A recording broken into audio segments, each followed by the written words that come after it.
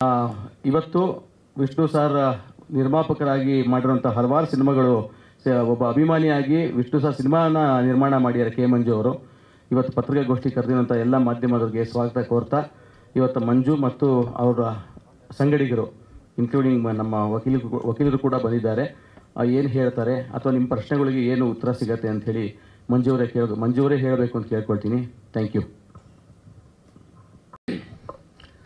ಮೊದಲನೇದಾಗಿ ಮಾಧ್ಯಮ ಮಿತ್ರರು, ಪತ್ರಕರ್ತ ಮಿತ್ರರು ಹಾಗೂ ಎಲ್ಲ ಸ್ನೇಹಿತರಿಗೂ ನನ್ನ ಹೃದಯಪೂರ್ವಕ ನಮಸ್ಕಾರ. ವಿಷಯ ಡಾಕ್ಟರ್ ವಿಷ್ಣುವರ್ಧನ ಸಮಾಧಿ ಅಂತ್ಯಕ್ರಿಯೆ ಆದಂಥ ಜಾಗದಲ್ಲಿ ನಮಗೆ ಜಾಗ ಬೇಕು, ನಾವು ಯಾವ ಕಾರಣಕ್ಕೂ ಬಿಡಲ್ಲ, ಖಂಡಿತ ಅಲ್ಲಿ ಮಾಡಬೇಕು ಅಂತ ನಾವು ಸರ್ಕಾರಕ್ಕೆ ಕಾನೂನು ರೀತಿ ಹೋರಾಟ ಮಾಡೋಕ್ಕೆ ನಾವು ಸಿದ್ಧವಾಗಿದ್ದೀವಿ ಅಂತ ಹೇಳೋಕ್ಕೆ ಮೊದಲನೇದಾಗಿ ಇಷ್ಟಪಡ್ತೀವಿ. ಮೊದಲನೇದಾಗಿ ನಾನು ಈ ವಿಷಯ ಮೊನ್ನೆ ರವಿ ಶ್ರೀವಾಸ ನನಗೆ ಫೋನ್ ಮಾಡಿ, ಅಣ್ಣ ಈ ರೀತಿ ಸಮಾಧಿ ನೆಲ ಸಮ ಮಾಡ್ಬಿಟ್ಟವ್ರೆ ಅಂತ ಹೇಳಿದಾಗ ನಂಗೆ ಆಘಾತ ಆಯಿತು. ಭಾನುವಾರ ಮನೆಯದ್ದವನು ಮಲಗಿದ್ದವನು ಇಮ್ಮಿಡ್ಲಿ ಓಡೋದು. ಅಲ್ಲಿ ನೋಡಿದಾಗ ಭೂಮಿ ನೆಲ ಸಮ ಮಾಡಿಬಿಟ್ಟಿದ್ರು. ನೋಡಿದೆ, ತುಂಬ ಅಭಿಮಾನಿಗಳು ಆಲ್ರೆಡಿ ಆಕ್ರೋಶದಲ್ಲಿದ್ದರು. ಇದನ್ನು ಯಾರು ಈ ರೀತಿ ಮಾತಾಡಬೇಡಿ, ಇದರಿಂದ ಏನಾಗಿದೆ ಏನಕ್ಕಾಗಿದೆ ಅಂತ ನಾನು ಒಂದಿನೂ ಕೇಳಿರಲಿಲ್ಲ. ಅಭಿಮಾನಿಗಳು ಮಾಡ್ತಾಯಿದ್ರು. ಒಂದು ನಮ್ಮ ವಿಷ್ಣು ಸೇನಾ ರಾಜೀವ್ ಗೌಡ್ರೊಂದು ಓಡಾಡ್ತಿದ್ರು, ವೀರಕಪುತ್ರ ಶ್ರೀನಿವಾಸರು ಓಡಾಡ್ತಿದ್ರು, ಎಲ್ಲ ಒತ್ತಕ್ಷರ ಓಡಾಡ್ತಿದ್ರು. ಸರಿ, ಏನೋ ಮಾಡ್ತಾರೆ, ಯಾರು ಮಾಡಿದ್ರು ವಿಷ್ಣು ಸಮಾಧಿ ಬಗ್ಗೆ ತಾನೇ, ಮತ್ತು ಇನ್ಯಾರು ಇಲ್ವಲ್ಲ, ಎಲ್ಲ ನಮ್ಮ ಅಭಿಮಾನಿಗಳು, ಯಾರು ಬೇಡ, ಯಾರು ಮಾಡ್ತಾರೆ ಮಾಡಲಿ, ಅವ್ರ ಜೊತೆಲಿ ಇರೋಣ, ಅವ್ರು ಕರೆದಾಗ ನಮ್ಮ ಅನಿವಾರ್ಯತೆ ಕರೀತಾ ಅಂತ ನಾವು ಅಂದ್ಕೊಂಡಿದ್ದೆ. ಇದು ಈ ಮಟ್ಟಕ್ಕಾಗಿದೆ ಅಂತ ನನಗೆ ಗೊತ್ತಾದ ಮೇಲೆ ನನಗೆ ನಿಜವಾದ ಆಘಾತ ಆಯಿತು. ಕೂಡಲೇ ನಾನು ಅದು ಜಾಗಕ್ಕೆ ಹೋಗ್ಬಿಟ್ಟಾದ್ಮೇಲೆ ನನ್ನ ಮಗ ಮೊದಲನೇದಾಗಿಂದ ನೀನು ಯಾವುದು ಮಾಧ್ಯಮಕ್ಕೆ ಮತ್ತು ಯಾವುದಕ್ಕೆ ನ್ಯೂಸ್ ಕೊಡಬೇಕಾದ್ರೆ ಮೊದಲನೇದಾಗಿ ತಿಳ್ಕೊ, ಅದು ಏನಾಗಿದೆ, ಕಾನೂನಲ್ಲಿ ಏನಾಗಿದೆ, ಕೋರ್ಟಲ್ಲಿ ಅಪ್ಲಿಕೇಶನ್ ಏನಾಗಿದೆ ತಿಳ್ಕೊ ಮಾತಾಡಿ. ಬರೀ ಮಾಧ್ಯಮದ ಮುಖಾಂತರ ಮಾತಾಡಿದ್ರೆ ಅದು ಬರೀ ಸಾರ್ವಜನಿಕರಿಗೆ ಗೊತ್ತಾಗುತ್ತೆ. ಕಾನೂನು ಏನೇನಾಗಿದೆ ಏನಕ್ಕಾಗಿದೆ ತಿಳ್ಕೊ ಮಾತಾಡೋದು ತುಂಬ ಒಳ್ಳೆಯದು ಅಂತ ಹೇಳಿದ ತಕ್ಷಣ ಕೂಡಲೇ ನಾನು ರಾಜುಗೌಡ್ರಿಗೆ ಫೋನ್ ಮಾಡಿದೆ. ರಾಜುಗೌಡ್ರಿಗೆ ಫೋನ್ ಮಾಡಿ, ದಯವಿಟ್ಟು ಎಲ್ಲಿದ್ಯಪ್ಪ ಅಂದೆ. ಅವನು ತಿರ್ಗಾ ಬಂದ. ಏನಂದೆ, ಬೆಳಿಗ್ಗೆ ಕರ್ಸ್ಕೊಂಡು ಎಲ್ಲ ವಿವರಣೆ ತೊಗೊಂಡೆ. ಅದು ಸಂಬಂಧಪಟ್ಟಂಥ ವಕೀಲರು ಇಟ್ಟಿದ್ದೀನಿ ಇಂದ ವಕೀಲರು ನಾನೇ ಹೋಗಿ ಭೇಟಿ ಆಗ್ತೀನಿ ಅಂತಾಗ ನಮ್ಮ ವಕೀಲರಾದ ಅರುಣ್ ಕುಮಾರ್ ಅವ್ರ ಮನೆಗೆ ನಾನು ಹೋದೆ, ಭೇಟಿಯಾದೆ. ಕಂಪ್ಲೀಟ್ ಎಕ್ಸ್ಪ್ಲೇನ್ ಮಾಡಿದ್ರು. ತದನಂತರ ನಾನು ಮುಂದಕ್ಕೆ ಏನು ಮಾಡಬೇಕು, ಯಾವ ರೀತಿ ಮಾಡಬೇಕು ಅಂತ ಯೋಚನೆ ಮಾಡ್ತಾ ಕೂತಿದ್ದೀನಿ, ಯೋಚನೆ ಮಾಡ್ತೀನಿ, ಮುಂದುವರಿತೀನಿ, ಬಿಡಲ್ಲ. ಅದೇ ಥರ ನಾನು ನಮ್ಮ ವೀರಕಪುತ್ರ ಶ್ರೀನಿವಾಸ ಮಾಡಿದೆ. ಅದಕ್ಕೆ ಸಂಬಂಧಪಟ್ಟ ದಾಖಲೆಗಳಿದ್ದರೆ ಕೊಡಿಂದೆ, ದಾಖಲೆ ಕಳಿಸ್ಕೊಡಿಂದೆ. ಅವರು ಪಾಪ ಶುಕ್ರವಾರ ಏನೋ ನಮ್ಮ ಪ್ರೆಸ್ ಮೀಟ್ ಯಾವುದೋ ಇತ್ತು ಅಂತ ಹೇಳ್ಬಿಟ್ಟು, ಯಾವುದೋ 4 ತಿಳಿಯರು ಪುಸ್ತಕ ಬಿಡುಗಡೆ ಆಗಸ್ಟ್ 15ನೇ ತಾರೀಕಿತ್ತು ಕೊಡ್ತೀನಿ ಅಂದರು. ಅವರು ನಿನ್ನೆ ಮಾಡಿದ್ರು, ನನಗೆ ಮೊನ್ನೆ ಕಳಿಸ್ತಿದ್ರು, ಕಳಿಸಿಲ್ಲ. ಪಾಪ ಅವರೇನೋ ಅವರು ಪತ್ರಿಕೆಗೋಷ್ಠಿ ನಿನ್ನೆ ಮಾಡಿದ್ದಾರೆ, ಸಂತೋಷ. ಈಗ ಇದಕ್ಕೆ ಸಂಬಂಧಪಟ್ಟಂಥ ಮೊದಲನೇದಾಗಿ ನಾನು ನಮ್ಮ ಲಾಯರ್ ವಕೀಲರನ್ನ ಅರುಣ್ ಕುಮಾರನ್ನ ಈ ಕೇಸ್ ಸಂಬಂಧಪಟ್ಟಂತೆ ನೆರೆತ ಅರುಣ್ ಕುಮಾರ್ ದಯವಿಟ್ಟು ವೇದಿಕೆ ಮಾಡಬೇಕು ಅಂತ ನಾನು ಕೇಳ್ಕೊತೀನಿ.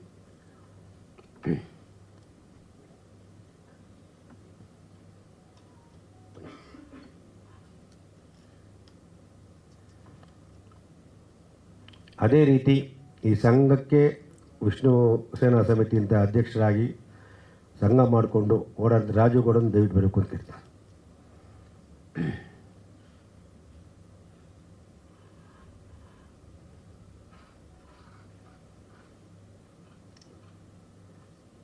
ನಾರಾಯಣ ಅವರು ಮತ್ತು ಹರೀಶ್ ಗೌಡರು ದಯವಿಟ್ಟು ವೇದಿಕೆ ಮಾಡಬೇಕು ಅಂತ ಕೇಳ್ತೀನಿ.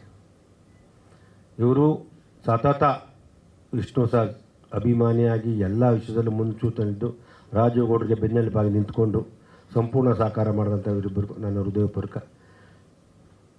ಅಭಿನಂದನೆ ಸಲ್ಲಿಸ್ತೀನಿ. ಮೊದಲನೇದಾಗಿ ಇದಕ್ಕೆ ಸಂಬಂಧಪಟ್ಟಂತೆ ರಾಜುಗೌಡರು ನೀವು ಮಾತಾಡ್ತೀರಾ, ಲಾಯರ್ ಮಾತಾಡ್ತೀರಾ? ರಾಜುಗೌಡರು ಮಾತಾಡಿ. ಯಾಕೆಂದರೆ ಇದನ್ನು ಅವತ್ತಿಂದ ನೀವು ಓಡಾಡ್ಕೊಂಬತ್ತಿದ್ದ. ಯಾಕೆಂದ್ರೆ ನನ್ನನ್ನು DC ಶಂಕರ್ ಸಾಹೇಬ್ ಹತ್ರ ಕರ್ಕೊಂಡಿದ್ದ. ಶಂಕರ್ ಸರ್ DC ಹತ್ರ ನಾನು ಮೀಟಿಂಗ್ ಮಾಡಿದಾಗ ಸಭೆಯಲ್ಲಿ ಮೀಟಿಂಗ್ ಮಾಡಿ ಸ್ಪಾಟ್ ವೆರಿಫಿಕೇಷನ್ ನಾನಿದ್ದೆ.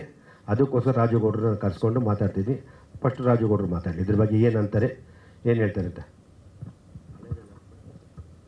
ಮೊದಲಿಗೆ ಎಲ್ಲ ಮಾಧ್ಯಮ ಮಿತ್ರರಿಗೆ, ಪತ್ರಿಕಾ ಸಂಪಾದಕರಿಗೆ, ನಮ್ಮ VSS ವಿಷ್ಣು ಸೇನಾ ಸಂಘಟನೆ ಹಾಗೂ VSS Abhiman doctor Vishnuvardhan Punyabhoomi trust ವತಿಯಿಂದ ಅಭಿನಂದನೆಗಳನ್ನು ತಿಳಿಸ್ತೀನಿ.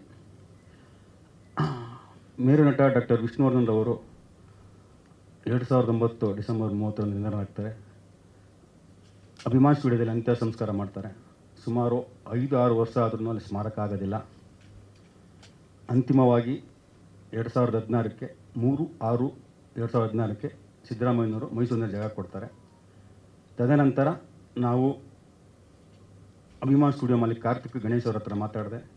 ನೀವು ಸ್ಮಾರಕ ಅಂತ ನಿರ್ಮಾಣ ಮಾಡೋಕ್ಕೆ ಕೊಟ್ಟಿಲ್ಲ, ಆ ಜಾಗಕ್ಕೆ ಏನಾರು ಮಾಡಿಕೊಡಿ ಅಂತ. ಅವರು ನಾವು ದಾನವಾಗಿ ಕೊಡ್ತೀವಿ, ನಮ್ಮ ಮೇಲೆ ಹಾಕಿರೋ ಕೇಸ್ನ ವಾಪಸ್ ತಗೊಳ್ಳಿ ಅಂತ ಹೇಳ್ತಾರೆ. ಇದರ ಬಗ್ಗೆ ನಾವು ಒಂದು 5-6 ತಿಂಗಳು ಸಭೆಗಳಾಗತ್ತೆ, ಮಾತುಕತೆ ಆಗುತ್ತೆ. ಕೊನೆಗೆ ಡಿಸೆಂಬರ್ 5, 2017ರಂದು ಜಿಲ್ಲಾಧಿಕಾರಿಗಳು ಮೀಟಿಂಗ್ ಕರೀತಾರೆ. ಆ ಸಭೆಯಲ್ಲಿ ಕೆ ಮಂಜು ಅವರು, ನಮ್ಮ ವಿಷ್ಣುಜಿ ಅವರ ದತ್ತುಪುತ್ರ ಶ್ರೀಧರ್ ಮೂರ್ತಿ ಅವರು, ಇನ್ನೂ ಹಲವು ಅಭಿಮಾನಿಗಳು, ಸಂಘಟನಾ ಪದಾಧಿಕಾರಿಗಳು ಭಾಗವಹಿಸಿರ್ತಾರೆ. ಅದಾದಮೇಲೆ ಡಿಸೆಂಬರ್ 15ಕ್ಕೆ ಜಿಲ್ಲಾಧಿಕಾರಿಗಳು ಅಭಿಮಾನ್ ಸ್ಟುಡಿಯೋಗೆ ಭೇಟಿ ಕೊಡ್ತಾರೆ. ತಹಸೀಲ್ದಾರ್ ಮಂಜಪ್ಪ, ಜಿಲ್ಲಾಧಿಕಾರಿ ವಿ ಶಂಕರರು, ಮಂಜಣ್ಣ ಎಲ್ಲ ಪದಾಧಿಕಾರಿಗಳು ಇರ್ತಾರೆ. ಏನು ಅವರು ಜಿಲ್ಲಾಧಿಕಾರಿಗಳೇ ಅಲ್ಲಿ ನಿಲ್ಲಿಸ್ಕೊಂಡು 100ಕ್ಕೆ 150 ಅಡಿಗೆ 50 ಅಡಿ ಇದು ಮಾಡಿ ಜಾಗ ಗೊತ್ತು ಮಾಡಿ ಎಲ್ಲನೂ ಮಾಡ್ತಾರೆ. ಅದ್ರ ಬಗ್ಗೆ ಸರ್ಕಾರನು ದಾಖಲಾತಿಗಳನ್ನ ಬಿಡುಗಡೆ ಮಾಡುತ್ತೆ. ಈ ಸಂದರ್ಭದಲ್ಲಿ ನಮ್ಮ ಜಿಲ್ಲಾಧಿಕಾರಿಗಳಿಗೆ ಒಂದು ಕರೆ ಬರುತ್ತೆ. ನಮ್ಮ ಮೈಸೂರಲ್ಲಿ ಜಾಗ ಕೊಟ್ಟಿದ್ರಿ, ಅಲ್ಲೂ ಸ್ಮಾರಕ ಜಾಗ ನಿರ್ಮಾಣ ಆಗಿಲ್ಲ, ಇಲ್ಲೂ ಮಾಡೋಕ್ಕಾಗಿಲ್ಲ, ನೀವು ಇದನ್ನು ಮಾಡಿಕೊಡ್ಬೇಡಿ, ಇದನ್ನು ತಡೆ ಹಿಡಿಯಿರಿ ಅಂತಾರೆ. ಆವಾಗ DC ವಿ ಶಂಕರರು, ನೋಡಪ್ಪ ಅವ್ರು ಬರ್ಕೊಟ್ಟಿದ್ದಾರೆ, ರೆಕಾರ್ಡ್ ಆಗಿದೆ, ನೀವು ಸರ್ವೆ ಮಾಡಿ ಬಿಡುಗಡೆ ಮಾಡಿ, ನಿಮ್ಮ ಜಾಗ ಎಲ್ಲೂ ಹೋಗೋದಿಲ್ಲ, ಆ ಸ್ಮಾರಕ ಅಲ್ಲಿ ನಿರ್ಮಾಣ ಆಗಲಿ, ಆಮೇಲೆ ನಿಮಗೆ ಇಲ್ಲೇನು ನೀವು ಯಾವುದೇ ಜಿಲ್ಲಾಧಿಕಾರಿ ಬಂದರೆ ನಿಮಗೆ ಅದು ಜಾಗ ಸಿಗತ್ತೆ ಅಂತ ಒಂದು ಭರವಸೆ ಕೊಟ್ಟರು. ನಾನು ಅದ್ರ ಬಗ್ಗೆ ಅಲ್ಲಿಗೆ ಅದು ಹಂಗೆ ನಡ್ಕೊಂಬಂತು. 17ರಿಂದ 10 ಗುಂಟೆ ಜಾಗದಲ್ಲೇ ನಾವು ಮಾಡ್ಕೊಂಡು ಬರ್ತಾ ಇದ್ವಿ. 2022 72 ಜನ್ಮದಿನೋತ್ಸವಕ್ಕೆ ಅಭಿಮಾನ್ ಸ್ಟುಡಿಯೋ ಮಾಲೀಕರೇ ಅವ್ರ ರಿಲೇಟೆಡಲ್ಲಿ ನಮಗೆ ಒಂದು ಅನುಮತಿ ಪತ್ರ ಕೊಡ್ತಾರೆ ಆ ಕಾರ್ಯಕ್ರಮಕ್ಕೆ. ತಿರ್ಗಾ 13ನೇ ಪುಣ್ಯಸ್ಮರಣೆ ಕೊಡೋದಿಲ್ಲ. ನಾವು ಅಂತಿಮವಾಗಿ DC ಅವಾಗ ದಯಾನಂದ್ ಇರ್ತಾರೆ, ಅವ್ರ ತಾವು ಹೇಳ್ಕೊತೀವಿ, ಹಿಂಗೆ ಅವ್ರ ಕಾರ್ಯಕ್ರಮ ಕೊಡ್ತಾರೆ ಅಂತ. ಅವರು ಕಂಪಲ್ಸರಿ 2022ರಿಂದ ಈ 2024 15ನೇ ಪುಣ್ಯಸ್ಮರಣೆವರೆಗೂ ನಮ್ಮ ಕಾರ್ಯಕ್ರಮಕ್ಕೆ ಅನುಮತಿ ಕೊಟ್ಟಿದ್ದಾರೆ. ಈ 15ನೇ ಪುಣ್ಯಸ್ಮರಣೆ ಕಾರ್ಯಕ್ರಮ ಅನುಮತಿ ಆಲೆ 2 ತಿಂಗಳಿಂದನೇ ಕೊಟ್ಟಿದೆ, 2.5 ತಿಂಗಳಿಂದನೇ. ಅವರು ಎಲ್ಲ ತಹಸೀಲ್ದಾರರು, OA, ADC ಹೋಗಿತ್ತು. ಇನ್ನೇನು ನಮಗೆ ಕೈಗೆ ಲೆಟ್ರು ಬರಬೇಕು, ಈ ದುರ್ಘಟನೆ ನಡೀತು. ಇಷ್ಟು ನಡೆದು ಬಂದ ದಾರಿ. ಇವಾಗ ಏನು ನಾವು 452/4/2015 ಏನು 2015ರ ಪ್ರಕರಣ ಏನು ಅವ್ರು ಅಭಿವೃದ್ಧಿಪಡಿಸಿಲ್ಲ ಅಂತ ವಿ ಶಂಕರ್ ಹಾಕೊಂಡಿದ್ರು.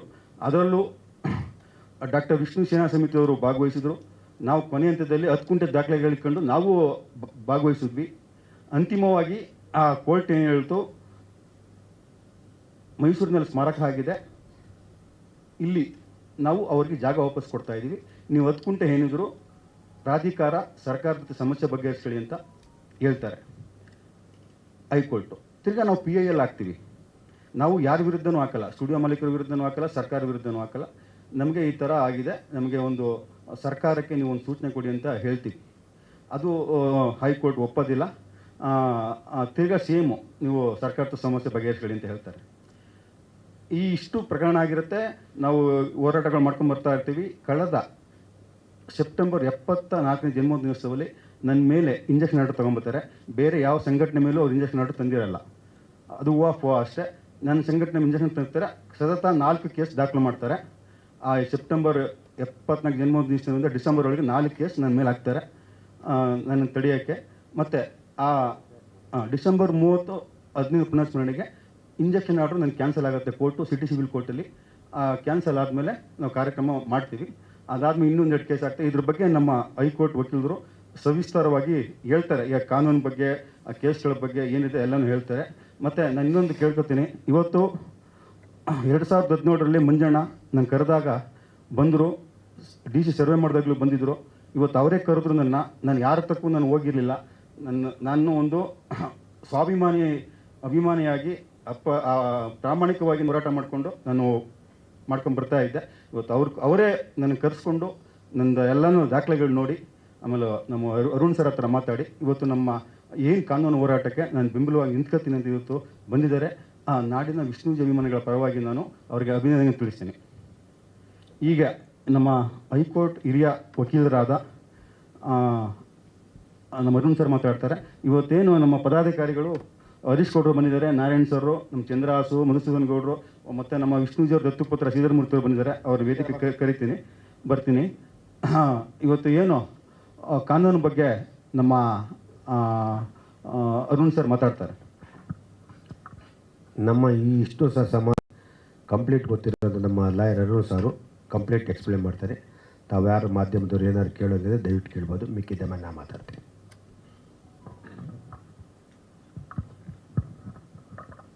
ಮೊದಲನೇದಾಗಿ ಎಲ್ಲ ಪತ್ರಿಕಾ ಮಿತ್ರರಿಗೆ ಧನ್ಯವಾದಗಳು. ಕಾನೂನು ಹೋರಾಟದ ಹಿನ್ನೆಲೆ ಏನು ಅನ್ನೋದು ತಮಗೆ ಗೊತ್ತೇ ಇದೆ. ಕಾನೂನು ಹೋರಾಟ ಈ ವಿಚಾರದಲ್ಲಿ ಮಾನ್ಯ ಸಾಹಸಸಿಂಹ ಡಾಕ್ಟರ್ ವಿಷ್ಣುವರ್ಧನ್ ಅವರು ತೀರ್ಕೊಂಡ ದಿನದಿಂದನೇ ಒಂದು ಕಾನೂನಿನ ತೊಡಕುಗಳು ಆರಂಭ ಆಯಿತು ಅಂತ ಹೇಳಿದ್ರೆ ತಪ್ಪಾಗಲಿಕ್ಕಿಲ್ಲ. ಅವ್ರು ತೀರ್ಕೊಂಡಿದ್ದ ದಿವಸ ಅಂತಿಮ ಸಂಸ್ಕಾರವನ್ನು ಎಲ್ಲಿ ಮಾಡಬೇಕು ಅನ್ನೋದರಿಂದ ಒಂದು ರೀತಿ ಗೊಂದಲಗಳು, ವಿವಾದಗಳು, ಅವರ ಕುಟುಂಬದವರು ಒಂದು ಹೇಳ್ತಾರೆ, ಸರ್ಕಾರದವರು ಒಂದು ಹೇಳ್ತಾರೆ, ಈ ರೀತಿ ಗೊಂದಲಗಳಾಗಿದ್ದೆಲ್ಲ ಅದ್ರ ಬಗ್ಗೆ ಎಲ್ರಿಗೂ ಮಾಹಿತಿ ಇದ್ದೇ ಇದೆ. ನಾನು ಮತ್ತೆ ಅದನ್ನು ಹೇಳಲಿಕ್ಕೆ ಬಯಸೋದಿಲ್ಲ.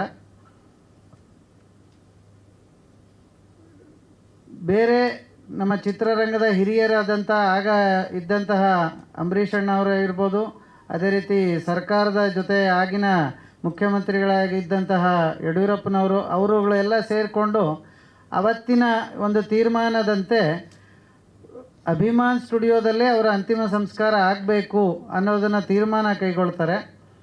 ಅದಕ್ಕೆ ಮುಂಚೆ ಬಾಲಣ್ಣ ಅವರ ಮಕ್ಕಳು ಗಣೇಶ್ ಮತ್ತು ಶ್ರೀನಿವಾಸ್ ಇಬ್ಬರು ಇದ್ದರು. ಆಗ ಅವರಿಬ್ಬರ ಜೊತೆನೂ ಕೂತು ಮಾತಾಡಿ ಅವರ ಒಪ್ಪಿಗೆಯನ್ನು ಸಹ ಪಡೆದು ಅಲ್ಲಿ ಅಂತಿಮ ಸಂಸ್ಕಾರದ ವಿಧಿವಿಧಾನಗಳನ್ನು ನೆರವೇರಿಸಲಾಗುತ್ತೆ.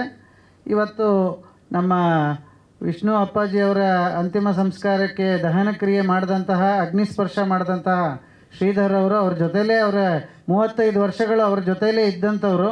ಅವರು ನಮ್ಮ ಜೊತೆ ಇರೋದು ನಮ್ಮೆಲ್ಲರ ಸೌಭಾಗ್ಯ. ಸೊ ಅವರು ಕೂಡ ಹೆಚ್ಚು ಇದ್ರ ಬಗ್ಗೆ ಬೆಳಕು ಚೆಲ್ಲಲಿದ್ದಾರೆ ಮುಂದೆ. ಈ ರೀತಿ ಅವತ್ತು ಸಂಸ್ಕಾರ ಎಲ್ಲ ನಡೆದ ನಂತರ, ನಡೆದ ನಂತರ 2010ರಲ್ಲಿ 2009 ಡಿಸೆಂಬರ್ 30 ಅಪ್ಪಾಜಿಯವರ ಅಂತ್ಯಕ್ರಿಯೆ ಆಯಿತು. ತದನಂತರ 26/4/2010ರಲ್ಲಿ ಡಾಕ್ಟರ್ ವಿಷ್ಣುವರ್ಧನ್ ಪ್ರತಿಷ್ಠಾನ ಅಂತ ಸರ್ಕಾರ ಒಂದು ಸ್ಥಾಪನೆ ಮಾಡುತ್ತೆ. ವಿಷ್ಣುವರ್ಧನ್ ಪ್ರತಿಷ್ಠಾನ 2010ರಿಂದ 2025ರವರೆಗೂ ಏನೇನು ಕ್ರಮಗಳನ್ನು ಕೈಗೊಂಡಿದೆ ವಿಷ್ಣುವರ್ಧನ್ ಇದಕ್ಕೋಸ್ಕರ ಅಂತ ಅದು ಸರ್ಕಾರವೇ ಉತ್ತರ ಕೊಡಬೇಕು. ಇದರ ನಡುವೆ ಕಾನೂನಿನ ತೊಡಕು ಆಯಿತು. ಅಂದರೆ ಆ ಜಾಗವನ್ನು ಸರ್ಕಾರ ವಶಪಡಿಸ್ಕೊಳ್ಳೇ ಇಲ್ಲ. ಪ್ರಾರಂಭದ ದಿನದಿಂದನೂ ಅದನ್ನು ವಶಪಡಿಸ್ಕೊಂಡು ಆ 10 ಗುಂಟೆ ಜಾಗ ಏನಿತ್ತು, ಎಲ್ಲಿ ಅಂತಿಮ ಸಂಸ್ಕಾರ ಮಾಡಲಾಗಿತ್ತು, ಅದನ್ನು ವಶಪಡಿಸ್ಕೊಂಡು ಅದನ್ನು ವಿಷ್ಣುವರ್ಧನ್ ಟ್ರಸ್ಟ್ಗಾದರೂ ಕೊಟ್ಟು ಅಥವಾ ವಿಷ್ಣುವರ್ಧನ್ ಪ್ರತಿಷ್ಠಾನಕ್ಕಾದರೂ ಕೊಟ್ಟು ಅದನ್ನು ನಿರ್ವಹಣೆ ಮಾಡಬೇಕಾಗಿತ್ತು. ಇದು ಪ್ರಾರಂಭದಿಂದನೂ ಯಾವ ಸರ್ಕಾರಗಳು ಅದ್ರ ಬಗ್ಗೆ ಗಮನನೂ ಹರಿಸಲಿಲ್ಲ. ಸಾಕಷ್ಟು ಮನವಿ ಪತ್ರಗಳು ಕೊಟ್ವಿ, ಆದರೂ ಕೂಡ ಅದು ಏನೂ ಕ್ರಮವನ್ನು ಕೈಗೊಳ್ಳಲಿಲ್ಲ.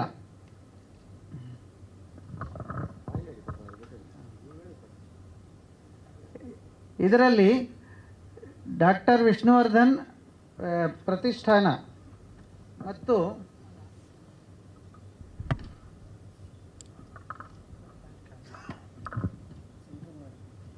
VSS ವಿಷ್ಣು ಸೇನಾ ಸಂಘಟನೆ ಮತ್ತು VSS Abhiman doctor Vishnuvardhan Punyabhoomi trust ಇದನ್ನು ರಚನೆ ಮಾಡಿ 2014ರಿಂದ ಕಾನೂನು ಹೋರಾಟವನ್ನು ಮಾನ್ಯ ರಾಜುಗೌಡರವರು ಮಾಡ್ತಾ ಬಂದರು. ಸಾಕಷ್ಟು ಬಾರಿ ಮನವಿ ಪತ್ರಗಳನ್ನು ಕೊಟ್ಟರು. ಅದು ಎಲ್ಲರಿಗೂ, ಅಂದರೆ ತಾಲೂಕು ಕಚೇರಿಯಿಂದ ಹಿಡಿದು ಮುಖ್ಯಮಂತ್ರಿವರೆಗೆ ಎಲ್ಲರಿಗೂ ಸಾಕಷ್ಟು ಬಾರಿ ಮನವಿ ಪತ್ರಗಳನ್ನು ಕೊಟ್ಟಿದ್ದಾರೆ. 2016ರಲ್ಲಿ ಮಾನ್ಯ ಜಿಲ್ಲಾಧಿಕಾರಿಗಳು, ಅಂದಿನ ಜಿಲ್ಲಾಧಿಕಾರಿಗಳಾಗಿದ್ದವರು ಮಾನ್ಯ ವಿ ಶಂಕರ್ ಅವರು ಸ್ಥಳ ಮಹಜರು ಮಾಡಿ 10 ಗುಂಟೆ ಜಾಗವನ್ನು ಸ್ಥಳ ಪರಿಶೀಲನೆ ಮಾಡಿ, ಸ್ಥಳ ನಿಗದಿ ಮಾಡಿ, ಅದಕ್ಕೆ ಚಕ್ಕುಬಂದಿ ಗುರುತಿಸಿ, ಸ್ಕೆಚ್ ರೆಡಿ ಮಾಡಿಸಿ ಎಲ್ಲ ಮಾಡಿಸಿದರು. ಅದರ ನಂತರ 19/12/2017ರಲ್ಲಿ ಮಾನ್ಯ ಬಾಲಣ್ಣ ಅವರ ಮಗ ಗಣೇಶ್ ಅವರು ಅಭಿಮಾನ್ ಸ್ಟುಡಿಯೋದ ಲೆಟರ್ ಹೆಡ್ನಲ್ಲೇ ಒಂದು ಪತ್ರವನ್ನು ಬರೀತಾರೆ. ಏನಂತ, ಈ 10 ಗುಂಟೆ ಜಾಗವನ್ನು ನಾನು ಯಾವುದೇ ಒಂದು ಸಂಭಾವನೆ ತಗೊಳ್ಳದೆ, ಅಂದರೆ ಮಾರಾಟ ಅಲ್ಲ, ಇದನ್ನು ಅಭಿಮಾನಿಗಳಿಗೋಸ್ಕರ ನಾವು ಚಿತ್ರರಂಗಕ್ಕೆ ಸಂಬಂಧಪಟ್ಟಿರೋರು, ನಮಗೆ ಗೊತ್ತಿದೆ, ಭಾವನೆಗಳು ನಮಗೆ ಅರ್ಥ ಆಗುತ್ತೆ ಅಂತ ಎಲ್ಲ ವಿಸ್ತೃತವಾಗಿ ಬರೆದು ಆ 10 ಗುಂಟೆ ಜಾಗವನ್ನು ನಾವು ಕೊಡಲಿಕ್ಕೆ, ಉಚಿತವಾಗಿ ಕೊಡಲಿಕ್ಕೆ ಸಿದ್ಧ ಇದ್ದೀವಿ, ಇಲ್ಲಿ ಸ್ಮಾರಕ ನಿರ್ಮಾಣ ಮಾಡಬಹುದು ಅಂತ ಹೇಳ್ತಾರೆ. ಇದರ ನಂತರವೂ ಕೂಡ ಸರ್ಕಾರದಿಂದ ಈ ನಿಟ್ಟಿನಲ್ಲಿ ಸೂಕ್ತ ಆದೇಶ ಆಗಿಲ್ಲ. ಇದೆಲ್ಲವೂ ಒಂದು ಭಾಗ. ಇದು ನಡೀತಾ ಇರಬೇಕಾದ್ರೆ ನಾವು ಪ್ರತಿ ವರ್ಷ ಎಂದಿನಂತೆ ವರ್ಷದಲ್ಲಿ 2 ಬಾರಿ ಸೆಪ್ಟೆಂಬರ್ 18 ಅಪ್ಪಾಜಿಯವರ ಹುಟ್ಟಿದ ಹಬ್ಬ, ಡಿಸೆಂಬರ್ 30 ಅಪ್ಪಾಜಿಯವರ ಪುಣ್ಯತಿಥಿ, ಈ ಎರಡೂ ಕಾರ್ಯಕ್ರಮಗಳಿಗೆ ಅಧಿಕೃತವಾಗಿ ಮಾನ್ಯ ಜಿಲ್ಲಾಧಿಕಾರಿಗಳಿಂದ, BBMPಯಿಂದ, ಹಾಗೆಯೇ ಪೊಲೀಸ್ ಅಧಿಕಾರಿಗಳಿಂದ ಎಲ್ಲ ಕಡೆಯಿಂದ ಅನುಮತಿ ಪತ್ರವನ್ನು ಪಡೆದುಕೊಂಡು ಎರಡೂ ಕಾರ್ಯಕ್ರಮಗಳನ್ನು ಬಾಲಣ್ಣ ಅವರ ಅಭಿಮಾನ್ ಸ್ಟುಡಿಯೋದವರು ಯಾರಿದ್ದರೂ ಅವರ ಸಹಕಾರದಿಂದ ಸುಸೂತ್ರವಾಗಿ ವರ್ಷದಲ್ಲಿ 2 ಬಾರಿ ಕಾರ್ಯಕ್ರಮಗಳನ್ನು ಮಾಡ್ತಾ ಇದ್ದಿದ್ದು ಎಲ್ಲರ ಗಮನದಲ್ಲೂ ಇದೆ. ಈ ರೀತಿ ಇರಬೇಕಾದ್ರೆ 2016ರಲ್ಲಿ ಏನು ಮೈಸೂರಿನಲ್ಲಿ ಒಂದು ಸ್ಮಾರಕ ನಿರ್ಮಾಣಕ್ಕೆ ಅಂತ ಜಾಗ ನಿಗದಿಪಡಿಸ್ತಾರೆ, ಅದು 2023 ಜನವರಿ 29ಕ್ಕೆ ಉದ್ಘಾಟನೆ ಆಗುತ್ತೆ. ತದನಂತರ ಬಾಲಣ್ಣ ಅವರ ಏನು ಅಭಿಮಾನ್ ಸ್ಟುಡಿಯೋದ ಮಾಲೀಕರು ಆಗಿ ಯಾರಿರ್ತಾರೆ, ಗಣೇಶ್ ಮತ್ತು ಶ್ರೀನಿವಾಸ್ ಮತ್ತು ಕಾರ್ತಿಕ್, ಇವರುಗಳು ಅವತ್ತಿಂದ ನಮಗೆ ಅಸಹಕಾರ ಕೊಡಲಿಕ್ಕೆ ಶುರು ಮಾಡ್ತಾರೆ. ಯಾವುದೇ ಕಾರಣಕ್ಕೂ ಅಭಿಮಾನಿಗಳನ್ನ ಒಳಗೆ ಬಿಡಲ್ಲ, ಅಲ್ಲಿವರೆಗೂ ಯಥಾ ಪ್ರಕಾರ ಏನು ಮಾಮೂಲಿ ನಾವು ಹೋಗಿ ದರ್ಶನ ಮಾಡ್ಬೋದಾಗಿತ್ತು. 2023 ನಂತರ ಆ ಗೇಟ್ ಬಂದ್ ಮಾಡಲಾಯಿತು, ಗೇಟಿನ ಎತ್ತರವನ್ನು ಏರಿಸಲಾಯಿತು, ಕಾಂಪೌಂಡನ್ನು ಕೂಡ ಹೈಟ್ ಮಾಡಿದ್ರು. ಸಾಕಷ್ಟು ಜನ ಇದನ್ನೆಲ್ಲ ಗಮನಿಸಿರ್ಬೋದು. ಸೊ ಯಾಕೆ ಇದನ್ನೆಲ್ಲ ಮಾಡಿದ್ರು ಅಂದರೆ ಉದ್ದೇಶಪೂರ್ವಕವಾಗಿ ಯಾರೋ ಅಭಿಮಾನಿಗಳು ಒಳಗೆ ಬರಬಾರ್ದು ಅನ್ನೋ ಕಾರಣಕ್ಕೆ. ಇದೆಲ್ಲವನ್ನು ಒಂದು ಭಾಗ ಆಯಿತು.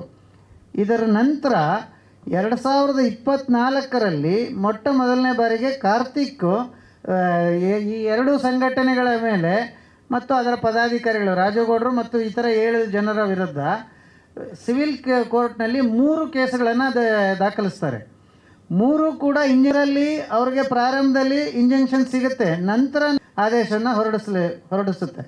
ಸೊ ಆ ರೀತಿ ಕಳೆದ ವರ್ಷ ಅವರ ಪುಣ್ಯತಿಥಿಯನ್ನು ಕೋರ್ಟ್ ಅನುಮತಿಯೊಂದಿಗೆ ಕೋರ್ಟಿನ ಆದೇಶದ ಪ್ರಕಾರ ಕಾರ್ಯಕ್ರಮ ನೆರವೇರುತ್ತೆ. ಈ ರೀತಿ ಇರಬೇಕಾದ್ರೆ ಅದೇ ಕೇಸ್ನಲ್ಲಿ, ಕೇಸ್ ನಂಬರು ಹೇಳ್ತೀನಿ ನಾನು, OS 6544 ಆಫ್ 2024, ಇದು ಈ ಕೇಸ್ನಲ್ಲಿ ಯಾವಾಗ ಅದು ಸಾಕ್ಷಿ ವಿಚಾರಣೆಗೆ ಅಂತ ಬರುತ್ತೆ, ಆ ಸಾಕ್ಷಿ ವಿಚಾರಣೆಗೆ ಕೇಸ್ ಹಾಕಿದಂಥ ಕಾರ್ತಿಕ್ ಬರೋದೇ ಇಲ್ಲ. 4-5 ಡೇಟ್ಗಳು ಹೋಗುತ್ತೆ. ನಂತರ 7/7/2025ರಲ್ಲಿ ಯಾವುದೇ ಕಾರಣ ಕೊಡದೆ ಸಿಂಪಲ್ಲಾಗಿ ಹೋಗಿ ಒಂದು ಮೆಮೊ ಹಾಕಿ ಆ ಕೇಸನ್ನು ಹಿಂತೆಗೆದುಕೊಳ್ತಾರೆ.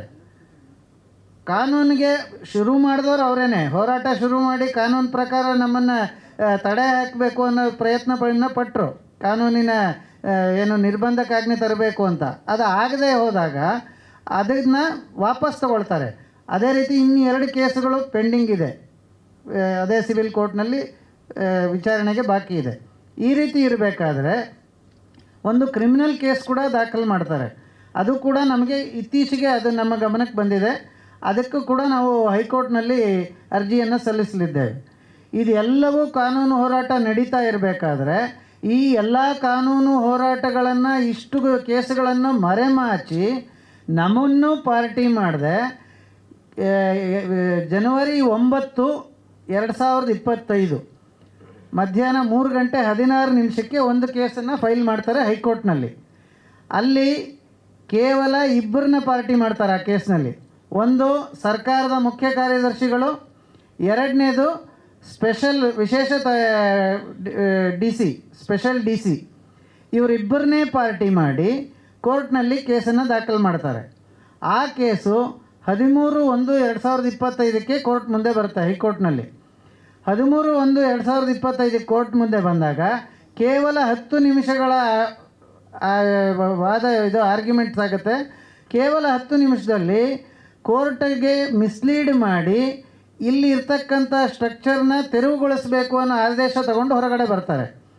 ಆ ಆದೇಶದಲ್ಲಿ ಏನೇನು ನ್ಯೂನತೆ ಇದೆ ಅನ್ನೋದನ್ನು ನಾನು ವಿವರಣೆ ಮಾಡಿ ಕೊಡ್ತೀನಿ. ಈಗ ಮೊಟ್ಟ ಮೊದಲನೇದಾಗಿ ಅವರು ಅಲ್ಲಿ ಕೇಳಿರ್ತಕ್ಕಂಥದ್ದು, ಅವರು ಪ್ರೇಯರ್ನಲ್ಲೇ ಕೇಳಿರ್ತಕ್ಕಂಥದ್ದು, ನಾವು ಡಿ ಸಿಗೆ ಮನವಿ ಪತ್ರಗಳನ್ನ ಕೊಟ್ಟಿದ್ದೀವಿ, ಅದನ್ನು ಕನ್ಸಿಡರ್ ಮಾಡಲಿಕ್ಕೆ ಆದೇಶ ಕೊಡಿ ಅಂತ ಕೇಳಿರ್ತಾರೆ.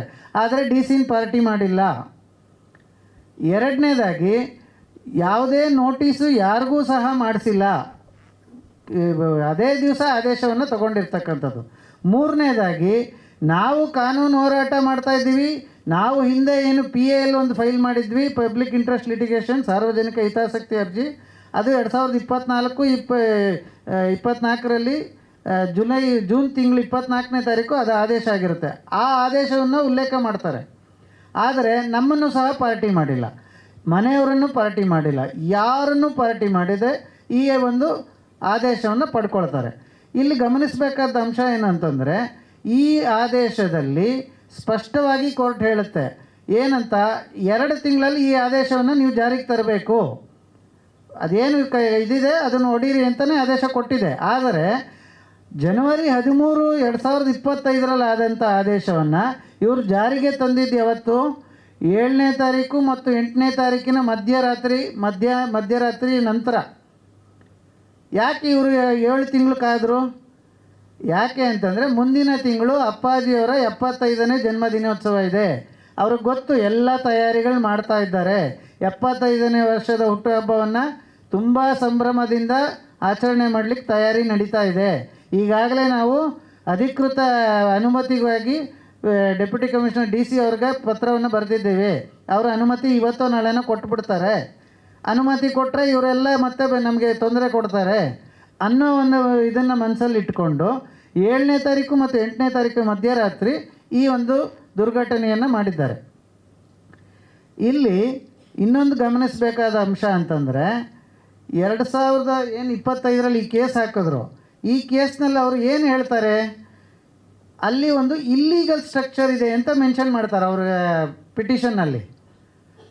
2009ರಲ್ಲಿ ಸಕಲ ಸರ್ಕಾರಿ ಗೌರವದೊಂದಿಗೆ ಅಂತಿಮ ಸಂಸ್ಕಾರ ಆದಂಥ ಜಾಗ ಮತ್ತು ಸರ್ಕಾರದ ಅನುಮತಿಯೊಂದಿಗೆ ಅಲ್ಲಿ ಒಂದು ಪುಟ್ಟ ಒಂದು ಸ್ಮಾರಕ ಏನಾಗಿತ್ತು, ಅದು ಯಾವಾಗ ಅಕ್ರಮ ಕಟ್ಟಡ ಆಯಿತು ಅದಕ್ಕೆ ವಿವರಣೆ ಇಲ್ಲ.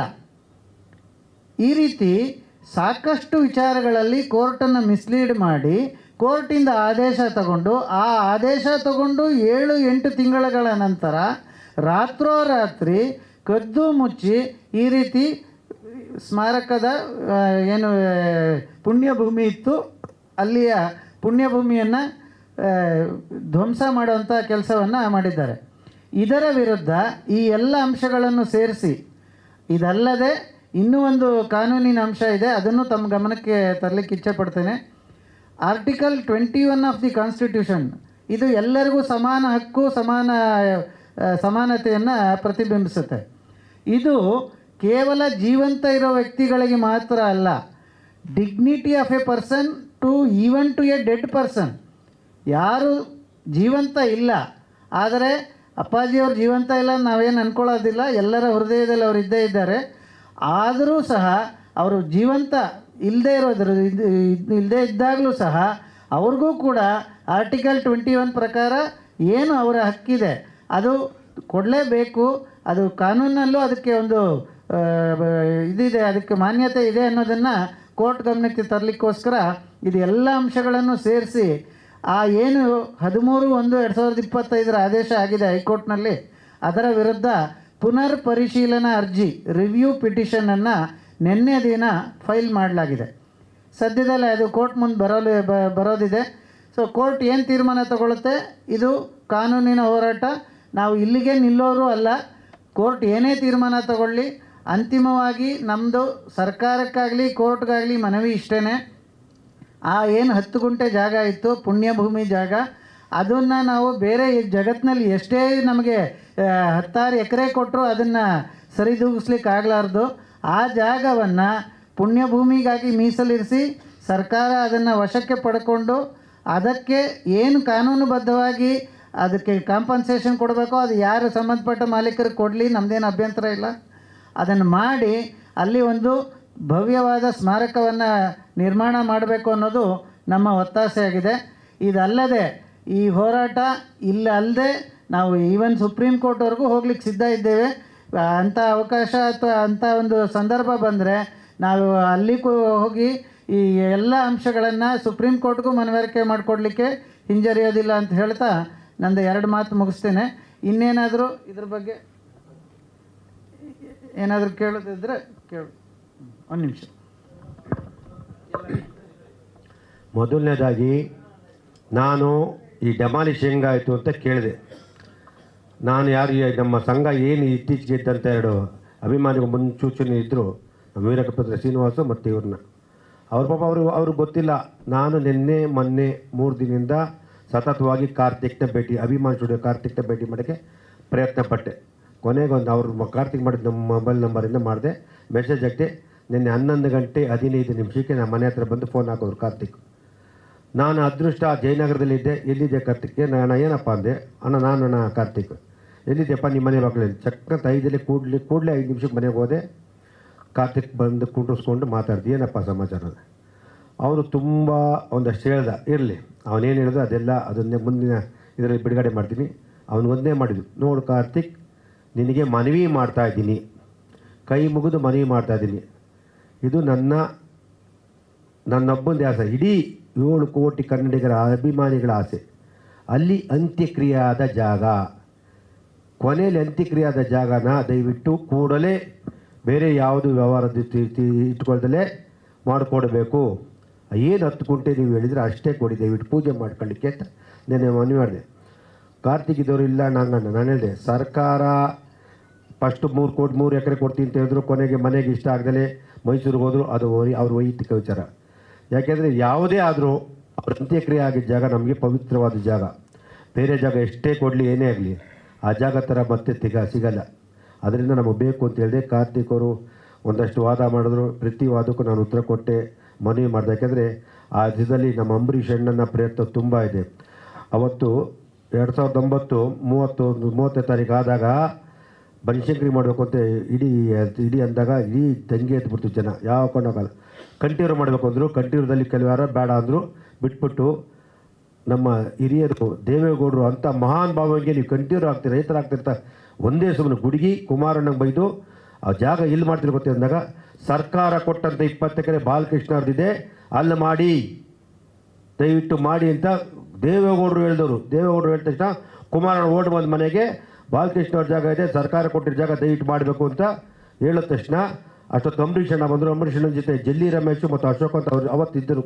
ಅಂಬರೀಷ್ ಅಣ್ಣ ಕೂಡಲೇ ಅಂದಿನ ಸರ್ಕಾರ ಯಡಿಯೂರಪ್ಪ ಮೀಟ್ ಮಾಡಿ ಕೂತ್ಕೊಂಡು ಚರ್ಚೆ ಮಾಡಿ ಮತ್ತು ಬಾಲಣ್ಣ ಮತ್ತು ಬಾಲಣ್ಣ ಮಕ್ಕಳು ಅವರಿಬ್ಬರನ್ನ ಕುಂಡ್ರಿಸ್ಕೊಂಡು ಎಲ್ಲ ರೀತಿ ಮಾತುಕತೆ ಆಡಿ ಅಲ್ಲಿಗೆ ಅವತ್ತು ಫಿಕ್ಸ್ ಮಾಡೋರು ಜಾಗನ ಮಾಡಿಲ್ಲ. ನಾವು ಇವತ್ತು ಅವ್ರ ಭಾಗ ದೂಷಿಸ್ತಿಲ್ಲ, ಕೇಳ್ತಿರಲಿಲ್ಲ.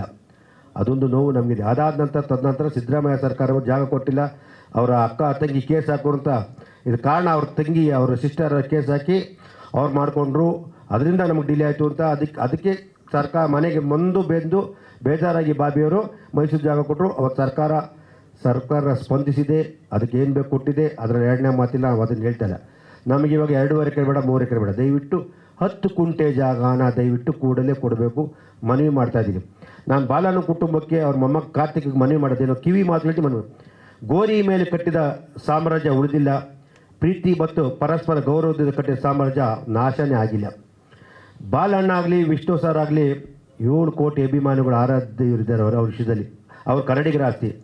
ಅಭಿಮಾನಿಗಳ ಕಣ್ಣಿಗೆ ಮಣ್ಣೆರ್ಚಿ ಬಾಲಣ್ಣ ಸಮಾಧಿ, ವಿಷ್ಣು ಸರ್ ಸಮಾಧಿ ಸರ್ವನಾಶ ಮಾಡೋದು ಹೊಟ್ಟಿದ್ದೀರಾ. ಇದು ಎಷ್ಟು ಸರಿ? ನಮ್ಮ ಸಂಸ್ಕೃತಿ ವಿರುದ್ಧ ಕೆಲಸ ಮಾಡ್ತಾ ಇದ್ದೀರಾ. ನಮ್ಮ ಸಂಸ್ಕೃತಿ ಉಳಿಸ್ಕೊಳ್ಬೇಕಾದ ಅನಿವಾರ್ಯತೆ ಇಡೀ ನಮ್ಮ ಸಮಾಜಕ್ಕಿದೆ. ಕಾನೂನು ರಕ್ಷಕರಾದ ಲಕ್ಷಾಂತರ ವಕೀಲರಲ್ಲಿ ನಾನು ಮನವಿ ಮಾಡಿ ಕೇಳೋದಿಷ್ಟೇ, ದಯವಿಟ್ಟು ಲಕ್ಷಾಂತರ ಅಭಿಮಾನಿ ಪುಣ್ಯಭೂಮಿ ದೇವಸ್ಥಾನ ಅಂತ ಪೂಜೆ ಮಾಡ್ತಾ ಇದ್ದೀವಿ. ವಿಷ್ಣು ಸಹ ಸಮಾಧಿನ ನಾಶ ಮಾಡಿದರೆ ಅದಕ್ಕೆ ಕೇಳುವಕ್ಕೂ ಬಾಬಾ ಸಾಹೇಬರು ನಮಗೆ ಕೊಟ್ಟಿಲ್ವಾ?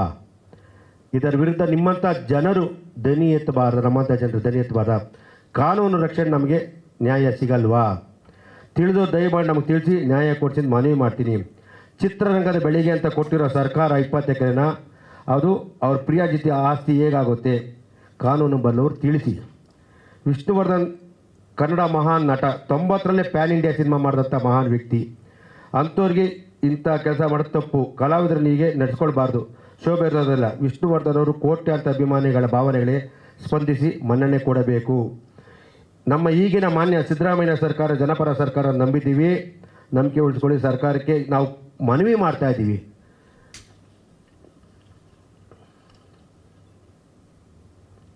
ವಿಷ್ಣುವರ್ಧನ್ ಅವರು ಬರೀ ನಟರಲ್ಲ, ಗೋಕಾಕ್ ಚಳವಳಿ ಯತ್ನವ್ರ ಜೊತೆ ಎಲ್ಲ ಕಲಾವಿದರ ಜೊತೆ ಓಡಿ ವಿಷ್ಣುವರ್ಧನ್ ಅವರು ಸಹ ಮುಂಚೂಣಿಯಲ್ಲಿ ಕನ್ನಡ ಪರ ನಾಡು ನುಡಿ ನೆಲ ವಿಷಯದಲ್ಲಿ ಹೋರಾಡಿದವರು, ದನಿ ಎತ್ತಿರೋರು.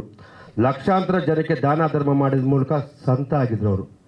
2009 ವಿಷ್ಣುವರ್ಧನ್ ನಿಧನ ಆದಾಗ ಅಂದಿನ ಸರ್ಕಾರ ಸಂಬಂಧಪಟ್ಟ ಅಧಿಕಾರಿಗಳ ಮುಂದೆ ನಿಂತು ಅಂತಿಮ ಯಾತ್ರೆ ಸುಗಮವಾಗಿ ನಡೆಸಿಕೊಟ್ಟಿತ್ತು. ಸರ್ಕಾರವೇ ಗುರುತು ಮಾಡಿದ ಜಾಗ, ಸರ್ಕಾರವೇ ಅಂತ್ಯಕ್ರಿಯೆ ಮಾಡಿದ ಜಾಗ, ಮಾನ್ಯ ಮುಖ್ಯಮಂತ್ರಿಗಳು ಬಂದು ಪುಣ್ಯ ಸ್ಮರಣೆ ಪಾಲ್ಗೊಂಡ ಜಾಗ, ಸರ್ಕಾರ ಅಧಿಕಾರಿಗಳು ಬಂದು ಅಳೆದು ಚೆಕ್ಬಂದಿ ಬೇಲಿ ಹಾಕಿದ ಜಾಗ ಇದು. ಮತ್ತು ಸರ್ಕಾರದಿಂದಲೇ ಸರ್ಕಾರದ ಪಾತ್ರ ಇಷ್ಟಕ್ಕೂ ಇದ್ದು ಈ ರೀತಿ ಗೊಂದಲ ಆಗ್ತಿದೆ ಅಂದರೆ ಮುಂಚೆ ಈ ಸ್ಥಳದ ಬಗ್ಗೆ ಅಧಿಕಾರಿಗಳು ಮಾಹಿತಿ ಇರಲಿಲ್ವಾ? ಮಾಹಿತಿ ಇದ್ದರೂ ಈ ರೀತಿ ಯಾಕೆ ಮಾಡ್ತಾ ಇದ್ದೀರಾ? ಇದೆಲ್ಲ ಹಿಂದೆ ಪ್ರಭಾವಿಗಳ ಕೈವಾಡನ ರೀತಿಯ ಕಾನೂನು ಕಣ್ಣು ತಪ್ಪಿಸಿ ಈ ಕೃತ್ಯ ಮಾಡ್ತಾ ಇರೋದು ಬಾಲನ ಕುಟುಂಬನ ಅಥವಾ ಕೆಲವು ಅಧಿಕಾರಿಗಳ, ಕೆಲವು ರಾಜಕೀಯ ಮುಖಂಡರುಗಳ ಅಥವಾ ಭೂಗಳವರು ಇದರಲ್ಲಿ ಪಾಲಾಗಿದ್ದಾರಾ? ದಯವಿಟ್ಟು ಅನ್ನೋ ಪ್ರಶ್ನೆ ನಮ್ಗೆ ಉದ್ಭವ ಆಗ್ತಾ ಇದೆ ಇವತ್ತು. ದಯವಿಟ್ಟು ಈಗಲಾದರೂ ಧನ್ಯತೆ ವಿಷ್ಣು ಸರ್ ಒಂದು ಅನ್ಯಾಯ ಆಗಿರೋದಕ್ಕೆ ಪ್ರತಿ ಮುಂದಕ್ಕೆ ಯಾರಿಗೂ ಆಗಬಾರ್ದು. ದಯವಿಟ್ಟು ಕನ್ನಡ ಚಿತ್ರರಂಗದಲ್ಲಿ ಇಷ್ಟು ಬೆಳೆದವ್ರೆ ಅಂದರೆ ಅನೇಕ ಹಿರಿಯರ ಶ್ರಮ ಇದೆ, ಅದರಲ್ಲಿ ವಿಷ್ಣು ಸರ್ ಶ್ರಮ ಕೂಡ ಇದೆ. ಇದನ್ನೇ ಮರೆಯಬಾರ್ದು. ಮರೆತರೆ ಮನುಷ್ಯ ಹೇಗಾಗ್ತೀವಿ? ಈ ಮೂಲಕ ಕನ್ನಡ ಚಿತ್ರರಂಗ ಎಲ್ಲ ಕಲಾವಿದರು, ನಿರ್ಮಾಪಕರು, ತಂತ್ರಜ್ಞರು, ನಿರ್ದೇಶಕರು, ಇಡೀ ಚಿತ್ರರಂಗ ಕುಟುಂಬ ವಿಷಯದಲ್ಲಿ ಒಗ್ಗಟ್ಟಾಗಿ ನಿಂತಿದೆ ಹೇಳೋಕ್ಕೆ ನಾನು ಇಷ್ಟಪಡ್ತೀನಿ. ನ್ಯಾಯಾಲಯಕ್ಕೆ ಮನವಿ ಮಾಡ್ತಾ ಇದ್ದೀವಿ, ಕೂಡಲೇ ದಯವಿಟ್ಟು ಇದು ನ್ಯಾಯಾಲಯ ಏನಾಗಿದೆ, ಸರ್ಕಾರ ತಪ್ಪಿಲ್ಲ. ಸರ್ಕಾರ ಆಲ್ರೆಡಿ ಮೈಸೂರು ಜಾಗ ಕೊಟ್ಟಿದೆ, ಹಣ ಕೊಟ್ಟಿದೆ, ಎಲ್ಲ ಮಾಡಿದೆ. ನಮಗೆ ನಾವು ಯಾರೇನೇ ದಯವಿಟ್ಟು ಇವತ್ತು ಹೇಳ್ಬೋದು, ಅಂತ್ಯಕ್ರಿಯೆ ಆದ ಜಾಗ ಮಹಾನ್ ಜಾಗ ಮಾಡ್ತೇನೋ ನಾವು ಇದರಲ್ಲಿ ಮಾಡಿಬಿಟ್ಟೆ ಬರವಣಿಗೆ ಮಾಡಿಬಿಟ್ಟೆ ಓಕೆ ಅಂತಿದ್ದೋ, ಸ್ಟುಡಿಯೋದ ಮಾಡಿದ್ವಿ. ಅವ್ರಿಗೆ ಹೇಳೋದಷ್ಟೇ, ನಮಗೆ 10 ಕುಂಟೆ ಕೊಡಿ. ನಿನ್ನೆ ನಾನು ಕಾರ್ತಿಕ್ ಕರೆದಾಗ ಕಾರ್ತಿಕ್ ನನಗೆ 1 ವಾರ ಟೈಮ್ ತೊಗೊಂಡಿದ್ದಾರೆ. ದಯವಿಟ್ಟು ಕಾರ್ತಿಕ್ ಮನವಿ ಮಾಡಿದ್ದೀನಿ, ನಮ್ಮಿಂದ ತುಂಬ ಜನ ಇದ್ದಾರೆ. ದಯವಿಟ್ಟು ಈ ವಿಷಯದಲ್ಲಿ ವಿಷ್ಣು ಸರ್ ವಿಷಯ ರಾಕ್ಲೈನ್ ವೆಂಕಟೇಶ್ ಆಗ್ಬೋದು, ಅಂಬರೀಷ್ ತುಂಬ ನೊಂದೋಗ್ಬಿಟ್ಟು ನಾವು ಇಡೀ ಚಿತ್ರರಂಗ. ನಾನು ಅವತ್ತು ಯಾರೋ ನನಗೆ ಹೇಳಿದ್ರು, ಮಂಜು ಅವರು ಬರೀ ಮಾತಾಡ್ಬಿಡ್ತಾರೆ, ಅವತ್ತು 1 ಕೋಟಿ 2 ಕೋಟಿ ಕೇಳಿದ್ರು, ಸುಮ್ಮನೆ ಆಗ್ಬಿಟ್ರು ಅಂದರು. ನಾನು ಕೇಳಿದ್ದೀನಿ, ನನ್ನ ಹಿಂದೆ ತುಂಬ ದೊಡ್ಡ ಶಕ್ತಿಗಳಿದೆ. ಸಾರ್ ವಿಷಯದಲ್ಲಿ ಯಾರು ಮುಂದೆ ಒಬ್ಬರು ಬಿಡಿ, ನೀವು ಮಾತಾಡಿ, ನಿಮ್ಮ ಹಿಂದೆ ನಾವಿದ್ದೀವಿ, ಏನು ಬೇಕು ಕೊಡೋಣ ಅಂತಲೂ ಹೇಳಿದ್ದಾರೆ. ಅದರಲ್ಲಿ ಒಬ್ಬ ನಮ್ಮ ಕನ್ನಡ ಚಿಕ್ಕ ದೊಡ್ಡ ಕಲಾವಿದರುಗಳು ತುಂಬ ಜನ ಇದ್ದಾರೆ, ನಮ್ಮ ನಿರ್ಮಾಪಕರು ಇದ್ದಾರೆ. ನಿಜವಾಗ್ಲೂ ಅಂಬರೀಷ್ ಅವರು ತುಂಬ ದಿನ ಅದ್ರ ಬಗ್ಗೆ ಮಾತಾಡಿ ಕೊರ್ಗಿ ಎಷ್ಟೊತ್ತಿನ ನಂತರ ಅವರು ನಿಜವಾಗ್ಲೂ ಅನ್ಲಿಮಿಟ್ ಕೊಟ್ಟಿದ್ದರು. ಯಾಕಂದ್ರೆ ನೋವು ವಿಷ್ಣುವರ್ಧನ್ ಅಂತ ಅಷ್ಟು ಪ್ರೀತಿ ಅಷ್ಟು ಪ್ರಾಣ ಅವ್ರ ಕಂಡ್ರೆ ನಿಮ್ಗೆ ಗೊತ್ತಿಲ್ಲ. ಇವತ್ತು ಅಭಿಮಾನಿಗಳು ಒಬ್ಬೊಬ್ಬರು ಅಂತ ಮಾತಾಡ್ತಾರೆ, ನಿಮ್ಗೆ ಗೊತ್ತಿಲ್ಲ. ತುಂಬ ನಮ್ಮ ಚಿತ್ರರಂಗದ ವಿಷ್ಣು ಸರ್ ಬಗ್ಗೆ ಎಲ್ಲರೂ ಗೌರವ ಇಟ್ಟು ಪ್ರೀತಿ ಇಟ್ಟು ದಯವಿಟ್ಟು ಆ ರೀತಿ ಮಾತಾಡಿ. ನಾನು ದಯವಿಟ್ಟು ಕಾನೂನಿಗೆ ಹೇಳ್ತೀನಿ, ಅಭಿಮಾನ್ ಸ್ಟುಡಿಯೋದು ಹೇಳ್ತೀನಿ. ಕಾರ್ತಿಕ್ ನೆನ್ನೆ ಕೇಳ್ಕೊಂಡಿದ್ದೀನಿ, ತುಂಬ ಮನವಿ ಮಾಡಿದ್ದೀನಿ. ಕಾರ್ತಿಕ್ಕು ನನಗೆ 5 ದಿನ ಟೈಮ್ ತೊಗೊಂಡವ್ರೆ, ಮಾಡಲೇ ಕೊಡಬೇಕು ಅಂತ ಹೇಳಿದೆ. ನಾನು ಅವ್ರಿಗೆ ಹೇಳಿದೆ, ಕಾರ್ತಿಕ್ಗೆ ನಿನ್ಗೆ ಏನು ಬೇಕು ಹಣ ಹೇಳಪ್ಪ, ಯಾರು ಗೊತ್ತಿದ್ದಂಗೆ ಬೇಕಾದ್ರೆ ಏನು ಬೇಕು ವ್ಯವಸ್ಥೆ ಮಾಡೋಣ. ಗೊತ್ತಾಗ ನಾನು ಒಂದೊಂದೇ ಮಾತಾಡಿದೆ, ಅಣ್ಣ ನಾನು ಹಣಕ್ಕಾಗಿ ಮಾಡಲ್ಲ, ನನಗೂ ವಿಷ್ಣು ಸರ್ ಬಗ್ಗೆ ಅಪಾರವಾದ ಗೌರವ ಪ್ರೀತಿ ಎರಡೂ ಇದೆ, ದಯವಿಟ್ಟು ಮಾಡ್ತೀನಿ. ಯಾಕೆಂದರೆ ಇದನ್ನು ನಮ್ಮ ಯಾರು ನಿಂತ್ಕೊಂಡು ಮಾಡಬಾರ್ದು. ಯಾಕೆ ನಾವು ಇಷ್ಟು ದಿನ ಯಾಕೆ ಮಾಡಲಿಲ್ಲ ಅಂದರೆ, ಈ ಸಂಘ ಆ ಸಂಘ ಈ ಸಂಘ ಎಲ್ಲ ಒಂದೇ ವಿಷ್ಣು ಸೇನ, 100 ಬರೋಕ್ಕೆ ಸಾಧ್ಯ ಇಲ್ಲ. ಒಂದು ಮನೆ 3 ಬಾಕ್ಲು ಅಂದರೆ ಇವರು ವಿಷ್ಣು ಸೇನ ಒಂದಾಗ 600 ಬಾಕ್ಲು ಮಾಡ್ತಾರೆ. ಮಾಡಬೇಡಿ, ಒಂದೇ ಯಾರು ಒಬ್ಬರು ಮುನ್ಸೂಚನೆ ಇರಿ. ಇಲ್ಲಿ ನಾನು ಅನ್ನೋದು ಬೇಡ, ವಿಷ್ಣು ಸೇನಾ ಅನ್ಬೇಕು. ಯಾಕೆ ನಮ್ಮ ಅಭಿಮಾನಿಗಳಿಗೆ ತುಂಬ ನೊಂದೋಗ್ಬಿಟ್ಟವ್ರೆ, ಶಾಂತಿ ಪ್ರಿಯರು, ಅವ್ರಿಗೆ ತೊಂದರೆ ಕೊಡಬೇಡಿ. ನಾವು ಸರ್ಕಾರಕ್ಕಾಗಲಿ ನಮ್ಮ ಕಾನೂನಿಗಾಗಲಿ ನಮ್ಮ ನ್ಯಾಯಾಲಯಕ್ಕೆ ಮನೆ ಮಾಡ್ತಿದ್ವಿ, ವಿತ್ ಬಾಲಕೃಷ್ಣ ಕುಟುಂಬ ಇದು ಮಾಡ್ತಿದ್ವಿ, ಮನವಿ ಮಾಡ್ತಾಯಿದ್ವಿ. 10 ಕುಂಟೆ ಜಾಗನ ದಯವಿಟ್ಟು ಕೊಡಿ. ನಾನು ಕಾರ್ತಿಕ್ ದುಡ್ಡು ಕೊಟ್ಟು, ಕಾರ್ತಿಕ್ ದುಡ್ಡು ಆದರೆ ದಯವಿಟ್ಟು ಬೇಡ ಅಣ್ಣ, ನಾನು ಪ್ರೀತಿಯಿಂದ ಕೇಳ್ತೀನಿ, ಪ್ರೀತಿಯನ್ನು ಮಾಡ್ಕೊಡ್ತೀನಿ. ನನ್ನ ಮನಸ್ಸಲ್ಲಿದೆ, ತುಂಬ ನೋವಾಗಿದೆ, ಅದರಿಂದ ನಾನು ಮಾಡ್ಕೊಂಡಿಲ್ಲ ಹೇಳಿದೆ. ದಯವಿಟ್ಟು ಏನೇ ಯಾರೇ ತಪ್ಪು ಮಾಡಿ ನಾನು ಕ್ಷಮೆ ಕೇಳ್ತೀನಿ. ನನ್ನ ಅಭಿಮಾನಿಗಳ ಪರವಾಗಿ, ನನ್ನ ಗುರುಗಳಿಗೋಸ್ಕರ ನಾನು ಕ್ಷಮೆ ಕೇಳ್ತೀನಿ. ದಯವಿಟ್ಟು ಇದು ಮನಸ್ಸಲ್ಲಿ ಕಬಡ, ಇದನ್ನು ದಯವಿಟ್ಟು ಏನಾದ್ರು ಮಾಡಿಕೊಡು ಅಂತ ನಾನು ಮನವಿ ಮಾಡಿದ್ದೀನಿ. ನನಗೆ ತುಂಬ ನೋವಾಗಿದೆ. ಯಾಕೆಂದರೆ ಯಾವುದೇ ಕಾರಣಕ್ಕೂ ನಾನು ಕಾನೂನು ಹೋರಾಟಕ್ಕೆ ಜೊತೆಲಿರ್ತೀನಿ. ಕಾನೂನು ಬಿಟ್ಟು ನಾವು ಬೇರೆ ಹೋಗಲ್ಲ. ವಕೀಲರನ್ನ ಕೈ ಹಿಡಿದೀನಿ, ಕಂಪ್ಲೀಟ್ ದಾಖಲೆಗಳು ತೊಗೊಂಡಿದ್ದೀವಿ. ಅದು ಸರ್ಕಾರ ಕೊಟ್ಟಿದ್ದು, ದುಡ್ಡು ತೊಗೊಂಡಿದ್ದು ಎಲ್ಲ ನಮ್ಮ ಹತ್ರ ಇದೆ. ಇದನ್ನು ಮುಂದುವರ್ಸೋದು ಬೇಡ. ಯಾಕೆಂದರೆ ಕೋರ್ಟ್ಗೆ ಹೋದ್ಮೇಲೆ ತುಂಬ ದಿನ ಆಗುತ್ತೆ ಹೇಳ್ತದೆ. ಅದರ ಪ್ರೀತಿಯಿಂದ ವಿಶ್ವಾಸದಿಂದ ಗೆಲ್ಲಬೇಕು. ಯಾವುದೇ ವಿಷಯ ಆಗಲಿ ನಾವು ಆವೇಶದಿಂದ ಗೆಲ್ಲಕ್ಕೆ ಸಾಧ್ಯ ಇಲ್ಲ. ಇವತ್ತು ಯಾರ್ಯಾರೋ ಬಂದು ಮಾಡ್ತೀನಿ ಅಂತ ತುಂಬ ಖುಷಿ ಆಯ್ತದೆ. ಎಲ್ಲ ಯಾರೇ ಬಂದರು ಯಾರೇ ಇದ್ದರು ಅದು ವಿಷ್ಣು ಅಭಿಮಾನಿಯಾಗಿ ಇರ್ತಾರೆ. ಬೇರೆ ಯಾರಿಗೂ ಸ್ವಾರ್ಥಕ್ಕಿಲ್ಲ, ಸ್ವಾರ್ಥದಿಲ್ಲ, ಯಾರೂ ಇಲ್ಲ. ನಾವು ಯಾರನ್ನೂ ಭೇದ ಭಾವ ಮಾಡ್ತಾಯಿಲ್ಲ. ದಯವಿಟ್ಟು ಯಾಕೆಂದರೆ ಮೊನ್ನೆ ನನಗೆ ನಮ್ಮ ಶ್ರೀನಿವಾಸ್ ಅವರು ಹೇಳಿದ್ರು, ಮಂಜು ಅವ್ರು 2 ಸತಿ ಮಾಡ್ತಾರೆ ಹೋಗ್ಬಿಡ್ತಾರೆ. ನಾನು ಸ್ವಾರ್ಥಕ್ಕೆ ನಾನು ಕರೀದಲ್ಲೇ ಕರಿ ಯಾಕೆಂದರೆ ನನಗೆ ಇದ್ರ ಬಗ್ಗೆ ನಾನೊಬ್ಬ ನಿರ್ಮಾಪಕ, ವಿಷ್ಣು ಸೇನಾ ಸಮಿತಿ ನೀವು ಅಧ್ಯಕ್ಷರು ನೀವೆಲ್ಲ ಇದ್ದೀರಾ, ಮುನ್ಸೂಚನೆ ಇದ್ದೀರಾ, ನಮಗೆ ಕರೆದಾಗ ಬರ್ತೀವಿ. ಆಮೇಲೆ ಮಂಜು ಅವ್ರು ಕರೆದಿಲ್ಲ ಅಂತೇಳಿ ನಾನು ಯಾವತ್ತೂ ಕರೆದವನು ಬರೋಲ್ಲ ಅಂತ ಹೇಳಿದೆ. 2 ಸತಿಗೆ 3 ಸತಿ ಕರೆದ. ಒಂದು ಸಲ ಡಿ ಸಿ ಆಫೀಸ್ಗೆ ರಾಜುಗೌಡ, ಒಂದು ಸಲ ಶಂಕರ್ ಸಬ್ಮಿಟ್ ಮಾಡಿದೆ, ಒಂದು ಸಲ ಸರ್ವೆ ಮಾಡ್ದೆ ಬಂದಿದ್ದೆ. ಅದು ನನ್ನ ಕರ್ತವ್ಯ ಕೂಡ, ನಾನು ಹೋಗಿ ಮಾಡಲೇಬೇಕು. ನನ್ನ ಧರ್ಮ, ನನಗೆ ಅವ್ರು ಕೊಟ್ಟಿರೋ ಸ್ಥಾನ, ಎಲ್ಲರಿಗೂ ಅಭಿಮಾನ ಹಾಕೋದು. ನನ್ನ ಸ್ಥಾನನೇ ಬೇರೆ ಇತ್ತು. ಇವತ್ತು ಬೇರೆ ಬೇರೆ ಯಾರು ಕೂತ್ಕೊಂಡು ಸುಮ್ಮನೆ ನಾನು ಹಂಗೆ ಮಾಡ್ಬಿಟ್ಟು ಹಿಂಗೆ ಮಾಡ್ಬಿಟ್ಟು ದಯವಿಟ್ಟು ಬೇಡ. ವಿಷ್ಣು ಸಾರ್ ವಿಷಯದಲ್ಲಿ ಯಾರೂ ತಮಾಷೆ ಮಾಡಬೇಡಿ. ನಿಮ್ಮೆಲ್ಲರ ಕೈ ಮುಗಿ ಕೇಳ್ಕೊತೀನಿ, ಸರ್ಕಾರಕ್ಕಾಗಲಿ ನ್ಯಾಯಾಲಯಕ್ಕಾಗಲಿ ಮತ್ತೊಮ್ಮೆ ಮರುಪರಿಶೀಲನೆ ಮಾಡಿ ದಯವಿಟ್ಟು ಕೊಡಬೇಕು. ಆಮೇಲೆ ಸರ್ಕಾರ ಕೊಟ್ಟಂಥದ್ದು ಸ್ಟುಡಿಯೋ ಜಾಗ 20 ಎಕರೆ. 20 ಎಕರೆನ 2004ರಲ್ಲಿ ಮಾರಿ ಯಾರು ತೊಗೊಂಡ್ರು, ಯಾವ ಪ್ರಭಾವಿ ತೊಗೊಂಡ್ರು, ಏನು ಲೇಔಟ್ ಮಾಡೋದು ನನಗೆ ಗೊತ್ತು. ಇವತ್ತು ಕಾನೂನು ಪ್ರಕಾರ 20 ಎಕರೆ ಕೇಸ್ ಹಾಕಬಹುದು. ಪಾಪ 10 ಎಕರೆ ತೊಗೊಂಡು ಜನ ಅಮಾಯಕರು ಮನೆ ಕಟ್ಟಿದಾರಲ್ಲ, ಅವ್ರಿಗೆಲ್ಲ ತೊಂದರೆ ಕೊಡೋಕ್ಕೆ ನಮ್ಗೆ ಇಷ್ಟ ಇಲ್ಲ. ಆಮೇಲೆ ಬಾಲಣ್ಣ ಸ್ಟುಡಿಯೋ ಕಾರ್ತಿಕ್ ಇವಾಗ ಯಾರು ಹೇಳಿದ್ರು ಕಾಂಪ್ಲೆಕ್ಸ್ ಕೊಟ್ಬಿಟ್ಟವ್ರೆ, ಮಾರ ಮಾಡಿಬಿಟ್ಟೆ, ಬಿಲ್ಡರ್ ಕೊಟ್ಟವ್ರೆ ಅಂತ. ನಾನು ಹೇಳ್ದೆ, ಇಲ್ಲ ಅಣ್ಣ, ನಾನು ಅದು ಕೆಲಸ ಮಾಡಲ್ಲ, ನಾನು ಯಾವ ಕಾರಣಕ್ಕೂ ಮಾಡಿಲ್ಲ ಅಂತ ನಾನು ತುಂಬ ಕೂಲಂಕುಷ ಹೇಳ್ದೆ. ಆಮೇಲೆ ನಾನು ಹೇಳಿದೆ, ಈ ವಿಷಯನ ನೀನು ಜನವರಿಲಿ ಆಗಿದ್ದನ್ನು ಯಾಕಪ್ಪ ನೀನು ಯಾರಿಗೂ ನೋಟಿಸ್ ಕೊಟ್ಟಿಲ್ಲ, ಯಾರು ಪಾರ್ಟಿ ಮಾಡಿದ ನನಗೆ. ನಾನು ಈ ವಿಷಯ ನಿಮ್ಮೆಲ್ಲ ಸಂಘ ಸಂಸ್ಥೆ ಅಭಿಮಾನಿಗಳು ಗೊತ್ತು.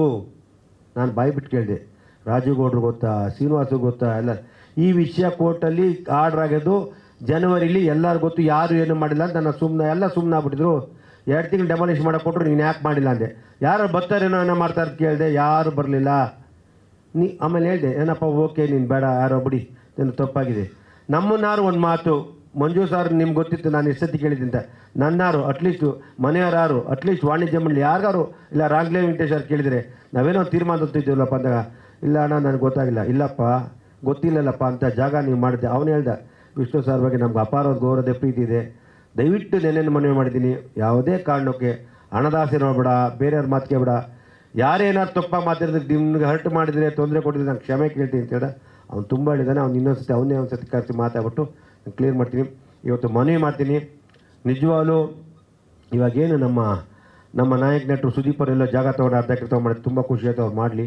ಈ ಜಾಗ ಅವರ ಅಂತ್ಯಕ್ರಿಯೆ ಆದ ಜಾಗ, ಮೂಲ ದೇವಸ್ಥಾನ. ಇವತ್ತು ನಮಗೇನೇ ನಮ್ಮ MLA ಸಾಹೇಬರು, ಮುಖ್ಯಮಂತ್ರಿ ಸಾಹೇಬರು ವಿಧಾನಸೌಧ ಮೇನ್ ಮುಖ್ಯ, ಅದೇ ರೀತಿ ನಮಗೆ ಆ ಜಾಗ ಇವತ್ತು ಬೆಳಗಾಮಲ್ಲಿ ಕಟ್ಟೋ ವಿಧಾನಸೌಧ ಅಲ್ಲಿರಲ್ಲ, ಇದೇ ಮುಖ್ಯ. ಕೆಂಗಲ್ ಹನುಮಂತ ಕಟ್ಟಿದ ಜಾಗನೇ ಪವಿತ್ರವಾದ್ದು. ಆ ಥರ ನಂಗೆ ದಯವಿಟ್ಟು ಅಭಿಮಾನ್ ಸ್ಟುಡಿಯೋದಲ್ಲಿ ಯಾವ ಕಾರಣಕ್ಕೂ ನೀನೇನು ಭೇದ ಭಾವ ಮಾಡ್ದಲೆ ಕಾರ್ತಿಕ್ ಕುಟುಂಬದಲ್ಲಿ, ಸರ್ಕಾರದಲ್ಲಿ ನಮ್ಮ ಅಧಿಕಾರಿಗಳೇ ನಾನು ಮನವಿ ಮಾಡ್ತೀನಿ, ದಯವಿಟ್ಟು ಅಧಿಕಾರಿಗಳು ಬೇರೆ ಏನಾದ್ರು ಉದ್ದೇಶ ಇಟ್ಕೊಂಡು ದಯವಿಟ್ಟು ಬೇಡ. ಇಂಥ ಒಂದು ಮಹಾನ್ ವ್ಯಕ್ತಿ ವಿಷಯದಲ್ಲಿ ನಿಮ್ಮ ಒಬ್ಬ ವಿಷ್ಣು ಸಾರ್ ಅಂತ ಒಬ್ಬ ಪ್ರೀತಿ, ಅವ್ರ ನಿಜವಾಗ್ಲೂ ಅವ್ರ ಜೊತೆಯಲ್ಲಿ ಇದ್ದಿದ್ದು ನನಗೆ ಗೊತ್ತು. ಅವ್ರು ಈ ಕೈ ದಾನ ಮಾಡ್ತಾವೆ, ಇನ್ನೊಂದು ಕೈಗೆ ಗೊತ್ತಾಗ್ತಿರಲಿಲ್ಲ. ಅಂಥ ವ್ಯಕ್ತಿ, ಅಂಥವ್ರಿಗೆ ಅನ್ಯಾಯ ಆಗಬಾರ್ದು. ನಿಮ್ಮನ್ನೆಲ್ಲ ಕೇಳ್ಕೊತೀನಿ, ದಯವಿಟ್ಟು ಇಲ್ಲಾಂದರೆ ಕಾನೂನಲ್ಲಿ ನೀವು ಹೈಕೋರ್ಟು ಸುಪ್ರೀಂ ಕೋರ್ಟ್ನಲ್ಲಿ ಹೋದರೂ ನಾನು ಹೋರಾಟಕ್ಕೆ ಸದಾ ಸಿದ್ಧ. ಕಾನೂನು ಚೌಕಟ್ಟಲ್ಲಿ ಕಾನೂನು ನಂಬಿದ್ದೀನಿ, ಕಾನೂನು ನಮಗೆ ನ್ಯಾಯ ಒದಗಿಸೋದನ್ನು ಕೇಳ್ಕೊತೀನಿ. ದಯವಿಟ್ಟು ಇದಕ್ಕೆ ಸಹಕರಿಸ್ತೀರಾ ಕಾರ್ತಿಕ್ ಅಂತ ನಂಬಿದ್ದೀನಿ. ಯಾಕೆಂದರೆ ಇದನ್ನು ನಿನ್ನೆ ಕಾರ್ತಿಕ್ ಬಂದಮೇಲೆ ಆಲ್ರೆಡಿ ಬೆಳಿಗ್ಗೆ ನಮ್ಮ ವಕೀಲರು ಅರುಣ್ ಅವರು ಮೊನ್ನೆ ಶುಕ್ರವಾರ ಶನಿವಾರ ಮುಂದುವಾರದೇ ಡ್ರಾಫ್ಟ್ ಹಾಕಿ ತುಂಬ ಹೆಂಗೆ ಬಂತು, ಯಾವ ರೀತಿ ಬಂತು ಎಲ್ಲ ಡ್ರಾಫ್ಟ್ ಹಾಕಿ ರೆಡಿ ಮಾಡಿದರು. ನೆನ್ನೆ ಬೆಳಿಗ್ಗೆ 10 ಅವರು ಆಲ್ರೆಡಿ ಕೋರ್ಟು ಸಬ್ಮಿಟ್ ಮಾಡಿದ್ರು. 3:30 ಕಂಪ್ಲೀಟ್, ಅವರು 4 ಗಂಟೆ ಕಂಪ್ಲೀಟ್ ಮುಗೀತು. 4 ಗಂಟೆ ಮುಗಿದವರು ನಾನು ಅದಕ್ಕೆ ಕೂಡಲೇ ಒಂದು ಪ್ರೆಸ್ ಪತ್ರಿಕಾ ಪ್ರಕಟಣೆ. ಯಾಕೆಂದರೆ ಇದರಲ್ಲಿ ಗೊಂದಲ ಇದೆ, ಅವ್ರು ಮಾಡ್ತಾರೆ ಇವ್ರು ಮಾಡ್ತಾರೆ, ಎಲ್ಲ ಒಂದೇ. ವಿಷ್ಣು ಸೇನಾ ಸಮಿತಿ ಅಂದರೆ ಒಂದೇ. ನಾನಾಗಲಿ ಇನ್ನೊಬ್ಬ ಆಗಲಿ XYZ ಯಾರಾಗಲಿ ಎಲ್ಲರೂ ವಿಷ್ಣು ಸಾರ್ ವಿಷಯದಲ್ಲಿ ಮಾತೇ ಇಲ್ಲ. ಇದಕ್ಕೆ ಮನೇನೂ ಸ್ಪಂದಿಸ್ತದೆ, ಪ್ರತಿಯೊಬ್ಬರು ಸ್ಪಂದಿಸ್ತದೆ. ಹಳೆಯದನ್ನು ಮರೆತು ನಾವೆಲ್ಲ ಈ ವಿಷ್ಣು ಸಮಾಧಿನ ಪೂಜೆ ಮಾಡೋ ದೇವಸ್ಥಾನನ ಸ್ಥಳಕ್ಕೆ 10 ಗುಂಟೆಗೆ ನಾವೆಲ್ಲ ಮನವಿ ಮಾಡೋಣ. ನಿಮ್ಮಲ್ಲಿ ಕೇಳ್ಕೊತ ಏನೇ ದಯವಿಟ್ಟು ಯಾರು ಈ ವಿಷಯದಲ್ಲಿ ತಪ್ಪಾಗಿದೆ ಕ್ಷಮೆ ಇದ್ದರೆ ದಯವಿಟ್ಟು ಯಾರೇ ಅಭಿಮಾನಿಗಳು ಅವ್ರಿಗಾಗಲಿ ಇವ್ರಿಗಾಗಲಿ ಹರ್ಟ್ ಆಗೋ ಥರ ಮಾತಾಡಿ. ವಿಷ್ಣು ಅವರು ಯಾವ ರೀತಿ ಇದ್ದಾರೆ ನಿಮಗೆಲ್ಲ ಗೊತ್ತು. ವಿಷ್ಣು ಸಾರು ಅವ್ರ ಬಗ್ಗೆ ನಾವು ಪ್ರೀತಿಯಿಂದ ಗೌರವದಿಂದ ಎಲ್ಲರೂ ಗೆಲ್ಲಬೇಕು, ಪ್ರೀತಿಯಿಂದಲೇ ಸಂಪಾದನೆ ಮಾಡ್ಕೊತ ಹೇಳಿದ್ರೆ ಅದನ್ನು ನಾವು ಮುಂದುವರ್ಸ್ಕೊಂಡು ಹೋಗೋಣ. ನಾನು ಈ ವಿಷಯದಲ್ಲಿ ಸದಾ ನಮ್ಮ ಕಾನೂನು ಚೌಕಟ್ಟಲ್ಲಿ ಓಡಾಡ್ತೀನಿ, ಬಿಡಲ್ಲ. ಯಾವುದೇ ಕಾರಣಕ್ಕಾಗಲಿ ಏನೇ ಆಗಲಿ ಅದಕ್ಕೆ ಅವನು ಕಾರ್ತಿಕ್ ನನಗೆ ಹಣನೇ ಬೇಡ ನಾನು ಮಾಡಿಕೊಡ್ತೀನಿ ಅಂತ ಹೇಳಿದ್ದಾನೆ. ಹಣನೂ ಕೊಡೋಕೆ ರೆಡಿ ಇದ್ದೀವಿ. ಪ್ರೀತಿಯಿಂದ ಹೃದಯ ಕೊಟ್ಟರೆ, ಅದು ಜಾಗ ಕೊಟ್ಟರೆ ಅದಕ್ಕೂ ನಾವು ಸಂತೋಷಪಡ್ತೀವಿ. ನನ್ನಿಂದೆ ನನ್ನ ಚಿತ್ರರಂಗದ ತುಂಬ ಕಲಾವಿದರು, ನಿರ್ಮಾಪಕರು ಪ್ರತಿಭೆ ಅಂತಿರ್ತಾರೆ. ನಮ್ಮ ವಿಷ್ಣು ಸೇನಾ ಸಮಿತಿ ಏನು ನಮ್ಮ ದಳೆ ಇತ್ತು ಅದು ಇದೆ. ಪಾಪ ರಾಕ್ಲೇ ವೆಂಕಟೇಶ್ವರ ಈ ವಿಷಯದಲ್ಲಿ ತುಂಬ ನೊಂದೋಗ್ಬಿಟ್ಟು ತುಂಬ ಅವ್ರ ಕಣ್ಣಲ್ಲಿ ನೀರು ಮಾತಾಡಿದಾಗ, ಏನು ನಮ್ಮ ಸಾರಿಗೆ ಹಿಂಗಾಗುತ್ತಲ್ಲ, ಯಾರು ಕೇಳ್ತಲ್ಲ ಹೆಂಗೆ ಮಾಡೋದು ಪಾಪ ಅದು ಮಂಜು ಅವರೇ ಮುಂದಿರಿ, ನಾವು ಸದಾ ನಿಮ್ಮ ಹಿಂದೆ ಏನು ಹೇಳಿದ್ರು ನಾವು ಇರ್ತೀವಿ ಅಂತ ಹೇಳೋರೆ. ಇಡೀ ಚಿತ್ರರಂಗ ಇದೆ, ನೀವೆಲ್ಲರೂ ದಯವಿಟ್ಟು ನನಗೆ ಮಾಧ್ಯಮದ ಮುಖಾಂತರ ಆಗಲಿ ಎಲ್ಲರೂ ನನಗೆ ಈಗ ಮಾಡಿಕೊಡ್ತೀರಾ. ಸರ್ಕಾರಕ್ಕೆ ಕೂಡಲೇ ಮನವಿ ಮಾಡ್ತೀನಿ, ದಯವಿಟ್ಟು ಇದೊಂದು ವಿಷಯದಲ್ಲಿ ಸರ್ಕಾರ ಸಂಪೂರ್ಣ ಸಹಕಾರ ಮಾಡಿದ್ದಾರೆ, ಇಲ್ಲ ಅಂತ ಹೇಳ್ತಲ್ಲ, ನಾವೆಲ್ಲ ಇಲ್ಲ ಅಂತ ತಪ್ಪಾಗ್ಬಿಡ್ತೇವೆ. ಮೈಸೂರು ಕೊಟ್ಟಿದ್ದಾರೆ, ಎಲ್ಲ ರೀತಿ ಕೊಟ್ಟಿದ್ದಾರೆ. ಈ ಒಂದು 10 ಗುಂಟೆ ಜಾಗದಲ್ಲಿ ದಯವಿಟ್ಟು ಇನ್ನೊಂದು ಸತಿ ಮತ್ತೊಮ್ಮೆ ಮರುಪರಿಶೀಲನೆ ಮಾಡಿ ಕೂಡಲೇ ಜಿಲ್ಲಾಧಿಕಾರಿಗಳು ತಿಳಿಸಿ ನಮ್ಮ ಸೆಪ್ಟೆಂಬರ್ 18 ಪೂಜೆ ಮಾಡೋಕ್ಕೆ ಅವಕಾಶ ಮಾಡಿಕೊಡ್ಬೇಕು. ಕೋರ್ಟ್ಗೂ ಮನವಿ ಮಾಡಿದ್ದೀವಿ, ಮಾಡಿಕೊಡ್ಬೇಕು ಅಂತ ನಾನು ಪ್ರಾರ್ಥನೆ ಮಾಡ್ತಾ ಈ ಮೂಲಕ ನಿಮ್ಮೆಲ್ಲರಿಗೂ ಒಂದನೇ ತಿಳಿಸ. ಯಾರು ಪ್ರಶ್ನೆ ಕೇಳುವಂಥದ್ದು ದಯವಿಟ್ಟು ಕೇಳ್ಬೋದು ಅಂತ ನಿಮ್ಮಲ್ಲಿ ಕೇಳ್ಕೊತೀನಿ.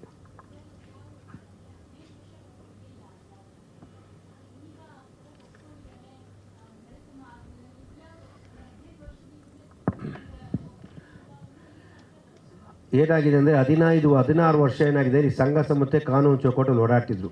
ನಾವು ಏನೋ ಅಭಿಮಾನಿಗಳು ಮಾಡ್ತಾರೆ, ಯಾಕೆಂದರೆ ಎಲ್ಲರೂ ಹೋಗ್ಬಾರ್ದು ಅಂತ ನಾವು ಅಂದ್ಕೊಂಡು ಒಂದು ವೀರಕಪುತ್ರ ಶ್ರೀನಿವಾಸು, ಒಂದು ವೀರು ಮುನ್ಸೂಚನೆ ಇದ್ದರು. ಇರಲಿ, ಅವ್ರು ತಪ್ಪು ನಾವು ಹೇಳೋಕ್ಕಾಗಲ್ಲ, ಯಾಕಂದರೆ ಮಾಡಬೇಕಾಯ್ತು. ಏನಾಗಿದೆ ಅಂದರೆ ಅದನ್ನು ಕಾನೂನು ಮೈಸೂರಲ್ಲಿ ಕೊಟ್ಟಂಥ ವಿಷಯದಲ್ಲಿ ಇವರು ಅದನ್ನು ಸ್ವಲ್ಪ ಅಡ್ವಾಂಟೇಜ್ ತೊಗೊಂಬಿಟ್ರು, ನಮ್ಮ ಅಭಿಮಾನಿ ಸ್ಟುಡಿಯೋ. ಆಮೇಲೆ ಇದು ಸ್ವಂತ ಜಾಗ ಅಂತ, ಇದು ಕಾನೂನು ಸ್ಟುಡಿಯೋ ಅಂತ ಕೊಟ್ಟಿದ್ದು ಜಾಗ. ಸ್ಟುಡಿಯೋ ಕೊಟ್ಟಿದ್ದು ನಮ್ಮ ದಾಖಲೆ ಇದೆ. ಅವರು 6,000 ಕಟ್ಟಿದ್ದಾರೆ ಅಂತ, ಅದು ಯಾವುದು ಕೊಟ್ಟಿದ್ದಾರೆ ಎಲ್ಲ ನಮ್ಮ ಹತ್ರ ದಾಖಲೆಗಳಿದೆ. ದಾಖಲೆ ಇಲ್ಲದಲ್ಲೇ ನಮ್ಮ ಲಾಯರ್ ಮಾತಾಡಲ್ಲ. ಆಮೇಲೆ ಕಾನೂನಿಗೆ ಪಾಪ ಇದೆಲ್ಲ ಗೊತ್ತಾದರೆ ಇವ್ರು ಯಾವತ್ತೂ ಅಪ್ಲಿಕೇಶನ್ ಹಾಕಿರೋರು, ಯಾರಿಗೂ ಗೊತ್ತೇ ಇಲ್ಲ. ಕಾರ್ತಿಕ್ ನಾನು ಹೇಳಿದ ಪ್ರಕಾರ ಪ್ರತಿಯೊಬ್ಬರು ಗೊತ್ತಿದೆ ಅಂತ. ಆ್ಯಕ್ಚುಲಿ ನಾನು ಕಾರ್ತಿಕ್ ಇವತ್ತಿಲ್ಲ ಅಂತ ಕರ್ಕೊಂಬರ್ತಾಯಿದ್ದೆ. ಅವನೇನು ಯಾವುದು ತಮಿಳ್ನಾಡು ದೇವಸ್ಥಾನಕ್ಕೆ ಪೂಜೆಗೆ ಕೊಟ್ಟಿದ್ದೆ ಸರ್, 4 ದಿನ ಇರಲ್ಲ, 4 ದಿನ ಬಂದಮೇಲೆ ಮೀಟ್ ಮಾಡ್ತಿದ್ದೆ. ಎಲ್ಲ ಅಭಿಮಾನಿಗಳು ಗೊತ್ತಿದೆ, ಎಲ್ಲ ಗೊತ್ತಿದೆ ಅಂತ ಹೇಳ್ದ. ನಾವು ಇದ್ರಲ್ಲಿ ನಂಬೋರರು ಆ ಭಗವಂತಗೊಬ್ಬರಿಗೆ ಗೊತ್ತು. ಕಾರ್ತಿಕೆ ಡೆಮಾಲಿಷ್ ಅವನೇ ಜನವರಿ ಆರ್ಡರ್ ಆಗಿದ್ದು ಎಲ್ಲ ಸಂಘ ಗೊತ್ತಿದೆ, ಯಾರು ಮಾತಾಡಿಲ್ಲ, ಅದಕ್ಕೆ ಸುಮ್ಮನಿದ್ದೆ ಅಂದ. ಹಾಂ,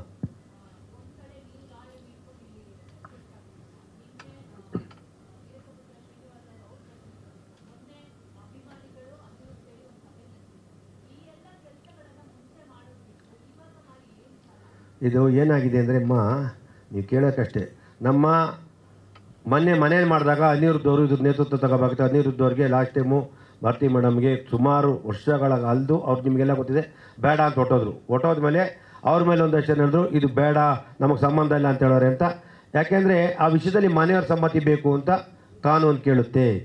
ಅಭಿಮಾನಿ ಮನೆಯವ್ರ ಸಮ್ಮತಿ ಬೇಕು ಅಂದಾಗ ಮನೆಯವ್ರು ಅಲ್ಲಿದ್ದಾಗ ಅದ್ರ ಬಗ್ಗೆ ಹೆಚ್ಚಿಗೆ ಗಮನ ಕೊಟ್ಟಿಲ್ಲ ಅಂತ, ಅದಕ್ಕೆ ಮನೇಲಿ ಮೀಟಿಂಗ್ ಕರೆದು ನಾವು ನಿಮ್ಮ ಜೊತೆಯಲ್ಲಿದ್ದೀವಿ ಅಂತ ಅನಿರುದ್ಧು ಘೋಷಣೆ ಮಾಡಿದ್ದಾರೆ. ಯಾವುದೇ ಅಭಿಮಾನಿ ನಾನು ನಿಮ್ಮ ಜೊತೆಯಲ್ಲಿದ್ದೀನಿ ಅಂತ. ವೀರಕಪುತ್ರ ಶ್ರೀನಿವಾಸನೇ ಪತ್ರಿಕೆ ಕರೆದು ಪಾಪ ಸುದೀಪ್ ಅರ್ಧಕರೆ ಖುಷಿ ಆಯಿತು, ಮಾಡಲಿ, ನಾವೆಲ್ಲ ಇರ್ತೀವಿ. ಈ ಸ್ಥಳ ಯಾಕೆ ಕೇಳ್ತಾ ಇದ್ವಿ ಅಂದರೆ ಅಂತ್ಯಕ್ರಿಯೆ ಆದ ಜಾಗಕ್ಕೋಸ್ಕರ ನಾವು ಕೇಳ್ತಾ ಇದ್ವಿ. ಅದಕ್ಕೆ ಕಾನೂನು ಅವಕಾಶ ಇದೆ, ಕೊಡ್ಬೋದು. ಸರ್ಕಾರದ ಸ್ಟುಡಿಯೋ ಆದ್ದರಿಂದ ಕೊಡೋಕ್ಕೆ ಅವಕಾಶ ಇದೆ. ಇಲ್ಲಾಂದ್ರೆ ಬಾಲಣ್ಣವ್ರ ಮಕ್ಕಳು ಅವ್ರ ಸ್ವಂತ ಆಸ್ತಿ ಅದು ಆಗಿದ್ರು, ದಯವಿಟ್ಟು ಕೊಡಿ. ಅದಕ್ಕೇನು ಬೇಕು ಸಂಬಂಧ, ಕಾನೂನು ಚೌಕಟ್ಟು ದುಡ್ಡು ಕಟ್ಟೋಕ್ಕೂ ನಾವು ರೆಡಿ ಇದ್ದೀವಿ. ನಾವೇನು ಇಲ್ಲ ಅಂತ ಹೇಳ್ತಾ ಇಲ್ಲ, ನಾವು ನಿಮ್ಮನ್ನು ದೌರ್ಜನ್ಯ ಮಾಡಿ ಕೇಳ್ತಾ ಇಲ್ಲ. ಅಲ್ಲಿ ಜಾಗ ಅವತ್ತು ಅಂತ್ಯಕ್ರಿಯೆ ಮಾಡೋಕ್ಕೆ ಕೊಟ್ಟಿಲ್ಲ, ನಾವು ನಿಮ್ಮ ಬರ್ತಿರಲಿಲ್ಲ ಸರ್ಕಾರ. ಆಮೇಲೆ ನನಗೆ ಈ 2014 ಪಾಪ ಇವ್ರು ಬಂದಿರು, ನಮ್ಮ ಗಣೇಶ್ ಅವರು, ಸರ್ ಹಿಂಗೆ ಒಂದು ಸ್ವಲ್ಪ ಅಮೌಂಟ್ ಬೇಕು, ಅದ್ರ ಬಗ್ಗೆ ಸರ್ಕಾರ ಕೊಡ್ತೀನಿ, 2 ಕೋಟಿ ಕೊಡ್ತೀನಿ ಅಂತ ದಯವಿಟ್ಟು ನಂಗೆ ಒಂದಷ್ಟು ಸಾಲ ಕೊಡಿ ಅಂದರು. ನಾನು ಹೇಳಿದೆ ಬರ್ಕೊಟ್ಬಿಡು, ನಾನು ಇವತ್ತೇ ನಾನು ಕೊಡ್ತೀನಿ, ಸರ್ಕಾರ ಬಂದು ಕೊಟ್ಟಾಗ ನಾನು ಎಷ್ಟು ಕೊಡ್ತೀನಿ, ಸುಮ್ಮನೆ ಇರ್ತೀನಿ ಅಂತ ಹೇಳಿದೆ. ಅವ್ರಿಗೆ ಕೋರ್ಟಲ್ಲಿ ಹೆಂಗೆ ಬರಲಿ ಸರ್ ಅಂದರು. ಕೋರ್ಟಲ್ಲಿದ್ದಾಗ ನಾನು ಕಾಸು ಕೊಡೋಕ್ಕೆ ತಪ್ಪ ನಾನು ಕೊಡೋಲ್ಲ, ಇಲ್ಲ ನಾವು ಅವತ್ತು ಬರ್ಕೊಟ್ಟಿದ್ರೆ ಅವತ್ತೇ ಕಾಸು ಕೊಡ್ತಾಯಿದ್ದು.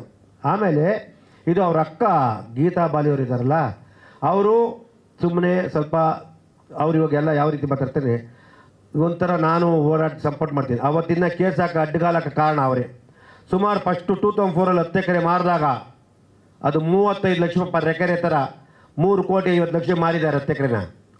ಪ್ರಭಾವಿ ನಾಯಕರ ಜೊತೆ ಮಾರಿ ವ್ಯಾಪಾರ ಆಗಿದೆ. ವ್ಯಾಪಾರ ಆದ ನಂತರ ಗೀತಾ ಬಾಲಿಯವ್ರಿಗೆ ಹೋಗಿ ಗಲಾಟೆ ಮಾಡಿ ದುಡ್ಡು ತೊಗೊಂಡಿದ್ದಾರೆ.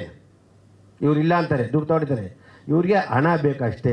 ಅವ್ರಿಗೆ ಯಾರು ಇದಕ್ಕೂ ಅದಕ್ಕೆ ಅವತ್ತು ದುಡ್ಡು ಕೊಟ್ಟು ಅಂಬರೀಷ್ ಅವ್ರ ಮನೆ ಬಂದಾಗ ಅಂಬರೀಷ್ ಅವ್ರು ಕೋಪ ಬರ್ತಾರೆ, ಬೈದು ಕಳಿಸ್ಬಿಟ್ರು. ಇವನು ಒಂದ್ಸತಿ ಇಲ್ಲಿ ಮುಂದೆ ಬಂದು ತೊಗೋತಿ ಅಂತೇಳಿ ಹಿಂದೆಗಡೆ ಹೋಗಿ ಲಾಯರ್ ಕಳಿಸೋದು. ಇದು ದ್ರೋಹ. ಯಾರು ನಂಬನ? ಇಲ್ಲಾಂದ್ರೆ ಅವತ್ತೇ ಆಗಿರೋದಿದ್ದು. ಆ ನೊಂದು ಯಾವಾಗ ಗೀತಾ ಬಾಲಿಯವ್ರು ಈ ರೀತಿ ನಮಗೆ ಈ ಮನೇಲಿ ಅಂಬರೀಷನ ಮನೆ ಮುಂದೆ ಒಂದು ಸತಿ ಮಾಡ್ಕೊಡ್ತಿದ್ರು.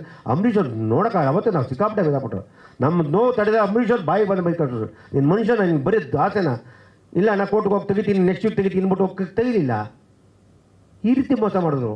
ಆಮೇಲೆ ಸರ್ಕಾರ ಕೊಟ್ಟು ಜಾಗ ಕೊಡೋದು ತಪ್ಪಿದೆ. ನಾವೇನು ಪಾಪ 4 ಎಕರೆ ಕೊಡಿ ಕೇಳಲಿಲ್ಲ, 2 ಎಕರೆ ಕೇಳಿಲ್ಲ, ಅರ್ಧ ಎಕರೆ ಕೇಳಿಲ್ಲ, ಕೇವಲ 10 ಗುಂಟೆ ಮುಂದೆಗಡೆ ಹೋಗಿ ಜಾಗಕ್ಕೆ ಹೋಗಿ ಪೂಜೆ ಮಾಡಿಕೊಂಡು ಗರ್ಭ ಹುಡುಗಿ ಪೂಜೆ ಮಾಡಿಕೊಂಡು ಆ ಪರಮಾತ್ಮನ ಆಶೀರ್ವಾದ ತಗೊಂಡು ಬರ್ಕೇಳಿದೆ. ಇಷ್ಟೇನು ಕೇಳಿಲ್ಲ, ಇದು ಮಾಡಿಕೊಡ್ಬೋದು.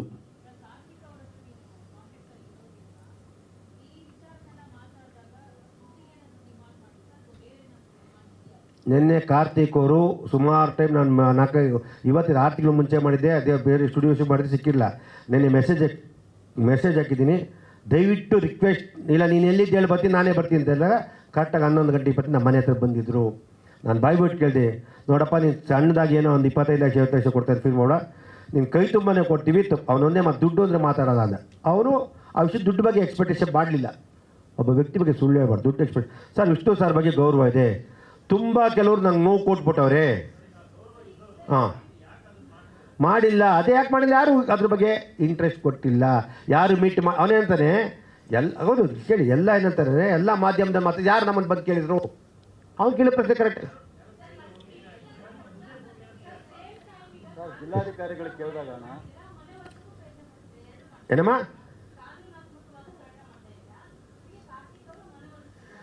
ಕಾನೂನಾತ್ಮಕವಾಗಿ ಹೋರಾಟ ಮಾಡ್ತೀವಿ. ಸ್ಟುಡಿಯೋ ಅವರು ನಾವು ಫಸ್ಟು ಕಾರ್ತಿಕ್ ಮನವಿ ಕೇಳ್ತೀವಿ, ರಿಕ್ವೆಸ್ಟು ರಿಕ್ವೆಸ್ಟು ಕಾನೂನಿಗೆ ಹೋಗಲ್ಲ. ಎಲ್ಲ ಈ ಕಾರ್ತಿಕಿನ 3 ದಿನ 4 ದಿನ ಬಂದು ಏನಾರು ಹೇಳ್ತಾರೆ, ಕಾನೂನಿಂದ ನಾವೆಲ್ಲ ಹೋಗಿ ಅಪ್ಲಿಕೇಶನ್ ಹಾಕ್ಬಿಟ್ಟು ಅದನ್ನು ಎಲ್ಲ ಒಂದಾಗಿದ್ದೀವಿ ಅಂತ ಒಂದು ಜಾಯಿಂಟ್ ಅಪ್ಲಿಕೇಶನ್ ಹಾಕ್ಬಿಟ್ಟು ನಾವು ತೊಗೊಳಕ್ಕೆ ರೆಡಿ ಇರ್ತೀವಿ. ಇಲ್ಲ ಅವ್ರು ಕೊಡಲ್ಲ ಆಗಲ್ಲ ಅಂದರೆ ಯಾವ ಕಾರಣಕ್ಕೂ ನಾವು ಕಾನೂನ ಬಿಟ್ಟು, ಅದು ಸ್ಟುಡಿಯೋ ಜಾಗ, ಸರ್ಕಾರ ಕೊಟ್ಟ ಜಾಗ, ಅದಕ್ಕೇನೇ ಆಗಲಿ ಇಲ್ಲ ಸುಪ್ರೀಂ ಕೋರ್ಟಲ್ಲಿ ನ್ಯಾಯ ಸಿಗುತ್ತೆ, ಗ್ಯಾರಂಟಿ ಇದೆ, ತೊಂದರೆ ಅಂತ ಹೋಗಲ್ಲ, ನ್ಯಾಯ ಸಿಗುತ್ತೆ.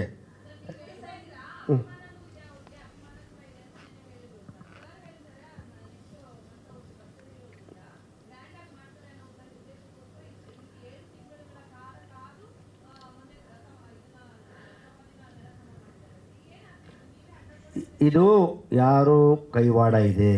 ನಾನು ನಿನ್ನೆ ಕಾರ್ತಿಕ್ ಸತತ 6 ತಿಂಗಳು ಮಾಡಿ ಮೊನ್ನೆ ಯಾವಾಗ ಸಮಾಧಿ ಮಟ್ಟ ಅವತ್ತಿಂದ ಸೀರಿಯಸ್ ಹುಡುಗಿದ್ಕೆ ನಿನ್ನೆ ಸಿಕ್ಕದ.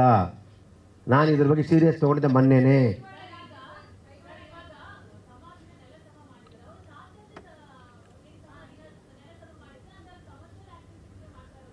ಇಲ್ಲ ಕಮರ್ಷಿಯಲ್ ಆ್ಯಕ್ಟಿವಿಟಿ ನಾವು ಹೇಳೋಕ್ಕಾಗಲ್ಲ. ನನಗೆ ಕೇಳಿದೆ ಯಾವ ಕಾರಣಕ್ಕೂ ನಮ್ಮ ಕಮರ್ಷಿಯಲ್ ಯಾರೋ ಅಂದ್ಕೊಂಡವ್ರೆ ಕಾಂಪ್ಲೆಕ್ಸ್ ಕೊಡ್ತಾರೆ, ಅಪಾರ್ಟ್ಮೆಂಟ್ ಕೊಡ್ತಾರೆ, ಶೋಭಾ ಕೊಡ್ತಾರೆ, ಪ್ರೆಸ್ಟೀಜ್ ಕೊಡ್ತಾರೆ, ಈ ಥರ ಎಲ್ಲ ಸುಳ್ಳು ಅಪವಾದನೆ ಕೊಟ್ಟಿದ್ದಾರೆ. ಯಾವ ಕಾರಣಕ್ಕೂ ನಾನು ಅದು ಮಾರಲ್ಲ. ಆಮೇಲೆ ಇದಕ್ಕೆ ಮಾರೋಕ್ಕೂ ಆಗಲ್ಲ. ಈಗ ಅದು ನಾನು ನೋಡಿದ್ದು ಕೇಳಬೇಕು, ನಾನು ನೋಡಿದ್ವಲ್ಲ ಕಣ್ಣಾರೆ.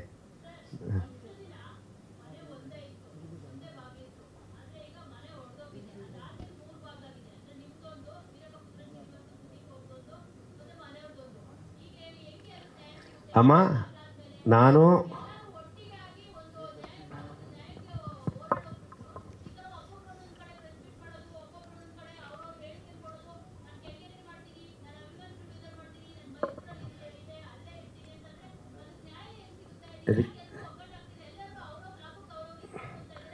ಇದಕ್ಕೊಂದು ನಿಮಿಷ ಲಾಯರ್ ಮಾತಾಡ್ತಾರೆ, ಆಮೇಲೆ ನಾನು ಮಾತಾಡ್ತೀನಿ. ಇಲ್ಲ ಇವ್ರು ಮಾತಾಡ್ಬಿಟ್ಟು ಮಾತಾಡ್ತಾರೆ. ಅಲ್ಲ ಒಂದು ನಿಮಿಷ ಅವ್ರೇನು ಕೇಳ್ತಾವ್ರೆ ಕೇಳ್ಬಿಟ್ಟು ನಾನು ಮಾತಾಡ್ತೀನಿ. 1 ನಿಮಿಷ 3 ಇಲ್ಲ 10 ಆಗಲಿ, ಒಂದೇ ಸೇನೆ 1 ನಿಮಿಷ ಅದಕ್ಕೆ ಉತ್ತರ ಕೊಡ್ತೀನಿ. 1 ಸೆಕೆಂಡು ನೀವು ಮಾತಾಡಿ. ನೋಡಿ, ಮಾಧ್ಯಮಗಳ ಮುಂದೆ ಬೇರೆ ಬೇರೆಯವರು ಬೇರೆ ಬೇರೆ ರೀತಿಯಲ್ಲಿ ಬಿಂಬಿಸಿ ಅದು ಗೊಂದಲಕ್ಕೆ ಒಡಮಾಡಿದೆ. ಆ ಗೊಂದಲಗಳಿಗೆ ಯಾರು ಗೊಂದಲ ಕ್ರಿಯೇಟ್ ಮಾಡಿದಾರೋ ಅವರೇ ಉತ್ತರ ಕೊಡಬೇಕು. ಇದು ಮೊದಲನೇದು.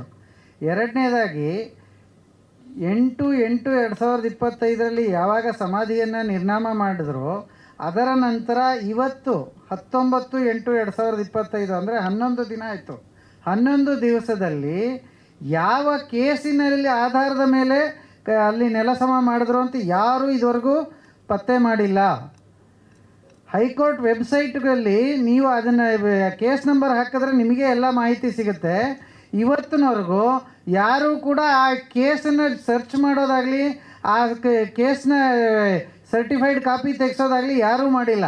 ಇದನ್ನು ನಮ್ಮ ಸಂಘಟನೆಯಿಂದ ನಾವು ಮಾಡಿದ್ದೀವಿ. ಅಷ್ಟೇ ಅಲ್ಲದೆ ನಾವು ಪುನರ್ ಪರಿಶೀಲನಾ ಅರ್ಜಿಯನ್ನು ಕೂಡ ದಿವಸ ದಾಖಲು ಮಾಡಿದ್ದೀವಿ. ಈ ಪ್ರೆಸ್ ಮೀಟ್ ನಾವು ಮೊನ್ನೆನೇ ಮಾಡ್ಬೋದಾಗಿತ್ತು. ಯಾಕೆ ತಡ ಆಯಿತು ಅಂದರೆ ಕೋರ್ಟ್ಗೆ ಅಪ್ರೋಚ್ ಮಾಡಿಕೊಂಡೇ ಇಲ್ಲಿಗೆ ಬರೋದು ಅನ್ನೋದು ನಮ್ಮ ಮನಸ್ಸಲ್ಲಿತ್ತು. ಅಲ್ಲ 1 ನಿಮಿಷ ಅದಕ್ಕೆ ಬಂದೆ. ಈಗ ನೀವು ಕೇಳ್ತಾ ಇರೋದೇನು, 3 ಜನ ಬೇರೆ ಬೇರೆ ರೀತಿ ಹೇಳ್ತಾ ಇದ್ದಾರೆ. ಇದು ಕಾನೂನು ರೀತಿಯಲ್ಲಿ ಯಾವ ರೀತಿ ಅಂತ ಕಾನೂನು ಹೋರಾಟ ಮಾಡ್ತಾ ಇರೋದು ನಾವು ಸಂಘಟನೆಯವರು ಮಾಡ್ತಾ ಇದ್ದೀವಿ. ಇವತ್ತಿಗೂ ನಾನು ನಿಮ್ಮೆಲ್ಲರ ಮುಖಾಂತರ ಮನವಿ ಮಾಡ್ಕೊಳ್ಳೋದೇನೆಂದರೆ, ಯಾರೂ ಕೂಡ ನಮಗೆ ಯಾರೂ ಹೊರತಾಗಿಲ್ಲ ಅಥವಾ ಯಾರನ್ನ ಬಿಟ್ಟು ನಾವು ಮಾಡ್ತಾ ಇಲ್ಲ. ಯಾರನ್ನೂ ಕೂಡ ಎಲ್ಲರನ್ನೂ ಕೂಡ ನಾವು ಪ್ರೀತಿಯಿಂದನೇ ಕರಿತಾ ಇದ್ದೀವಿ, ಬಂದು ಕಾನೂನು ಹೋರಾಟದಲ್ಲಿ ಪಾಲ್ಗೊಳ್ಳಿ. ಏನಾಗುತ್ತೆ, ಇವತ್ತು ಎಲ್ರಿಗೂ ಗೊತ್ತಿದೆ, ಯೂಟ್ಯೂಬರ್ಸ್ ಇರ್ಬೋದು ಅಥವಾ ಸೋಷಿಯಲ್ ಮೀಡಿಯಾ ಎಲ್ಲರೂ ಮಾತಾಡ್ತಾರೆ. ಆದರೆ ನಾನು ಅದನ್ನೇ ಹೇಳಿದ್ನಲ್ಲ, ಯಾರೂ ಕೂಡ ಯಾವ ಕಾರಣಕ್ಕೆ ಇದಾಯಿತು, ದುರ್ಘಟನೆ ನಡಿಬಾರ್ದಾಗಿತ್ತು, ಎಲ್ಲರ ಮನಸ್ಸಲ್ಲೂ ಇದೆ ಅದು. ಅದು ಯಾಕೆ ನಡೀತು, ಯಾವ ಹಿನ್ನೆಲೆಯಲ್ಲಾಯಿತು, ಯಾರೂ ಅದನ್ನು ಪತ್ತೆ ಮಾಡಿಲ್ಲ. ಸೊ ಇವತ್ತು ನಿಮ್ಮೆಲ್ಲರ ಮುಖಾಂತರ ನಾವು ಮನವಿ ಮಾಡ್ಕೊಳ್ಳೋದೇನೆಂದರೆ, ಈ ಕಾನೂನು ಹೋರಾಟ ನಾವು ತೊಗೊಂಡಿದ್ದೀವಿ. ಅವ್ರ ಹಿನ್ನೆಲೆಯಲ್ಲಿ ಕಾರ್ತಿಕ್ ಜೊತೆ ಮಾತಾಡೋದು ಅದೆಲ್ಲ ಬ್ಯಾಕ್ ಸ್ಟೇಜ್ ಅದು. ನಿಮ್ಮ ಇದರಲ್ಲೇ ಹೇಳಬೇಕು, ಲ್ಯಾಂಗ್ವೇಜಲ್ಲಿ ಅಂದರೆ ಬ್ಯಾಕ್ ಸ್ಟೇಜಲ್ಲಿ ಏನು ಬೇಕಾದ್ರೂ ಮಾಡಿಕೊಳ್ಳಿ. ಆದರೆ ಕಾನೂನು ಹೋರಾಟ ಮುಂದುವರಿಯುತ್ತೆ. ಆ ಕಾನೂನು ಹೋರಾಟಕ್ಕೆ ಎಲ್ಲ ಅಭಿಮಾನಿಗಳು ಸಾಥ್ ಕೊಡಬೇಕು, ಎಲ್ಲರೂ ಸಹಕರಿಸಬೇಕು ಅಂಥೇಳಿ ತಮ್ಮೆಲ್ಲರ ಮುಖಾಂತರ ನಾನು ಮತ್ತೊಮ್ಮೆ ಕೇಳ್ಕೊಳ್ತೀನಿ. ಉಳಿದಿದ್ದು ಅವ್ರು ಹೇಳ್ತಾರೆ. ಒಂದು ನಿಮಿಷ ಅದಕ್ಕೂ ತಗೊಬಿಡ್ತೀನಿ. ನೀವು ಹೇಳಿದ್ರಲ್ಲ 3 ಮನೆ 3 ಬಾಗಿಲು. ಮೊದಲನೇದಾಗಿ ನಾನು ಸಂಘದ ಅಧ್ಯಕ್ಷರನ್ನ ನಾನು ಒಬ್ಬ ಅಭಿಮಾನಿ ವಿಷ್ಣು ಸರ್ಗೆ ಮನೆಯವನು. ಆ ಮನೆಯವರು ಅವರಿಗೆ ಇಲ್ಲಿ ನೊಂದು ಬೆಂದು ಬೇಡ ಅಂದ್ಬಿಟ್ಟು ಮೈಸೂರಿಗೆ ಹೋಗ್ಬಿಟ್ರು. ಅದು ಹೊರತುಪಡಿಸಾಯ್ತು. ಇಲ್ಲಿ ಶ್ರೀನಿವಾಸು ಮತ್ತು ರಾಜುಗೌಡರು ಓಡಾಡ್ತಿದ್ರು, ಇಬ್ಬರು ಓಡಾಡ್ತಿದ್ರು. ಇಬ್ಬರು ಏನು ಮಾಡ್ತಾರೆ, ಅವರಿಬ್ಬರು ಬುದ್ಧಿವಂತರು. ನಮ್ಮ ಶ್ರೀನಿವಾಸವರು ಸಾಹಿತಿಗಳು, ಬುದ್ಧಿಜೀವಿ, ತಿಳುವಳಿಕೆರೋನು ಓಡಾಡಿರ್ತಾರೆ ಅಂತ ನಾನು ಅಂದ್ಕೊಂಡೆ. ಶ್ರೀನಿವಾಸರು ನಮ್ಮ ಪ್ರಖ್ಯಾತ ನಮ್ಮ ಸುದೀಪ್ ಅವ್ರ ಜೊತೆ ಇದ್ದಾರೆ. ಅವ್ರ ಪಾಪ ಸುದೀಪ್ ಅವರು ಮುನ್ಸೂಚನೆ, ಸುದೀಪ್ ಅವ್ರನ್ನ ಎಲ್ಲ ಕಡೆ ಪಾಪ ಕರೆಯೋಕ್ಕಾಗಲ್ಲ. ಅವ್ರು ಏನು ಬೇಕು ಮಾಡಿಕೊಟ್ಟಿದ್ದಾಗ ಅವ್ರ ದೊಡ್ಡ ಗುಣ, ನಿಜವಾಗ್ಲೂ ಖುಷಿ ಆಗ್ತದೆ. ಇವತ್ತು ಅವ್ರು ಅರ್ಧ ಎಕರೆ ಜಾಗ ತೊಗೊಂಡ್ರೆ ಖುಷಿ ಆಗ್ತದೆ, ಕಟ್ತಾರೆ. ಅವ್ರ ಬರ್ತ್ಡೇಯಿಂದ ಪೂಜೆ ಮಾಡಿ ಇಷ್ಟು ಸರ್, ಅದು ಬೇರೆ. ಅದಕ್ಕೆ ನಮಗೆ ಹೃದಯಪೂರ್ವಕ ನಾವು ಅವ್ರನ್ನ ಖುಷಿಯಿಂದ ನಾವು ಯಾವಾಗ ಅವರು ಇದು ಮಾಡ್ತೀವಿ. ರಾಜುಗೌಡ್ರಿಗೆ ಏನು ಕರೆದೆ ಅಂದರೆ, ನನ್ನನ್ನು 2 ವರ್ಷ DC ಹತ್ರ ಕರ್ಕೊಂಡು ಮೀಟಿಂಗ್ ಮಾಡಿದಾಗ ಏನು ಮಾಡಿದೆ, ಏನು ಕಿಸ್ತಿದ್ಯಪ್ಪ ನೀನು ಅಂತ ಕೇಳಿದೆ. ನನಗೆ ನೋವಾಯಿತು. ಸಮಾಧಿ ಮಟ್ಟ, ಈ ನೆಲ ಮಟ್ಟ ಮಾಡೋದು ನಿಮ್ಗೆ ಏನಾಯ್ತು ಅಂತ ಅವಾಗ ಕೇಳಿದೆ. ಆವಾಗಲೇ ಗೊತ್ತಾಗಿದ್ದು ಯಾರು ಸಿಕ್ಕಿಲ್ಲ ನಮಗೆ. ಆಮೇಲೆ ನಾವು ಅದ್ರ ಬಗ್ಗೆ ಗೊತ್ತಿಲ್ಲ. ನೀವು ನಂಬ್ತಿರೋ ಬಿಡ್ತೀರಿ. ಇವತ್ತು ಗಂಟ ನಾವು ವರ್ಷಕ್ಕೊಂದ್ಸತಿ ಹೋಗಿ ನಮಸ್ಕಾರ ಬರ್ತೀವಿ. ಇವತ್ತು ನಾನು ಮೈಸೂರಿಗೆ ಹೋಗಿಲ್ಲ. ಅಚ್ಚ ಅಭಿಮಾನಿ, ನಿರ್ಮಾಪಕ, 16 ವರ್ಷ. ಇವತ್ತು ನಾನು ವರ್ಷಕ್ಕೊಂದ್ಸತಿ ಹೋಗ್ಬಿಟ್ಟು ನಮಸ್ಕಾರ ಹಾಕೊಂಬತ್ತೀನಿ. ನಾನು ನನ್ನ ಮಗ ಇವತ್ತು ಮೈಸೂರಿನ ಕಾಲಿಟ್ಟಿಲ್ಲ. ನನ್ನ ಮನಸ್ಸು ಒಪ್ಪಿಲ್ಲ. ಅಲ್ಲ ಕಿಟಕಿ 3 ಬಾಗಿಲಾಗಿಲ್ಲ, ಎಲ್ಲ ಒಂದೇ. ಇಲ್ಲಿ ಯಾರು ಯುಗೋ ಇಲ್ಲ. ಇವತ್ತು ನಾನು ಕೇಳ್ಕೊತೀನಿ, ನಮ್ಮ ಸುದೀಪ ನೇತೃತ್ವದಲ್ಲಿ ಇರಲಿ, ಅವರೇ ಈ ವಿಷಯದಲ್ಲಿ ಬೇಕಾದ್ರೆ ಮುಂದೆ ದಯವಿಟ್ಟಿರಲಿ. ನಾವೆಲ್ಲ ಹಿಂದೆ ಇರ್ತೀವಿ. ನಾನು ಅನ್ನೋದಿಲ್ಲ. ನಾವು ವಿಷ್ಣು ಸೇನಾಗೆ ವಿಷ್ಣು ಸೇನಾ ಒಂದೇ ಮುಖ್ಯ, ಯಾರೂ ಇಲ್ಲ.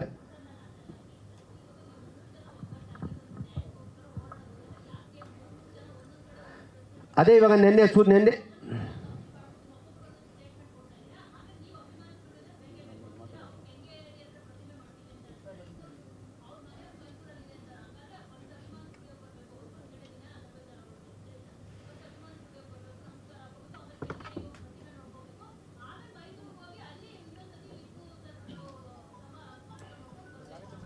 ಅಮ್ಮ ತಿರುಪತಿ ಒಂದೇ ಇರೋದು. ತಿರುಪತಿಗೆ ಎಲ್ಲರೂ ಹೋಗೋಕ್ಕಲ್ಲ.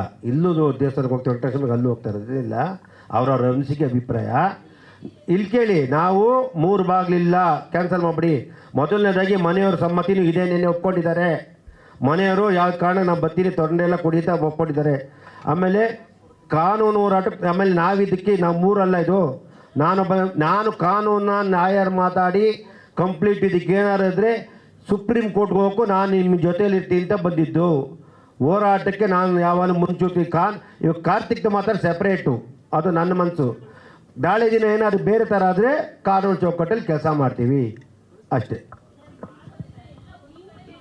ಇಲ್ಲ, ಒಟ್ಟಿಗೆ ಒಂದಾಗೆ ಇರ್ತೀವಿ. ಗೊತ್ತಿರೋದಿಲ್ಲ, ಸುದೀಪ್ ಅವ್ರ ಪಾಪ ಎಲ್ಲ ಕಡೆ ನಾವು ಕರೆಯೋಕ್ಕಾಗಲ್ಲ. ಅವರ ಪಾಪ ಅವ್ರಿಗೆ ತುಂಬ ಆಸಕ್ತಿ ಇದೆ. ಇದು ಮಾಡಲಿ, ಮೈಸೂರು ಕೆಂಗೇರಿ ತಗೊಂಡು ಮಾಡಲಿ, ಖುಷಿ ಆಗುತ್ತೆ. ಅಭಿಮಾನಿಗಳು ಪೂಜೆ ಮಾಡ್ತಾರೆ. ನಾನು ಹೇಳಿ ನನ್ನ ಮನಸ್ಸಿಗೆ ಇವತ್ತು ನಾನೇ ಮೈಸೂರಿಗೆ ಹೋಗಿಲ್ಲ ಅಂದರೆ ನ್ಯಾಯ ಬೇರೆ ಆಗ್ತಾರೆ. ನಿಜವಾದವರು ಕಣ್ಣೀರಾಗ್ತಾರೆ ಅಭಿಮಾನಿಗಳು. ಅಂತ್ಯಕ್ರಿಯೆ ಜಾಗ ಬೇಕು ಅಂತ ಕೇಳ್ತಾ ಇದ್ದೀವಿ ಹೊರತು ಬೇರೆ ಉದ್ದೇಶ ಇಲ್ಲ. 2.5 ಕೋಟಿ ಕಮರ್ಷಿಯಲ್ ಕೇಳ್ತಾ ಇಲ್ಲ, ಬೇರೆ ಥರ ಕೇಳ್ತಾ ಇಲ್ಲ ಅಷ್ಟೇ.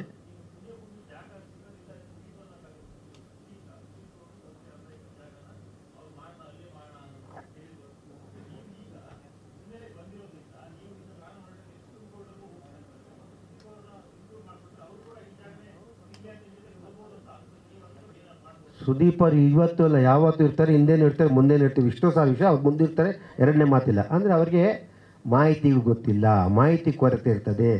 ಪಾಪ ಒಬ್ಬರು ಕಲಾವಿದವ್ರನ್ನ ನಾವು ಬಿಸಿ ಕೇಳೋಕ್ಕಾಗಲ್ಲ, ಯಾರು ಹೋದವ್ರು ಹೇಳ್ಬೇಕಾಯ್ತು, ಅಟ್ಲೀಸ್ಟ್ ಕಾನೂನು ಹಿಂಗಾಗಿದೆ ಅಂತ ಹೇಳ್ಬೇಕಾಯ್ತು. ಪಾಪ ಅದಕ್ಕೋಸ್ಕರ ಅವರು ಯಾವತ್ತು ಈ ವಿಷಯದಲ್ಲಿ ಮುಂದಿರ್ತಾರೆ ಅಂತ ಹೇಳಿ ಕೇಶವ್ ಅವರು ಅಂತಾರೆ. ನನಗೆ ಈ ವಿಷಯದಲ್ಲಿ ಅಂಬರೀಷ್ ಅಣ್ಣ ಕಣ್ಣಲ್ಲಿ ನೀರು ಹಾಕ್ಬಿಡ್ತಾನೆ ಅಂತ ಎಷ್ಟೊತ್ತು ಹೇಳ್ಕೊಂಡು, ಏನೋ ಮಂಜು ಹಿಂಗಾಗೋಯ್ತು, ಏನೋ ನಮ್ಮ ಕುಚ್ಕು ಕಣ್ಣಲ್ಲಿ ನೀರು ಹಾಕ್ಬಿಟ್ಟಿರುತ್ತೆ, ನಾವು ಹೇಳೋಕೆ ಅಷ್ಟು ನೊಂದ್ಕೊಂಬಿಟ್ಟಿರು. ಅವ್ರು ಹೋದ್ಮೇಲೆ ಅಂಬರೀಷ್ ಅಣ್ಣ ಇನ್ನೊಂದು 10-15 ವರ್ಷ ಇರೋರು ಏನ್ಕೊಬಿಟ್ಟು ಇಟ್ಟೊಬ್ಬತ್ತಿಗೆ ಅವರು ನೋವು ತಡೆದಾಗ ದಿನ ಡ್ರಿಂಕ್ಸ್ ಜಾಸ್ತಿ ಏನಾಗಿ ಮನೆ ನೊಂದು ಸರ್ಕಾರ ಹಿಂಗಾಗೋತು, ಈ ರೀತಿ ಮಾಡ್ತು, ಈ ರೀತಿ ಬಾಲಕೃಷ್ಣ ಮಕ್ಕಳ ಕೈಕೊಬಿಟ್ರು, ಹಿಂಗೆಲ್ಲ ನೊಂದೋಗ್ಬಿಟ್ರು ಅವರು. ನಿಜವಾಗ್ಲೂ 2008 ತೀರೋಗ್ಬಿಟ್ರು. ನಮ್ಗೆ ಇವತ್ತು ಅವ್ರನ್ನೂ ಕಳ್ಕೊಂಬಿಟ್ಟು ಹೋಗುತ್ತೆ. ಅಭಿಮಾನಿಗಳು ಕೆಲವ್ರು ಏನಂತಾರೆ, ಬಾಯಿಗೆ ಬಂದು ಮಾತಾಡಬೇಡಿ, ನಿಜವಾಗ್ಲೂ ನಿಮಗೆ ಸತ್ಯಾಂಶ ಗೊತ್ತಿಲ್ಲ, ಅದರಲ್ಲಿ ಯಾರು ಇಲ್ಲ. ನನಗೆ ಶ್ರೀನಿವಾಸ್ ಅವರು ಮೇಡಮ್ ತಮ್ಮ ಪ್ರಶ್ನೆಗೆ ಉತ್ತರ. ಶ್ರೀನಿವಾಸ್ ಅವರು ಮೊನ್ನೆ ನಾನು ಅದಾದ ತಕ್ಷಣ ನೆಕ್ಸ್ಟ್ ಡೇ ಫೋನ್ ಮಾಡಿದೆ, ನನಗೆ ದಾಖಲೆಗಳು ದಯವಿಟ್ಟು ಕೋರ್ಟ್ಗೆ ಹೋಗ್ಬೇಕು, ಏನಿದೆ ದಾಖಲೆ ಕೊಡಿ ಅಂದಾಗ ನಾನು ಇವತ್ತು ಯಾವುದಾದ್ರು ಇದ್ದೀನಿ ಕೊಡ್ತೀನಿ ನೆಕ್ಸ್ಟ್ ಡೇ ಅಂದರು. ಪಾಪ ಅವ್ರು ಯಾವುದೋ ಬಿಸಿ ಇದ್ರು. ಆಮೇಲೆ ಅವ್ರು ಇನ್ನೂ 2 ದಿನ ಕೊಡ್ದಲ್ಲ, ಇದಕ್ಕೆ ನಾನು ರಾಜುಗೌಡರು ಮಾಡಿದೆ. ಯಾಕೆ ನಾನು ಡಿ ಸಿ ಹತ್ರ ಎಷ್ಟು ಕರ್ಕೊಂಡಿದ್ದೆ, ರಾಜುಗೌಡರು ಏನಾಗಿತ್ತಪ್ಪ ಅದ ಕಂಪ್ಲೀಟ್ ದಾಖಲೆ ಕೊಟ್ಟರು. ಇದಕ್ಕೆ ಯಾರಿದ್ದಾರೆ ಲಾಯರ್ ಅಂದ್ರೆ ಆವಾಗಲೇ ಲಾಯರ್ ಬಿಡ್ಬೋದು. ಅದಕ್ಕೆ ಹೇಳಿದೆ, ನಾನು ಮೊನ್ನೆ ಯಾವಾಗ ಕೋರ್ಟ್ಗೆ ರೀಸಬ್ಮಿಟ್ ಅಪ್ಲಿಕೇಶನ್ ಮಾಡಿದೆ ಅಲ್ಲಿ ಗಂಟ ಮಾತಾಡಬಾರ್ದು. ನೆನ್ನೆ ಪ್ರೆಸ್ ಮೀಟ್ ಮಾಡಿದ್ರೆ ನಮ್ಗೆ ಗೊತ್ತಿರಲಿಲ್ಲ, ನಾನು ಹೇಳ್ತಿದ್ದೆ ಬನ್ನಿ ಅಂತಿದ್ದೆ. ನೆನ್ನೆ ಅವ್ರು ಪ್ರೆಸ್ ಮೀಟ್ ಮಾಡಿ ಜಾಗ ತಗೊಂಡು ಖುಷಿ ಆಯಿತು. ಅದರಿಂದ ನಾವು ಇಲ್ಲಿ ಯಾರು ಪೈಪೋಟಿ ಇಲ್ಲ, ಇಲ್ಲಿ ಒಬ್ಬ ನಾಯಕ ವಿಷ್ಣುವರ್ಧನ್ ಅವರ ನೇತೃತ್ವದಲ್ಲಿ ಅವರ ಸಮ್ಮತಿಯಲ್ಲಿ ನಾವೆಲ್ಲ ಕೊಂಬೆಗಳು, ಮರಗಳು, ಎಲೆಗಳು ಅಷ್ಟೇ ಹೇಳಕ್ಕೆ ಶಿವ.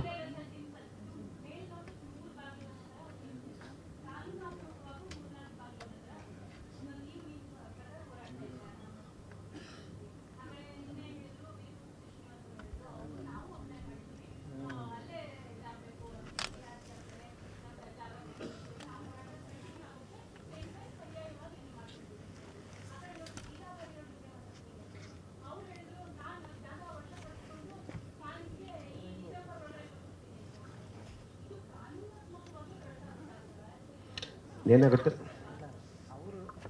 ಮೊದಲನೇದಾಗಿ ಅವರು ವಶಪಡಿಸ್ಕೊಳ್ಳೋಕೆ ಸಾಧ್ಯ ಇಲ್ಲ. ಯಾಕೆಂದರೆ ಅಲ್ಲಲ್ಲ ಅವ್ರು ಹೇಳಿದ್ದು, ನಾನು ಆ ವಿಡಿಯೋ ನೋಡಿದ್ದೇನೆ.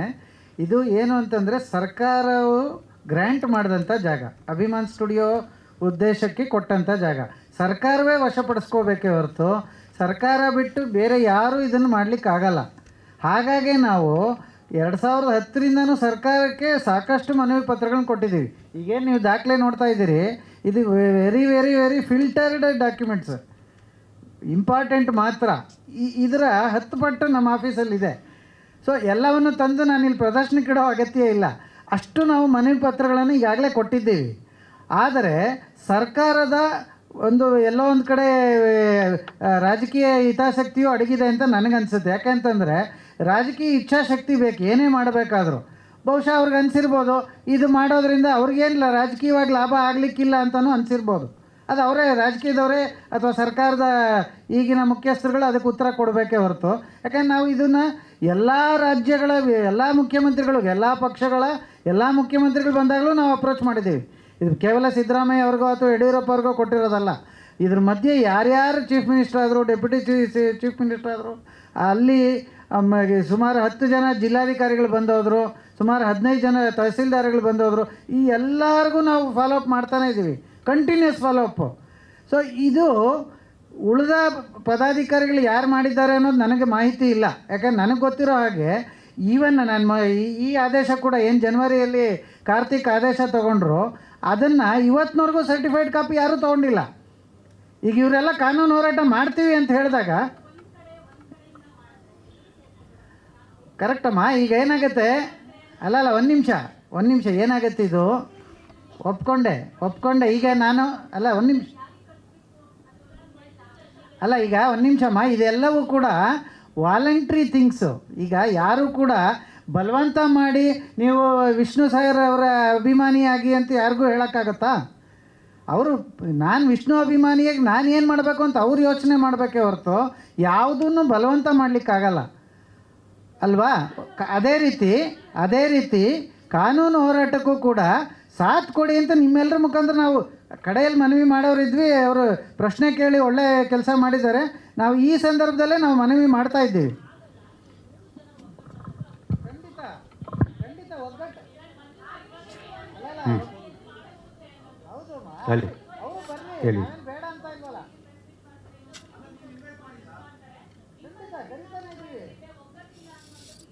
ಇಲ್ಲ ಒಗ್ಗಟ್ಟಲ್ಲ. ಮೊದಲನೇದಾಗಿ ಯಾರು ಕರೆದು ನಾನು ಹೋಗ್ತೀನಿ. ನನಗೆ ಯುಗೋ ಇಲ್ಲ. ನಾನು ಅಭಿಮಾನಿ, ನಾಟ್ ಅಧ್ಯಕ್ಷ. ನಾನು ಅವರಿಂದ ಅಪೇಕ್ಷೆ ಪಡೋದು ನನ್ನ ಪ್ರೀತಿ, ಅವರಿಂದ ಪ್ರೀತಿ ಎಕ್ಸ್ಪೆಕ್ಟ್ ಮಾಡಿದೆ. ಇವರು ಸಂಘಗಳು ಅವ್ರ ಸಂಘ ನನಗಿಲ್ಲ. ಯಾರು ಬಂದರೂ ಒಂದೇ. ನನಗೆ ದಾಖಲೆ ಕೇಳಿದ್ದು ನಿಜ. ನಾನು ಶ್ರೀನಿವಾಸ್ ಕೇಳಿದ್ದೆ, ಅವರು ವೀರಭದ್ರ ಶ್ರೀನಿವಾಸ್ ಕೇಳಿದೆ.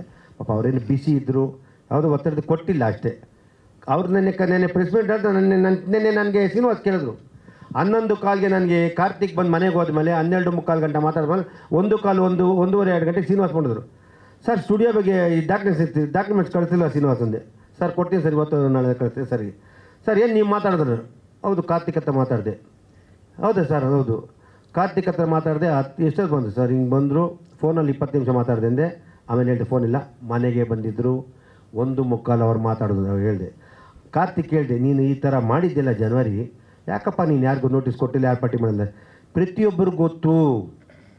ಅವನು ಹೇಳ್ದ ಎಲ್ಲರಿಗೂ ಗೊತ್ತು ಅಂದ. ನಾನು ಯಾರು ಇವ್ರನ್ನ ಗೊತ್ತಿಲ್ಲ ಅಂತಾರೆ. ಅವ್ರು ಇರೋ ನಿಮಿಷ, ಅವರು ಗೊತ್ತಿಲ್ಲ ಅಂತಾರೆ. ಆಮೇಲೆ ಅವ್ನು ಸುಳ್ಳು ಹೇಳಿದ್ರು, ನಿಜ ಹೇಳಿದ್ರು, ನಾವು ಭಗವಂತಗೊಬ್ಬ ಗೊತ್ತು ಅಂದರೆ ತಪ್ಪಿಸ್ಕೊಳ್ಳೋಕೆ ಅವ್ರು ಹೇಳಿರ್ಬೋದು. ಅದು ನಾವೀಗ ಬೇಡ. ಕಾನೂನಲ್ಲಿ ನ್ಯಾಯ ಸಿಗುತ್ತೆ. ನಿಧಾನ ಈಗ ಎಷ್ಟು ದಿನ 16 ವರ್ಷ ಕಾಯ್ತಾರೆ. ಯಾವ ಕಾರಣಕ್ಕೂ ಜಾಗ ಬಿಡೋ ಪ್ರಮೇಯ ಇಲ್ಲ. ನಾನು ಇವತ್ತು ಕಾರ್ತಿಕ್ ಮನವಿ ಮಾಡಿದ್ದೀನಿ, ರಿಕ್ವೆಸ್ಟ್ ಮಾಡಿದ್ದೀನಿ. ಅವನ ಪಾಪ ಒಳ್ಳೆ ಮಾತು ಹೇಳಿದ್ರು, ನಾನು ದುಡ್ಡು ಆದರೆ ಮಾತಾಡೋಣ ಅಂದ. ಬೇಡಪ್ಪ, ನಾನು ಖುಷಿಯಿಂದ ₹1 ಕೊಡ್ತೀನೋ, ಕೋಟಿ ಕೊಡ್ತೀನೋ, 1 ಕೋಟಿ ಕೊಟ್ಟು ನನ್ನ ಹೃದಯಪೂರ್ವಕ ಕೊಡ್ತೀನಿ. ಕೊಡ್ಬೋದು, ಕೊಡ್ತೀನಿ. ನನ್ನ ಹಿಂದೆ ತುಂಬ ಜನ ಇದ್ದಾರೆ. ಮಾತಾಡಿ ಮಂಜೂರೇ, ಮುಂದಿರಿ. ಯಾಕೆ ಮುಂದೋದಾಗ ಅಂದರೆ ಎಲ್ಲ ಹಿಂಗೆಲ್ಲ ಇರ್ತಾರೆ. ನಾನು ಅದಕ್ಕೂ ಅಲ್ಲ. ಈ ನೋವು ಡೆಮಾಲಿಷ್ ಆದಾಗ ನಂಗೆ ತುಂಬ ನೋವು. ಅದರಿಂದ ನಾನು ಕಾನೂನು ಹೋರಾಡ್ತಾ ಮುಂದಿರ್ತೀನಿ. ಕಾರ್ತಿಕ್ ಅದನ್ನು ಮಾತಾಡ್ತೀನಿ. ಸರ್ಕಾರಕ್ಕೂ ಮನವಿ ಮಾಡ್ತೀನಿ. ನಿಜವಾಗ್ಲೂ ಸರ್ಕಾರ ಸ್ಪಂದಿಸಿದೆ, ಎಲ್ಲರೂ ಮಾಡಿದರೆ ಇದೊಂದು 10 ಗುಂಟೆ ಜಾಗಕ್ಕೂ ದಯವಿಟ್ಟು ಮಾಡಿಸ್ಕೊಡ್ಲಿ ಅಂತ ನಾನು ಹೇಳ್ತಾ. ಯಾಕೆಂದರೆ ಸರ್ಕಾರ ಒಂದು ಕಡೆ ಕೊಟ್ಟ ಮೇಲೆ ಇನ್ನೊಂದು ಕಡೆ ಕೊಡಬಾರ್ದು ಅಂತ ಏನೋ ಅಂತ ಕೆಲವರು ಹೇಳ್ತಾರೆ. ಬೇಡ, ನೀವು ಫ್ರೀ ಕೊಡೋದು ಬೇಡ, ಅದಕ್ಕೆ ನಾವು ಚಾರ್ಜ್ ತೊಗೊಳ್ಳಿ. ಫ್ರೀ ಯಾಕೆಂದರೆ ಫ್ರೀ ಕೇಳಿ ನಾವು ತಪ್ಪಾಗ್ಬಿಡ್ತೀವಿ. ಅದರಿಂದ ನಮ್ಮ ಸಂಘ ಸಂಸ್ಥೆಗಳು ಬೇರೆಯವರಷ್ಟೇ. ದಯವಿಟ್ಟು ಅನಿರುದ್ಧ ಬಗ್ಗೆ ಆಗಲಿ, ಈ ಸಂಘ ಬಗ್ಗೆ ಆ ಸಂಘ ಎಲ್ಲ ಒಂದೇ, ಒಬ್ಬರೇ ಕಾನೂನು ಮಾಡಬೇಕು. ಪ್ರತಿಯೊಬ್ಬರು 10 ಜನಕ್ಕೆ 1,000 ಜನ ಸೇರಿದ್ರೆ ಒಳ್ಳೆಯದಾಗುತ್ತೆ, ರಿಸಲ್ಟ್ ಬರ್ತದೆ. ಇವಾಗ ಏನು ಸುದೀಪ್ ಅವ್ರ ನೇತೃತ್ವದ ಅದೇ ಒಂದು ನೇತೃತ್ವದಲ್ಲಿ ನಾನು ಒಂದು ಸತಿ ಮಾತಾಡ್ಬಿಟ್ಟು ಅವ್ರಿಗೆ ಡಿಸ್ಪ್ಲೇ ಮಾಡ್ತೀನಿ. ಅವ್ರ ಜೊತೆ ನಮ್ಮ ಲಾಯರು, ಅವರು ಲಾಯರ್ ಇಟ್ಟಿರೋ ಕೇಳ್ತೀನಿ. ನಮ್ಮ ಮನೆ ಕೇಳಿದೆ, ನಿಮ್ಮ ಲಾಯರ್ ಕೊಡಿ, ಮೀಟ್ ಮಾಡ್ತೀನಿ. ಅವ್ರು ನಂಗೆ ಸ್ವಲ್ಪ ಬಿಸಿ ಡ್ರೆಸ್ ಇದು ಅಷ್ಟು ಕೊಟ್ಟಿಲ್ಲ. ಆದರೆ ನಾನು ಅವರಷ್ಟು ವಿದ್ಯಾವಂತ ಅಲ್ಲ, ಬುದ್ಧಿವಂತ ಅಲ್ಲ. ನಾನು ದಡ್ಡ ಉಂಬ. ನನಗೆ ನಾಲೆಡ್ಜ್ ಕಡಿಮೆ. ನಾನು ಓದಿಲ್ಲದೆ ಇರೋ ಆಮೇಲೆ ನಾನೇನೋ ಮಾತಾಡಿ ತಪ್ಪಕ್ಕೆ ಹಾಕೊಂಡ್ಬಿಡ್ತಾರೆ. ನಮ್ಮ ಶ್ರೀನಿವಾಸವರು ಕ್ಲಾಸ್, ಸ್ವಲ್ಪ ಸಾಹಿತಿಗಳು, ಬುದ್ಧಿವಂತರು. ಮಂಜುಣ್ಣವ್ರು ಹಂಗೆ ಹೇಳಿದ್ರು, ಶಾಲೆಯಲ್ಲಿ ಹೇಳ್ತಾರೆ. ನಾನು ಡೈರೆಕ್ಟಾಗಿ ಹೇಳ್ತೀನಿ. ಹಿಂದೆ ಮುಂದೆ ಮಾತಾಡೋ ವ್ಯಕ್ತಿ ಇಲ್ಲ, ಇನ್ನೊಂದನ್ನು ಎಕ್ಸ್ಪೆಕ್ಟೇಷನ್ ಮಾಡೋ ವ್ಯಕ್ತಿ ಇಲ್ಲ. ಕೆ ಮಂಜು ಒಂದೇ, ವಿಷ್ಣು ಅಭಿಮಾನಿ. ನಾಟ್ ಪ್ರೊಡ್ಯೂಸರ್ ಬೇರೆ, ವಿಷ್ಣು ಅಭಿಮಾನಿ. ನನಗೆ ಒಂದೇ ಒಂದು ಆಸೆ, ಇದು ಆ ಸ್ಮಾರಕ ಆದಮೇಲೆ ಅಲ್ಲಿ ಒಂದು ಕಮಿಟಿ ಮಾಡಿ ಅಲ್ಲಿ ವರ್ಷಕ್ಕೊಂದು ಸತಿ ಒಂದು ಅವಾರ್ಡ್ ಫಂಕ್ಷನ್ ಮಾಡ್ಕೊಂಡು ನನ್ನ ಆಸೆ. ಒಂದು 50 ಲಕ್ಷ ಖರ್ಚಾಗುತ್ತೆ ವರ್ಷಕ್ಕೆ. ಅದು ನಮ್ಮ ಕೈಯಿಂದ ಹಾಕೊಂಡು ಮಾಡ್ಕೊಳ್ಳೋದು ಒಂದು ನನ್ನ ಮೈಂಡಲ್ಲಿದೆ. ಆಗ ಗಂಟ ಬೇಡ ಅಂತೈತಿ. ಅದನ್ನು ಮಾಡ್ತೀವಿ. ಕೂಡಲೇ ಇದನ್ನು ಯಾವ ಕಾರಣಕ್ಕೂ ಬಿಡ್ದಂಗೆ ಮಾಡ್ತೀವಿ. ಮನೆಯವರಾಗಲಿ, ವಿಷ್ಣು ಸೇನ್ ಆಗಲಿ, ಶ್ರೀನಿವಾಸ ಎಲ್ಲ ಒಂದೇ. ದಯವಿಟ್ಟು ಯಾರಲ್ಲೂ ಭೇದ ಭಾವ ಬೇಡ ಅಂತ ಹೇಳ್ತೀವಿ. ಇವತ್ತು ಮನವಿ ಮಾಡ್ತೀವಿ. ಪ್ರತಿಯೊಬ್ಬ ಅಭಿಮಾನಿಗಳು ತಾಳ್ಮೆಯಿಂದ ಇದ್ದು ಇದನ್ನು ಸಹಕರಿಸಿ ನಿಮ್ಮೆಲ್ಲರ ಪ್ರೀತಿ ಹೊಸ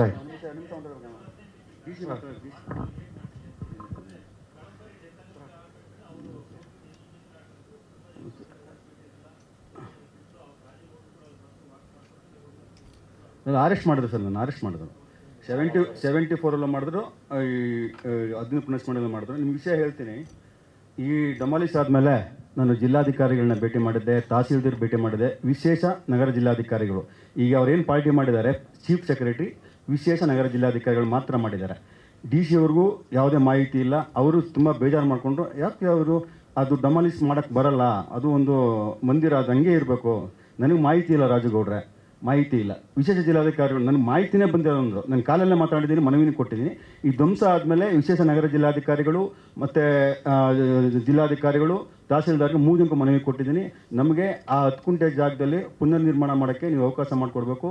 ಮತ್ತು ಏನು ನೀವು 10 ಗುಂಟೆ ನೀವು ಸರ್ವೆ ಮಾಡಿದ್ದೀರಾ ಮಾಡಿ. ನನಗೆ 2017ರಿಂದನೂ ಆ 10 ಗುಂಟೆ ಜಾಗದಲ್ಲಿ ನಾವು ಪೂಜೆ ಮಾಡ್ಕೊಂಡು ಬರ್ತಾ ಇರೋದು. ಇಲ್ಲಿ ತುಂಬ ಭಿನ್ನಾಭಿಪ್ರಾಯ ಇದೆ ಅಂತ ಹೇಳಿದ್ರು. ನೋಡಿ, ಅವ್ರ ಕೆಲಸ ಅವ್ರು ಮಾಡ್ತಾರೆ, ನಮ್ಮ ಕೆಲಸ ನಾವು ಮಾಡ್ತೀವಿ. ಈ ಸಂದರ್ಭದಲ್ಲಿ ಎಲ್ಲ ಒಗ್ಗಟ್ಟಾಗಬೇಕು.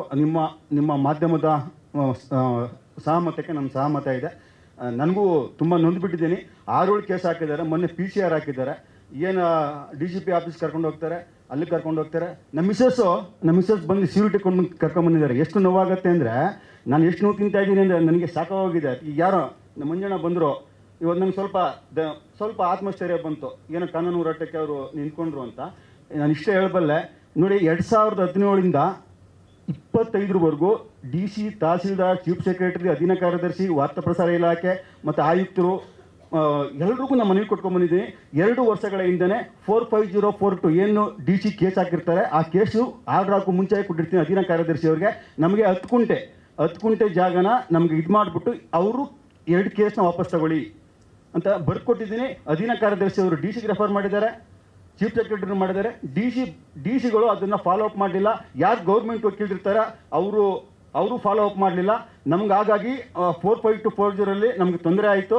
ಇದೇ KS ಅರುಣ್ ಅವರು ವಾದ ಮಾಡಿ ನಮಗೆ ದಾಖಲೆಗಳನ್ನ ಸರ್ವೇಗ ಮಾಡಿರೋದನ್ನ ಕೋರ್ಟ್ಗೆ ಪರಿಶೀಲಿಸಿದಾಗ ಆ ನ್ಯಾಯಾಧೀಶರು ಪರಿಶೀಲನೆ ಮಾಡಿ 10 ಗಂಟೆ ಉಲ್ಲೇಖ ಮಾಡಿ ಅದು ಆರ್ಡರ್ನ ಪಾಸ್ ಮಾಡ್ತಾರೆ, ನೀವು ಸರ್ಕಾರ ಸಮಸ್ಯೆ ಬಗೆಹರಿಸ್ಕೊಳ್ಳಿ ಅಂತ. ಇದು ಇವಾಗ ನೋಡಿ ಏನಾಗಿದೆ ಅಂದರೆ, ಇವತ್ತು ಜಿಲ್ಲಾಧಿಕಾರಿಗಳು ಎಷ್ಟು ಗಮನಿಸ ಪರ್ಮಿಷನ್ ಕೊಡ್ತೀನಿ ಅಂದರು. ತಿರ್ಗಾ 15ಕ್ಕೆ ಹೋದಾಗ ಏನು ಮಾಡ್ತಾರೆ, ಗೌಡ್ರೆ ಅದು ಇದಾಗಿದೆ, ನಾನು ಪರ್ಮಿಷನ್ ಕೊಡೋಕ್ಕೆ ಬರಲ್ಲ, ನನಗೆ ಜೈಲ್ಗೆ ಹಾಕ್ಬಿಡ್ತಾರೆ ಅಂತಾರೆ. ಇದು ಏನು ಮಾತು ಜಿಲ್ಲಾಧಿಕಾರಿಗಳದು? ಅಲ್ಲ ಸರ್, ಇದು ನೋಡಿ, ನಮ್ಮ ಹತ್ರ 400 ಪುಟಗಳ ದಾಖಲೆ ಇದೆ. ಇನ್ನೂ ಯಾರ ಹತ್ರ ಎಷ್ಟೋ ಸಂಘಟನೆಗಳು ಹೋರಾಟ ಮಾಡಿವೆ, ಅವರೆಲ್ಲ ಬಂದು ಕೊಡಲಿ, ಹೋರಾಟ ಮಾಡೋಣ, ಎಲ್ಲ ಒಗ್ಗಟ್ಟಾಗಿರೋಣ ಅಂತ ಈ ಸಂದರ್ಭ ಹೇಳಕ್ಕೆ ಇಷ್ಟಪಡ್ತೀನಿ.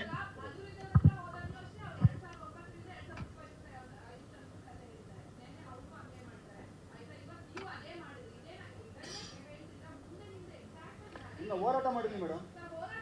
ಅಮ್ಮ, ನೀವು ಹೇಳಿದ ಕರೆಕ್ಟ್. ಈಗ ಮೊದಲನೇದಾಗಿ ಕಾರ್ತಿಕ್ ಮಾತಾಡಿದ್ದೀನಿ.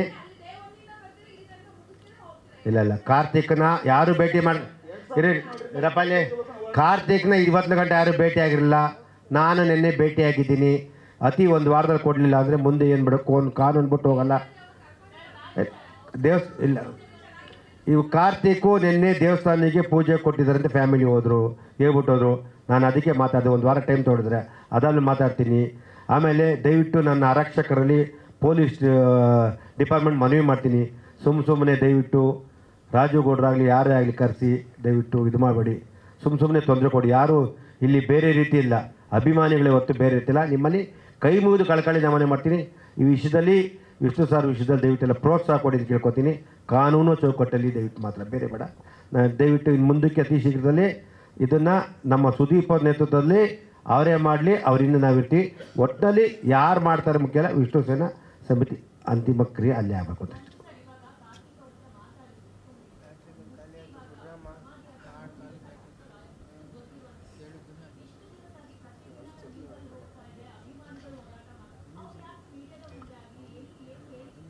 ಬರಲ್ಲ ಅವ್ರಿಗೆ ಯಾಕೆ ಬೇಕಾಗಿಲ್ಲ. ಅವ್ರಿಗೆ ಕೇಳದೆ ತುಂಬ ಕಾರಣಗಳು ಹೇಳಿದೆ. ಅದು ಇವಾಗ ಹೇಳೋದು ಬೇಡ. ಇಲ್ಲ, ಮುಂದಕ್ಕೆ ಕೇಳ್ತೀರಿ, ಈಗ ಬೇಡ. ಕೆಲಸ ಆಗಲಿಲ್ಲ ಮುಂದಕ್ಕೆ ಬೇಡನ. ಈಗ ಯಾವ ಥ್ರೆಟ್ಟು ಇಲ್ಲ, ಹಣದ ಮುಂದೆ ಯಾವುದೂ ಇಲ್ಲ. ಅಂದರೆ ಅವರು ಈ ವಿಷಯದಲ್ಲಿ ಕಾಸು ಕೇಳಲಿಲ್ಲ, ಅಷ್ಟು ಮಾತ್ರ ಗ್ಯಾರಂಟಿ ಕೊಡ್ತೀನಿ. ನಾನು ಹೇಳಿದೆ ಬಾಯ್ಬಿಟ್ಟು, ನೀನು ಏನು ಬೇಕು ಕೇಳು, ಏನು ಬೇಕು ಕೇಳೋದು ಕೇಳಿದೆ.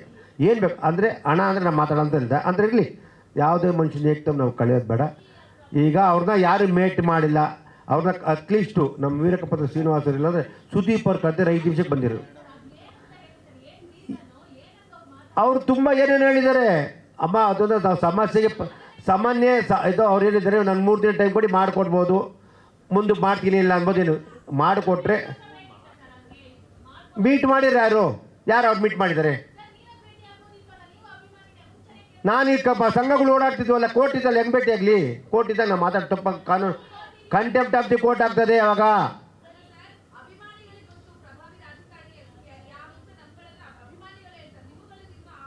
ಮೇಡಮ್ ತೃಪ್ತಿರೋದು ನನಗೆ, ನನ್ನ ಒಬ್ಬನ ಮೇಲೆ ತೃಪ್ತಿರೋದು.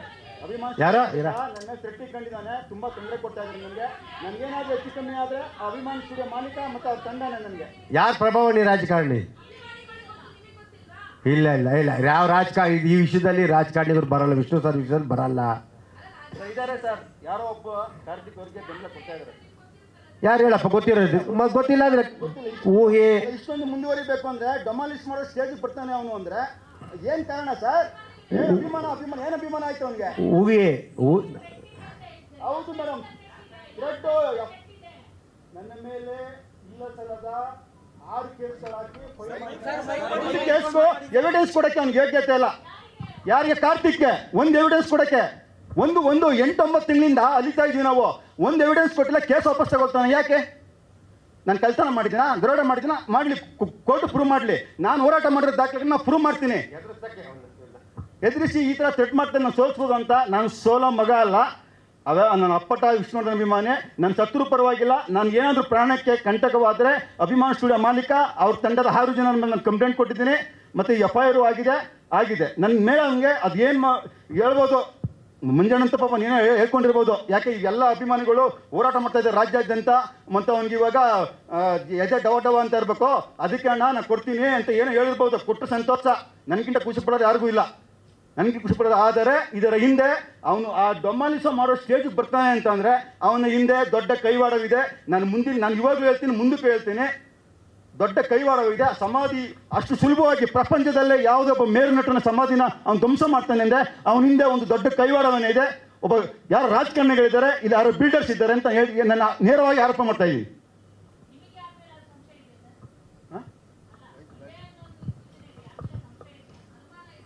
ಇಲ್ಲ, ನಮ್ಗೆ ಯಾರ ಮೇಲೆ ಇಲ್ಲ. ಇವಾಗ ಹುಡುಕ್ತೀವಿ, ಕೆದಕ್ಕೆ ಹುಡುಕ್ಬಿಟ್ಟು ಯಾರಿದ್ದಾರೆ ಮುಂದಕ್ಕೆ ಹೋರಾಟ ಅವರು ಊಹೆ ಮಾಡಿರಬಾರ್ದು. ಆ ರೀತಿ ಹೋರಾಟ ಮಾಡೋಕ್ಕೆ ಗ್ಯಾರಂಟಿ, ಕಾನೂನು ಚೌಕಟ್ಟು ಹೋರಾಟ ಮಾಡ್ತೀವಿ. ಥ್ಯಾಂಕ್ ಯು, ಧನ್ಯವಾದಗಳು.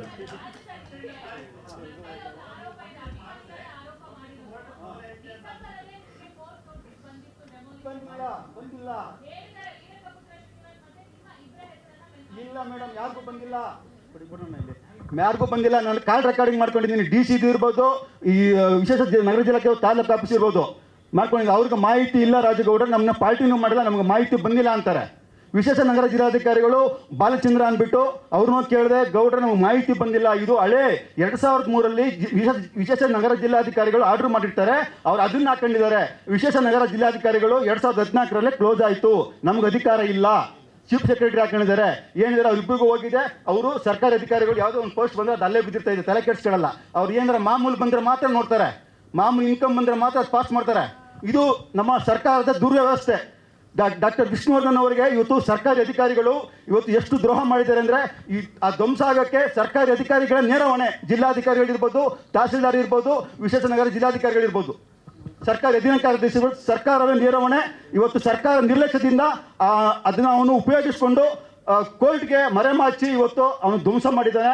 ಅದಕ್ಕೆ ಕೆಲವರು ತುಂಬ ಅವನಿಗೆ ಬೆಂಬಲ ಕೊಟ್ಟಿದ್ದಾರೆ. ಅವ್ರಿಗೆ ದೇವರು ಒಳ್ಳೇದು ಮಾಡಲಿ. ನಾಡಿನ ವಿಷ್ಣು ಅಭಿಮಾನಿಗಳು ಎಷ್ಟು ನೋವು ತಿಂತಾ ಇದ್ದಾರೆ ಅಂದರೆ ಅದನ್ನ ದಿನ ನಿದ್ದೆ ಬರಲ್ಲ, ಅಷ್ಟು ನೋವು ತಿಂತಾ ಇದ್ದಾರೆ. ಏನದು ಸಣ್ಣ ಪುಟ್ಟನ ಒಂದು ಚೂರು ಕರುಣೆ ಗಿಣ ಬೇಕಾದ್ರೆ ನಮ್ಮ ಸಾಯಿಸ್ಬಿಟ್ಟಿದ್ದು ಪರವಾಗಿಲ್ಲ, ಸಮಾಜ ಯಾಕೆ ಇಡಬೇಕಾಯ್ತು? ನಮಗೆ ದ್ವೇಷ ಇದೆಯಾ? ಸಾಯಿಸ್ಬಿಟ್ಟು ಯಾರೋ ಒಬ್ಬ ಅಭಿಮಾನ ಸತ್ತು ಹೋಯ್ತೇನೆ ಹೋಗ್ಲಿ, ನನಗೇನು ನನಗೂ ಏಜ್ ಮುಗೀತು 57 ವರ್ಷ. ಈ 50 ವರ್ಷ ಬದುಕಿರ್ತೀನ, ಈ ಕೆಲಸ ಯಾಕೆ ಮಾಡಬೇಕು? ಲೀಡರ್ಗಳ ಮೇಲೆ ಇದು ಮಾಡ್ಕೊಂಡು ಈ ಥರ ಯಾಕೆ ಕೆಲಸ ಮಾಡಬೇಕು? ದಯವಿಟ್ಟು ನಂಗೆ ತುಂಬ ನೋವಾಗಿದೆ. ನಾನು ಕಾರ್ತಿಕ್ ಅವ್ರಿಗೆ 2 ತಿಂಗಳಿಂದ ನಾನು ನೀನು ಕಾಲ್ ಕಟ್ತೀನಪ್ಪ, ಅಭಿಮಾನಿಗಳಿಗೆ ಶನಿವಾರ ಭಾನುವಾರ ಗೇಟ್ ಓಪನ್ ಮಾಡು, ನೀನು ಕಾಲ್ ಕಟ್ತೀನಿ, ಆಯಿತು ನಾನೇ ತಪ್ಪು ಮಾಡಿದ್ದೀನಿ, ಕ್ಷಮೆ ಕೇಳ್ತೀನಿ, ಕಾಲ್ ಬಿಡ್ತೀನಿ ಅಂತ ಒಂದು ಯೂಟ್ಯೂಬ್ ಚಾನಲ್ ಇಟ್ಟು ನನಗೆ ನಾನು ಪರ್ಸ್ನಲಾಗಿ ಕಳಿಸಿದ್ದೀನಿ. ಹಿಂದೆ ಕಳಿಸ್ತೀನಿ ನಾನು. ಇಷ್ಟೆಲ್ಲ ಆಗಿದೆ, ನಂಗೆ ಇಷ್ಟೆಲ್ಲ ತೊಂದರೆ ಆಯ್ತು. 6 ಕೇಸ್ ಹಾಕಿ ನಾವು ಇವತ್ತು ಆ ಲಾಯರು ಎಷ್ಟು ನನಗೆ ದೊಡ್ಡ ಫೀಸ್ ತಗೊಳ್ತಾನೆ. ನನ್ನ ಅಭಿಮಾನ, ನನ್ನ ದಾಖಲೆಗಳು ನೋಡ್ಬಿಟ್ಟು ನನಗೆ ಅಳು ಬರ್ತಾ ಇದೆ. ಇವತ್ತು ಅವ್ರಿಗೆ ಇವರು ಮುಂಜಾನೆ ಬಂದು ಸಾಥ್ ಕೊಟ್ಟಿದ್ದಾರೆ. ನನಗೆ ತುಂಬ ಸಂತೋಷ ಆಗ್ತಾ ಇದೆ. ನಂಗೆ ಏನು ಹೇಳ್ಕೊಳಕ್ಕೆ ಆಗ್ತಾ ಇಲ್ಲ. ನಾನು ಎಷ್ಟು ನೋವು ತಿಂತಾ ಇದ್ದೀನಿ ನನಗೆ ಗೊತ್ತು. ನನಗೆ ಎಷ್ಟು ಕಷ್ಟ ಕೊಡ್ತಾ ಇದ್ದೇನೆ ಅವನ ಅಭಿಮಾನ ಸ್ಟುಡಿಯೋ ಮಾಲೀಕ ನನಗೆ ಅಂದರೆ, ಕೇಸ್ ಮೇಲೆ ಕೇಸ್ ಹಾಕಿ ನಮಗೆ ಇವತ್ತು ಮಾಡಲಿ ಎಷ್ಟು ಮಾಡ್ತಾನೆ ಮಾಡಲಿ, ದೇವರು ಒಳ್ಳೇದು ಮಾಡಲಿ ಅವನಿಗೆ. ನಾನು ನೀವು ಹೇಳಿದ್ರೆ 3 ಮಕ್ಕಳು 4 ಮಕ್ಕಳು ಪಾಪ ನಾಗೇಂದ್ರ ಪ್ರಸಾದ್ ಒಬ್ಬ ಲಾಯರ್ ಇಟ್ಟಿದ್ದರು, ನಮ್ಮ ನಿರ್ದೇಶಕ ನಾಗೇಂದ್ರ ಪ್ರಸಾದ್. ಅವ್ರಿಗೆ ಕೂಡಲೇ ಬಂದಾಗ, ಅಣ್ಣ ದಯವಿಟ್ಟು ನಿಮ್ಮ ಜೊತೆಲಿ ಇರ್ತೀವಣ್ಣ, ಆ ಸಮಾಧಿ ವಿಷಯದಲ್ಲಿ ನಾನು ಯಾವಾಗ ಜೊತೆಲಿ ಇರ್ತೀನಿ ಅಂತ ಪಾಪ ಅವ್ರು ಆ್ಯಕ್ಚುಲಿ ಇವತ್ತು ಬರಬೇಕಾಯ್ತು, ಔಟ್ ಆಫ್ ಸ್ಟೇಷನ್ಗೆ ಹೋದರು. ಇವಾಗ ಯಾರು ಬೇಡ, ಎಲ್ಲ ಒಂದೇ ಆಗಿ ನಾವು ಸಮಾಧಿನ ಉಳಿಸಿ ಅಲ್ಲೇ ಕಟ್ಟೋಕ್ಕೆ ಮಾಡೋಣ. ಯಾರೆಲ್ಲ ಕಟ್ಟೋರು ದಯವಿಟ್ಟು ಅವ್ರ ಜೊತೆಲಿ ನಾವು ಇರ್ತೀವಿ. ವಿಷ್ಣು ಸೇನಾ ಸಮಿತಿ ಯಾವತ್ತೂ ಒಗ್ಗಟ್ಟು, ಅದರ ಹೇಳಕ್ಕೆ ಇಷ್ಟಪಡ್ತೀವಿ. ಹಾಂ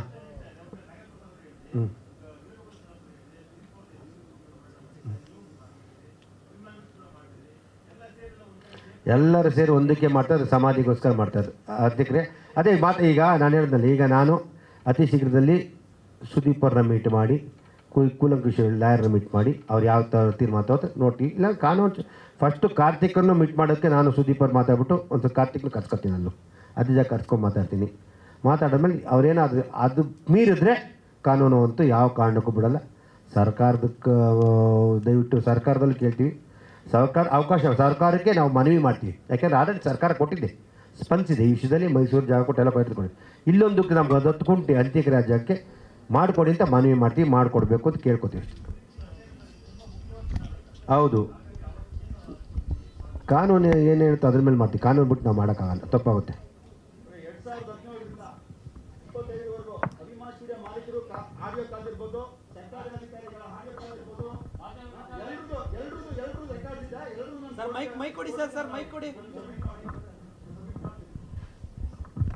ಮಾಧ್ಯಮ ಮಿತ್ರರೇ, ಎಲ್ರಿಗೂ ನಮಸ್ತೆ.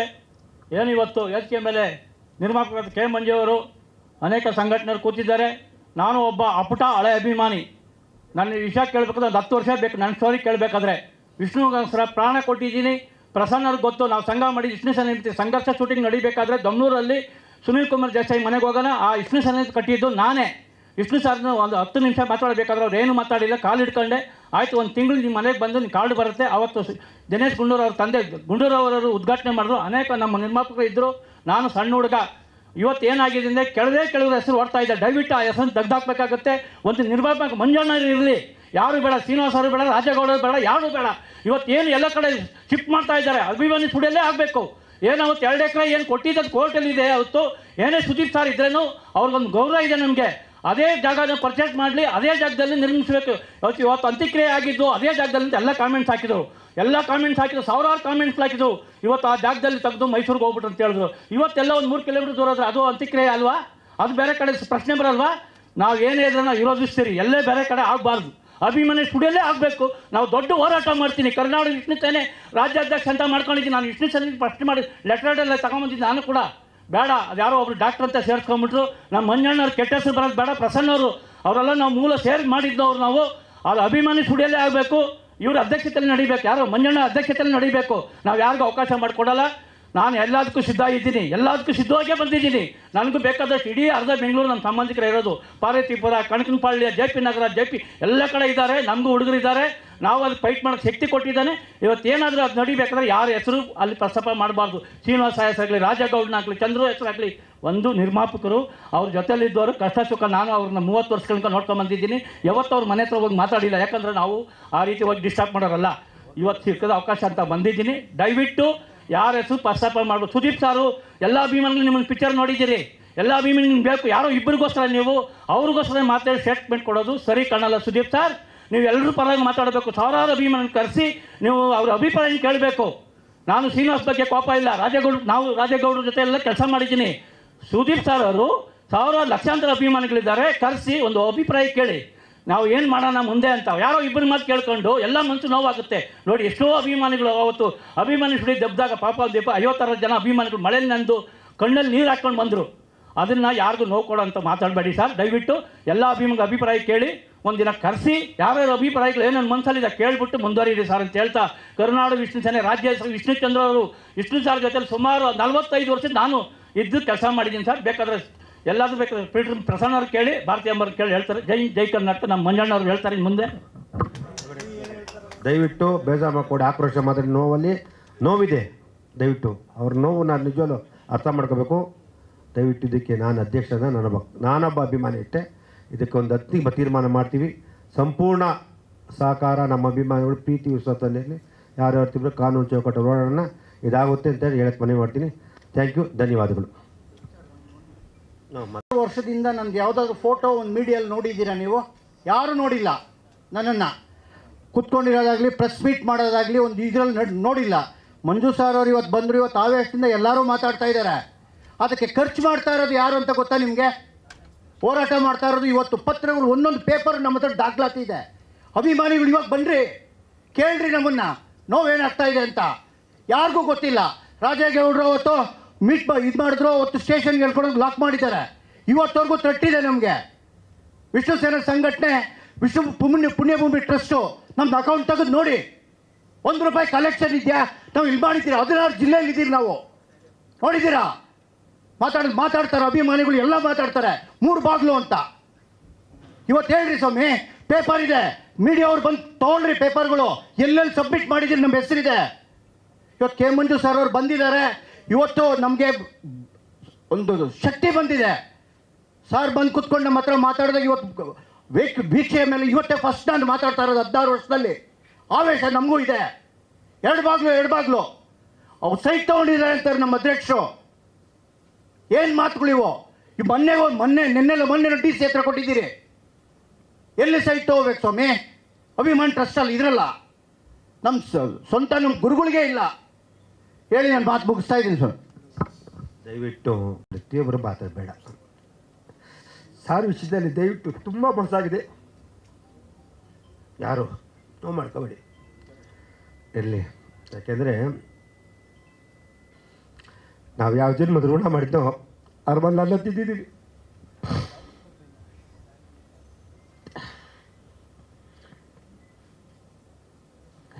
ಇರಲಿ, ಎಲ್ಲ ಹೋರಾಟ ಅವ್ರಿಗೋಸ್ಕರ. ಎಲ್ಲ ಅಭಿಮಾನಿ ದಯವಿಟ್ಟು ಪಾಪ ಎಲ್ಲರೂ ಪ್ರತಿಯೊಬ್ಬರು ವಿಷ್ಣು ಸರ್ವಿಸಲ್ಲಿ ಯಾವ ಯೋಚನೆ ಮಾಡ್ದಲೇ ಎಲ್ಲರೂ ತ್ಯಾಗ ಮಾಡ್ತಾರೆ. ಆ ಮನುಷ್ಯ ಸಂಪಾದನೆ ಮಾಡಿದ್ದಂತೆ, ಆಸ್ತಿ ಮಾಡಲಿಲ್ಲ, ಅಂಥದ್ದು ಮಾಡಲಿಲ್ಲ. ಅಭಿಮಾನಿಗಳು ಸಂಪಾದನೆ ಮಾಡಿದ್ರು. ಭತ್ತದ ದಿನ ಮಳೆ ಜೋರ ಬರ್ತಾರೆ, ಆ ಮಕ್ಕಳು ಕರ್ಕೊಂಡು ಕಾಲ ಕೊಟ್ಕೊಂಡು ಅಭಿಮಾನಿಗಳು ಬರೋರು ಕಣ್ಣಲ್ಲಿ ನೀರು ಹಾಕೊಂಡು ಕೂತ್ಕೊಂಡು ನಾನು ಏನು ಸಂಪಾದನೆ ಮಾಡ್ತೀನಿ, ಯಾವುದಕ್ಕೋಸ್ಕರ ಇಷ್ಟು ಬರ್ತಾರೆ ಅನ್ನೋರು. ನನ್ನ ಜೊತೆ ನನಗೊತ್ತು ಆ ಪ್ರೀತಿ. ನಾನು ಇವ್ರಿಗೇನು ಮಾಡ್ತೀನಿ ಅವರು ಅಂಥ ಮಾವನಿಗೆ ರೀತಿ ಮಾಡಬಾರ್ದು. ದಯವಿಟ್ಟು ಮಾಡಬೇಡಿ. ಕೈ ಬೋಚಿಗೆ ಹಾಕೋತೀನಿ. ನೀವು ಮಾಡ್ತೀವಿ ಅಂದರೆ ಮುಂದೆ ಬೇರೆ ರೀತಿ ಆಗುತ್ತೆ ಅಂತ ಹೇಳೋಕ್ಕೆ ಇಷ್ಟಪಡ್ತೀನಿ. ದಯವಿಟ್ಟು ಪ್ಲೀಸ್, ಎಲ್ಲರಿಗೂ ನೋವಿದೆ, ತುಂಬ ಅಭಿಮಾನಿ ನೋವಿದೆ. ಆದರೆ ನಮಗೋಸ್ಕರ, ನಮ್ಮ ತೇವಲಿಗೋಸ್ಕರ ಯಾರು ಮಾತಾಡಬೇಡ. ಇವತ್ತಿಂದ ದಯವಿಟ್ಟು ಎಲ್ಲ ಒಗ್ಗಟ್ಟಾಗಿ ಯಾರೇ ಆಗಲಿ. ಇವತ್ತೆಲ್ಲ ಇಷ್ಟು ದಿನ ಇವ್ರು ಕರ್ಕೊಂಬಂದಿದ್ದು, ಇವರೆಲ್ಲ ಮಾಡ್ಕೊಂಬಂದಿದ್ದು ನಾನು ಇವತ್ತು ಬಂದು ಲಾಯರ್ ಮೀಟ್ ಮಾಡಿದೆ. ಯಾಕಂದರೆ ನಮಗೆ ನೊಂದೋಗ್ಬಿಟ್ಟು ಇದೆಲ್ಲ ಗೊತ್ತಿದ್ದು ನಾನು ಹೋಗಿ ಇವತ್ತು ಗಂಟ ನಾನು ಮೈಸೂರು ಕಾಲ ಇಟ್ಟಿಲ್ಲ ಅಂದರೆ ಅಂತೇಳಿ ನನಗೆ ಅದೇ ಜಾಗ ಬೇಕು ಅಂತ ಅಷ್ಟೇ. ಯಾರೆಲ್ಲರೂ ಮಾಡಲಿ, ದಯವಿಟ್ಟು ಇವತ್ತು ಮಾತಾಡಿದ್ರೆ ನಮ್ಮ ಅಭಿಮಾನಿಗಳಿಬ್ಬರು ಆಕ್ರೋಶ ಬದಲು ನೋವಿದೆ, ಅವರೆಲ್ಲ ಇದೆ. ಇವತ್ತು ಹೇಳ್ತಾರೆ, ಯಾರು ತುಂಬ ಜನ ಮಂಡ್ಯದಲ್ಲಿ ಹೇಳ್ತಾರೆ ನಾನು ಅಷ್ಟು ವರ್ಷ ಇದೆ, ಎಲ್ಲ ಇದ್ದಾರೆ. 1 ವರ್ಷ ಬಂದವನಷ್ಟೇ, ಒಂದಿನ ಬಂದು ಅವನ ಅಭಿಮಾನಿನೇ, ಅವನ ಭೇದ ಭಾವ ಮಾಡಲ್ಲ. ಆದರೆ ದಯವಿಟ್ಟು ಸುಮ್ಮನೆ ಏನು ಅನ್ಬೇಡಿ, ಪ್ರತಿಯೊಬ್ಬರ ಜೊತೆಲಿರೋಣ. ನಿಮ್ಮ ಶಕ್ತಿ ನಮ್ಮ ಸಾರ್ಥ ಆ ಇದಕ್ಕೆ ಆಗಲಿ ಅಂತ ನಾನು ಭಗವಂತನ ಪ್ರಾರ್ಥನೆ ಮಾಡ್ತೀನಿ. ಕಾನೂನು ನಂಬಿಕೆ ಇದೆ, ಕಾನೂನು ಮತ್ತು ಸರ್ಕಾರ ಎರಡು ಮಾಡಿಕೊಡ್ತದೆ ಅಂತ. ಇದಕ್ಕೆ ಮುಂದಕ್ಕೆ ಏನು ಮಾಡಬೇಕು ಯೋಚನೆ ಮಾಡ್ತೀವಿ. ನಿಮ್ಮೆಲ್ಲರೂ ಬಂದಿದ್ದಕ್ಕೆ ಧನ್ಯವಾದಗಳು. Thank you. ಎಲ್ಲರೂ ನಮಸ್ಕಾರ. ನಮ್ಮ ಶ್ರೀಧರ್ ಮಾತಾಡ್ತಾರೆ, ನಮ್ಮ ವಿಷ್ಣು ಸರ್ ಮನೆಗೆ ಚಿತೆ ಮಾಡ್ದ. ಆ್ಯಕ್ಚುಲಿ ಇವನು ನಿಜವಾದ ದತ್ತು ಮಗ. ಅವ್ರ ಮನೇಲಿ 40 ವರ್ಷ ಇದ್ದಂಥ ವ್ಯಕ್ತಿ. ನಾನು ಅವ್ರ ಜೊತೆ ಸತತವಾಗಿ 27 ವರ್ಷಗಳ ಜೊತೆ ಇದ್ದಂಥ ವ್ಯಕ್ತಿ.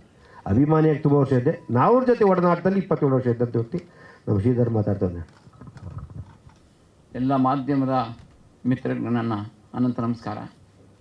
ಒಬ್ಬೊಬ್ಬರು ಇವತ್ತು ಒಂದೊಂದು ರೀತಿಯಲ್ಲಿ ಕಣ್ಣಲ್ಲಿ ನೀರು ಹಾಕ್ತಾ ಇದ್ದಾರೆ, ಒಂದೊಂದು ರೀತಿಯಲ್ಲಿ ಮಾತಾಡ್ತಾ ಇದ್ದಾರೆ. ಆದರೆ ಅಭಿಮಾನಿಗಳಲ್ಲಿ ಒಗ್ಗಟ್ಟಿಲ್ಲ ಅಂತಾರೆ. ಅಭಿಮಾನಿಗಳಲ್ಲಿ ಒಗ್ಗಟ್ಟಿದೆ. 3 ಬಾಗಿಲಲ್ಲ, ಒಂದೇ ಬಾಗಿಲು. ವಿಷ್ಣುಜಿಯವರು ತೋರಿಸಿದ್ದು ನಮಗೆ ಒಂದೇ ಬಾಗಿಲು.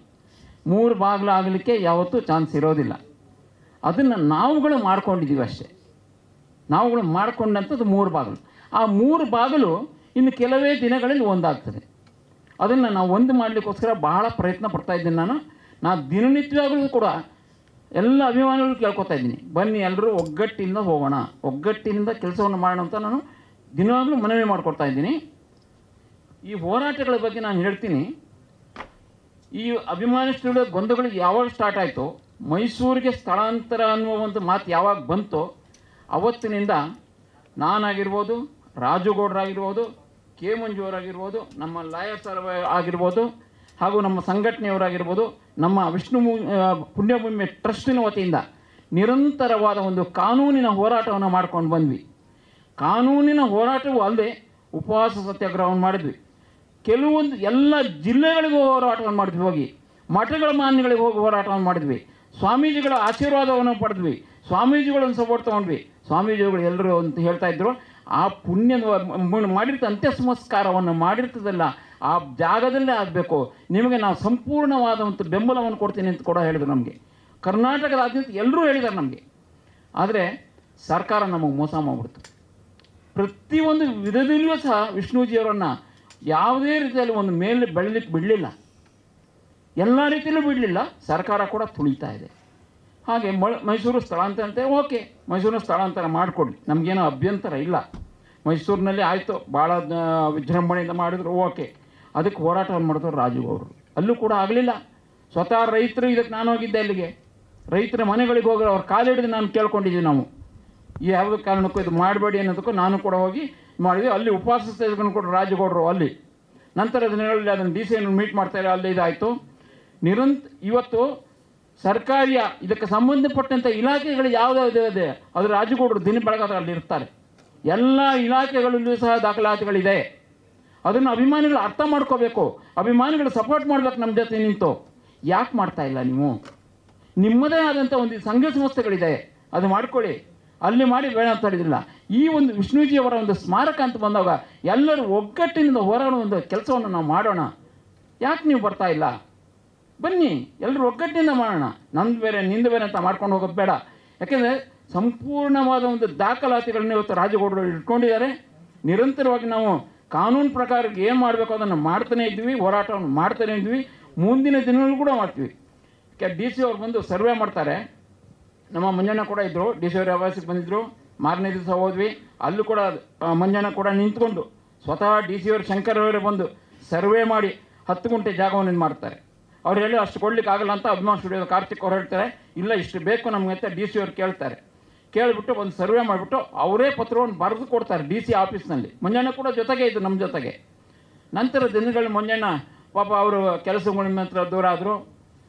ಅನಂತರ ಈಗ ಮೊನ್ನೆ ಅಭಿಮಾನ್ ಸ್ಟುಡಿಯೋದಲ್ಲಿ ಇರ್ತಕ್ಕಂಥ ಅವರ ಸಮಾಧಿ ಏನಿದೆ ಅದನ್ನು ಧ್ವಂಸ ಮಾಡ್ತಾರೆ.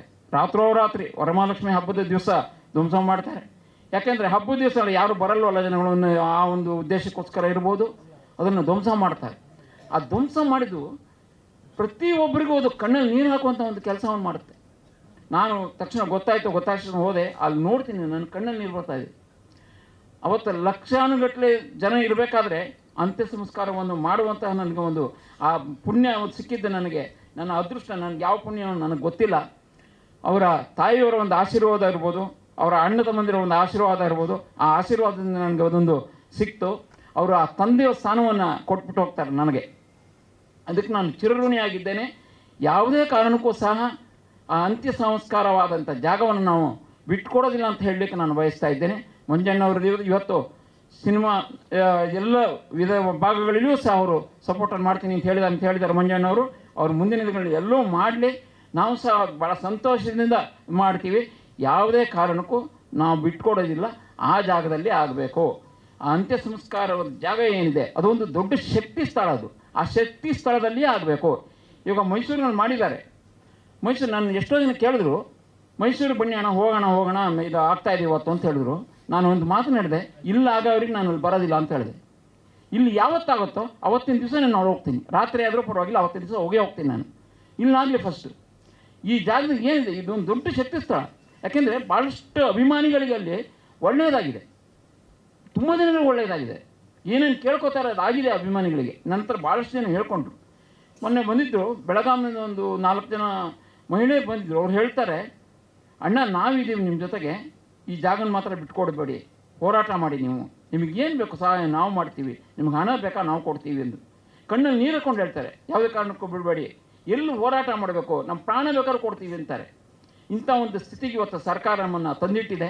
ಮುಂದೆ ಸರ್ಕಾರಕ್ಕೆ ನಾವು ಎಚ್ಚರಿಕೆಯನ್ನು ಕೊಡ್ತಾ ಇದ್ದೀವಿ, ಇದಕ್ಕೆ ಯಾವುದೇ ಮಾಡಬೇಡಿ, ಈ ಥರದ್ದು ಯಾವುದು ನೋವಾಗುವಂಥ ಕೆಲಸವನ್ನು ಮಾಡಬೇಡಿ ಅಂತ ಹೇಳ್ಬಿಟ್ಟು. ಇದನ್ನು ಮಾಡ್ಬೋದಾಗಿತ್ತು, ಯಾವಾಗಲೂ ಮಾಡ್ಬೋದಾಗಿತ್ತು. 2 ಎಕರೆ ಜಮೀನನ್ನ ಅವತ್ತಿನ ದಿನ ಅನೌನ್ಸ್ ಮಾಡ್ತಾರೆ, ಹಣವನ್ನು ಕೂಡ ಸ್ಯಾಂಕ್ಷನ್ ಮಾಡ್ತಾರೆ. ಸ್ವತಃ ಮುಖ್ಯಮಂತ್ರಿಗಳೇ ಯಡಿಯೂರಪ್ಪನವರೇ ನಿಂತ್ಕೊಂಡು ಮಾಡ್ತಾರೆ. ಅಲ್ಲಿ ಎಲ್ಲ ಕಾರ್ಯಗಳನ್ನು ಸರ್ಕಾರವೇ ನಿಂತ್ಕೊಂಡು ಮಾಡುತ್ತೆ. ಆದರೆ ಸರ್ಕಾರಕ್ಕೆ ಯಾವುದೇ ಮಾಹಿತಿ ಇಲ್ಲದೇ ಇದನ್ನು ಮಾಡ್ಬೋದಾಗಿತ್ತಲ್ಲ ಸರ್ಕಾರ ಮನ್ಸು ಮಾಡಿದ್ರೆ ಒಂದು ದಿವಸದ ಕೆಲಸ ಆಗಿದೆ, ಎಲ್ಲ ಮಾಡ್ಬೋದು. ಮಾಡೋದಿಲ್ಲ. ಯಾಕೆ ಮಾಡೋದಿಲ್ಲ? ಅವ್ರಿಗೆ ಬೇಕಾಗಿಲ್ಲ ಇದು. ಎಲ್ಲಿ ಬೇಕೋ ಬೇರೆಯವ್ರಿಗೆ ಮಾಡ್ತಾರೆ, ನಾವು ಮಾಡಲ್ಲ. ಯಾಕೆ ಈ ಥರ ಅನ್ಯಾಯ ಮಾಡ್ತಾ ಇದ್ದೀರಾ? ಒಬ್ಬ ಮೇಲ್ನಟಿಗೆ 200 ಚಿತ್ರಗಳಲ್ಲಿ ನಾಯಕ ನಟನಾಗಿ ಮಾಡಿರ್ತಕ್ಕಂಥವ್ರು ಅವರಿಗೆ ಅನ್ಯಾಯ ಮಾಡ್ತಾ ಇದ್ದಾರೆ. ಇವತ್ತು ನೀವು ಕರ್ನಾಟಕದ 6.5 ಕೋಟಿ ಕನ್ನಡಿಗರು ಅಳ್ತಾ ಇದ್ದಾರೆ. ಇವತ್ತು ಪ್ರತಿಯೊಬ್ಬರ ಮನೆಗಳಲ್ಲೂ ಅಳ್ತಾ ಇದ್ದಾರೆ. ಇವತ್ತು ಈ ಒಂದು ಸಮಾಧಿ ಧ್ವಂಸ ಆಗಿದ್ದರಿಂದ ಇನ್ನು ಮುಂದಾದರೂ ಅಲ್ಲಿ ಏನೂ ಇಲ್ಲದೆ ಇರ್ಬೋದು ಇವತ್ತು, ಆದರೆ ಆ ಶಕ್ತಿ ಅನ್ನೋದು ಅಲ್ಲಿದೆ. ಅವರ ಅಂತ್ಯ ಸಂಸ್ಕಾರವಾಗಿದ್ದ ಜಾಗದಲ್ಲಿ ಶಕ್ತಿ ಇದೆ. ಆ ಶಕ್ತಿಗೋಸ್ಕರ ನಾವು ಇನ್ನು ಮುಂದಿನ ದಿನಗಳಲ್ಲಿ ಸುಪ್ರೀಂ ಕೋರ್ಟ್ಗಾಗೂ ಹೋರಾಡ್ತೀವಿ. ಅದನ್ನು ಆ ಜಾಗವನ್ನು ವಶಪಡಿಸ್ಕೊಳ್ತೀವಿ ಅಂತ ಹೇಳಲಿಕ್ಕೆ ಇಷ್ಟಪಡ್ತೀನಿ. ದಯವಿಟ್ಟು ತುಂಬ ಧನ್ಯವಾದಗಳು. ಸರ್ಕಾರಕ್ಕೆ ಈ ಮೂಲಕ ಮನವಿ ಮಾಡ್ತೀನಿ, ಕೇಳ್ಕೊತೀನಿ ಮಾಡಿಕೊಡಿ ಅಂತ. ಎಲ್ಲ ನೊಂದೋಗ್ಬಿಟ್ಟವ್ರೆ, ಇದನ್ನು ದಯವಿಟ್ಟು ಮಾಡಿಕೊಡ್ಬೇಕು, ಮಾಡುತ್ತೆ ಅಂತ ನಂಬಿದ್ದೀನಿ. ಥ್ಯಾಂಕ್ ಯು, ಧನ್ಯವಾದಗಳು.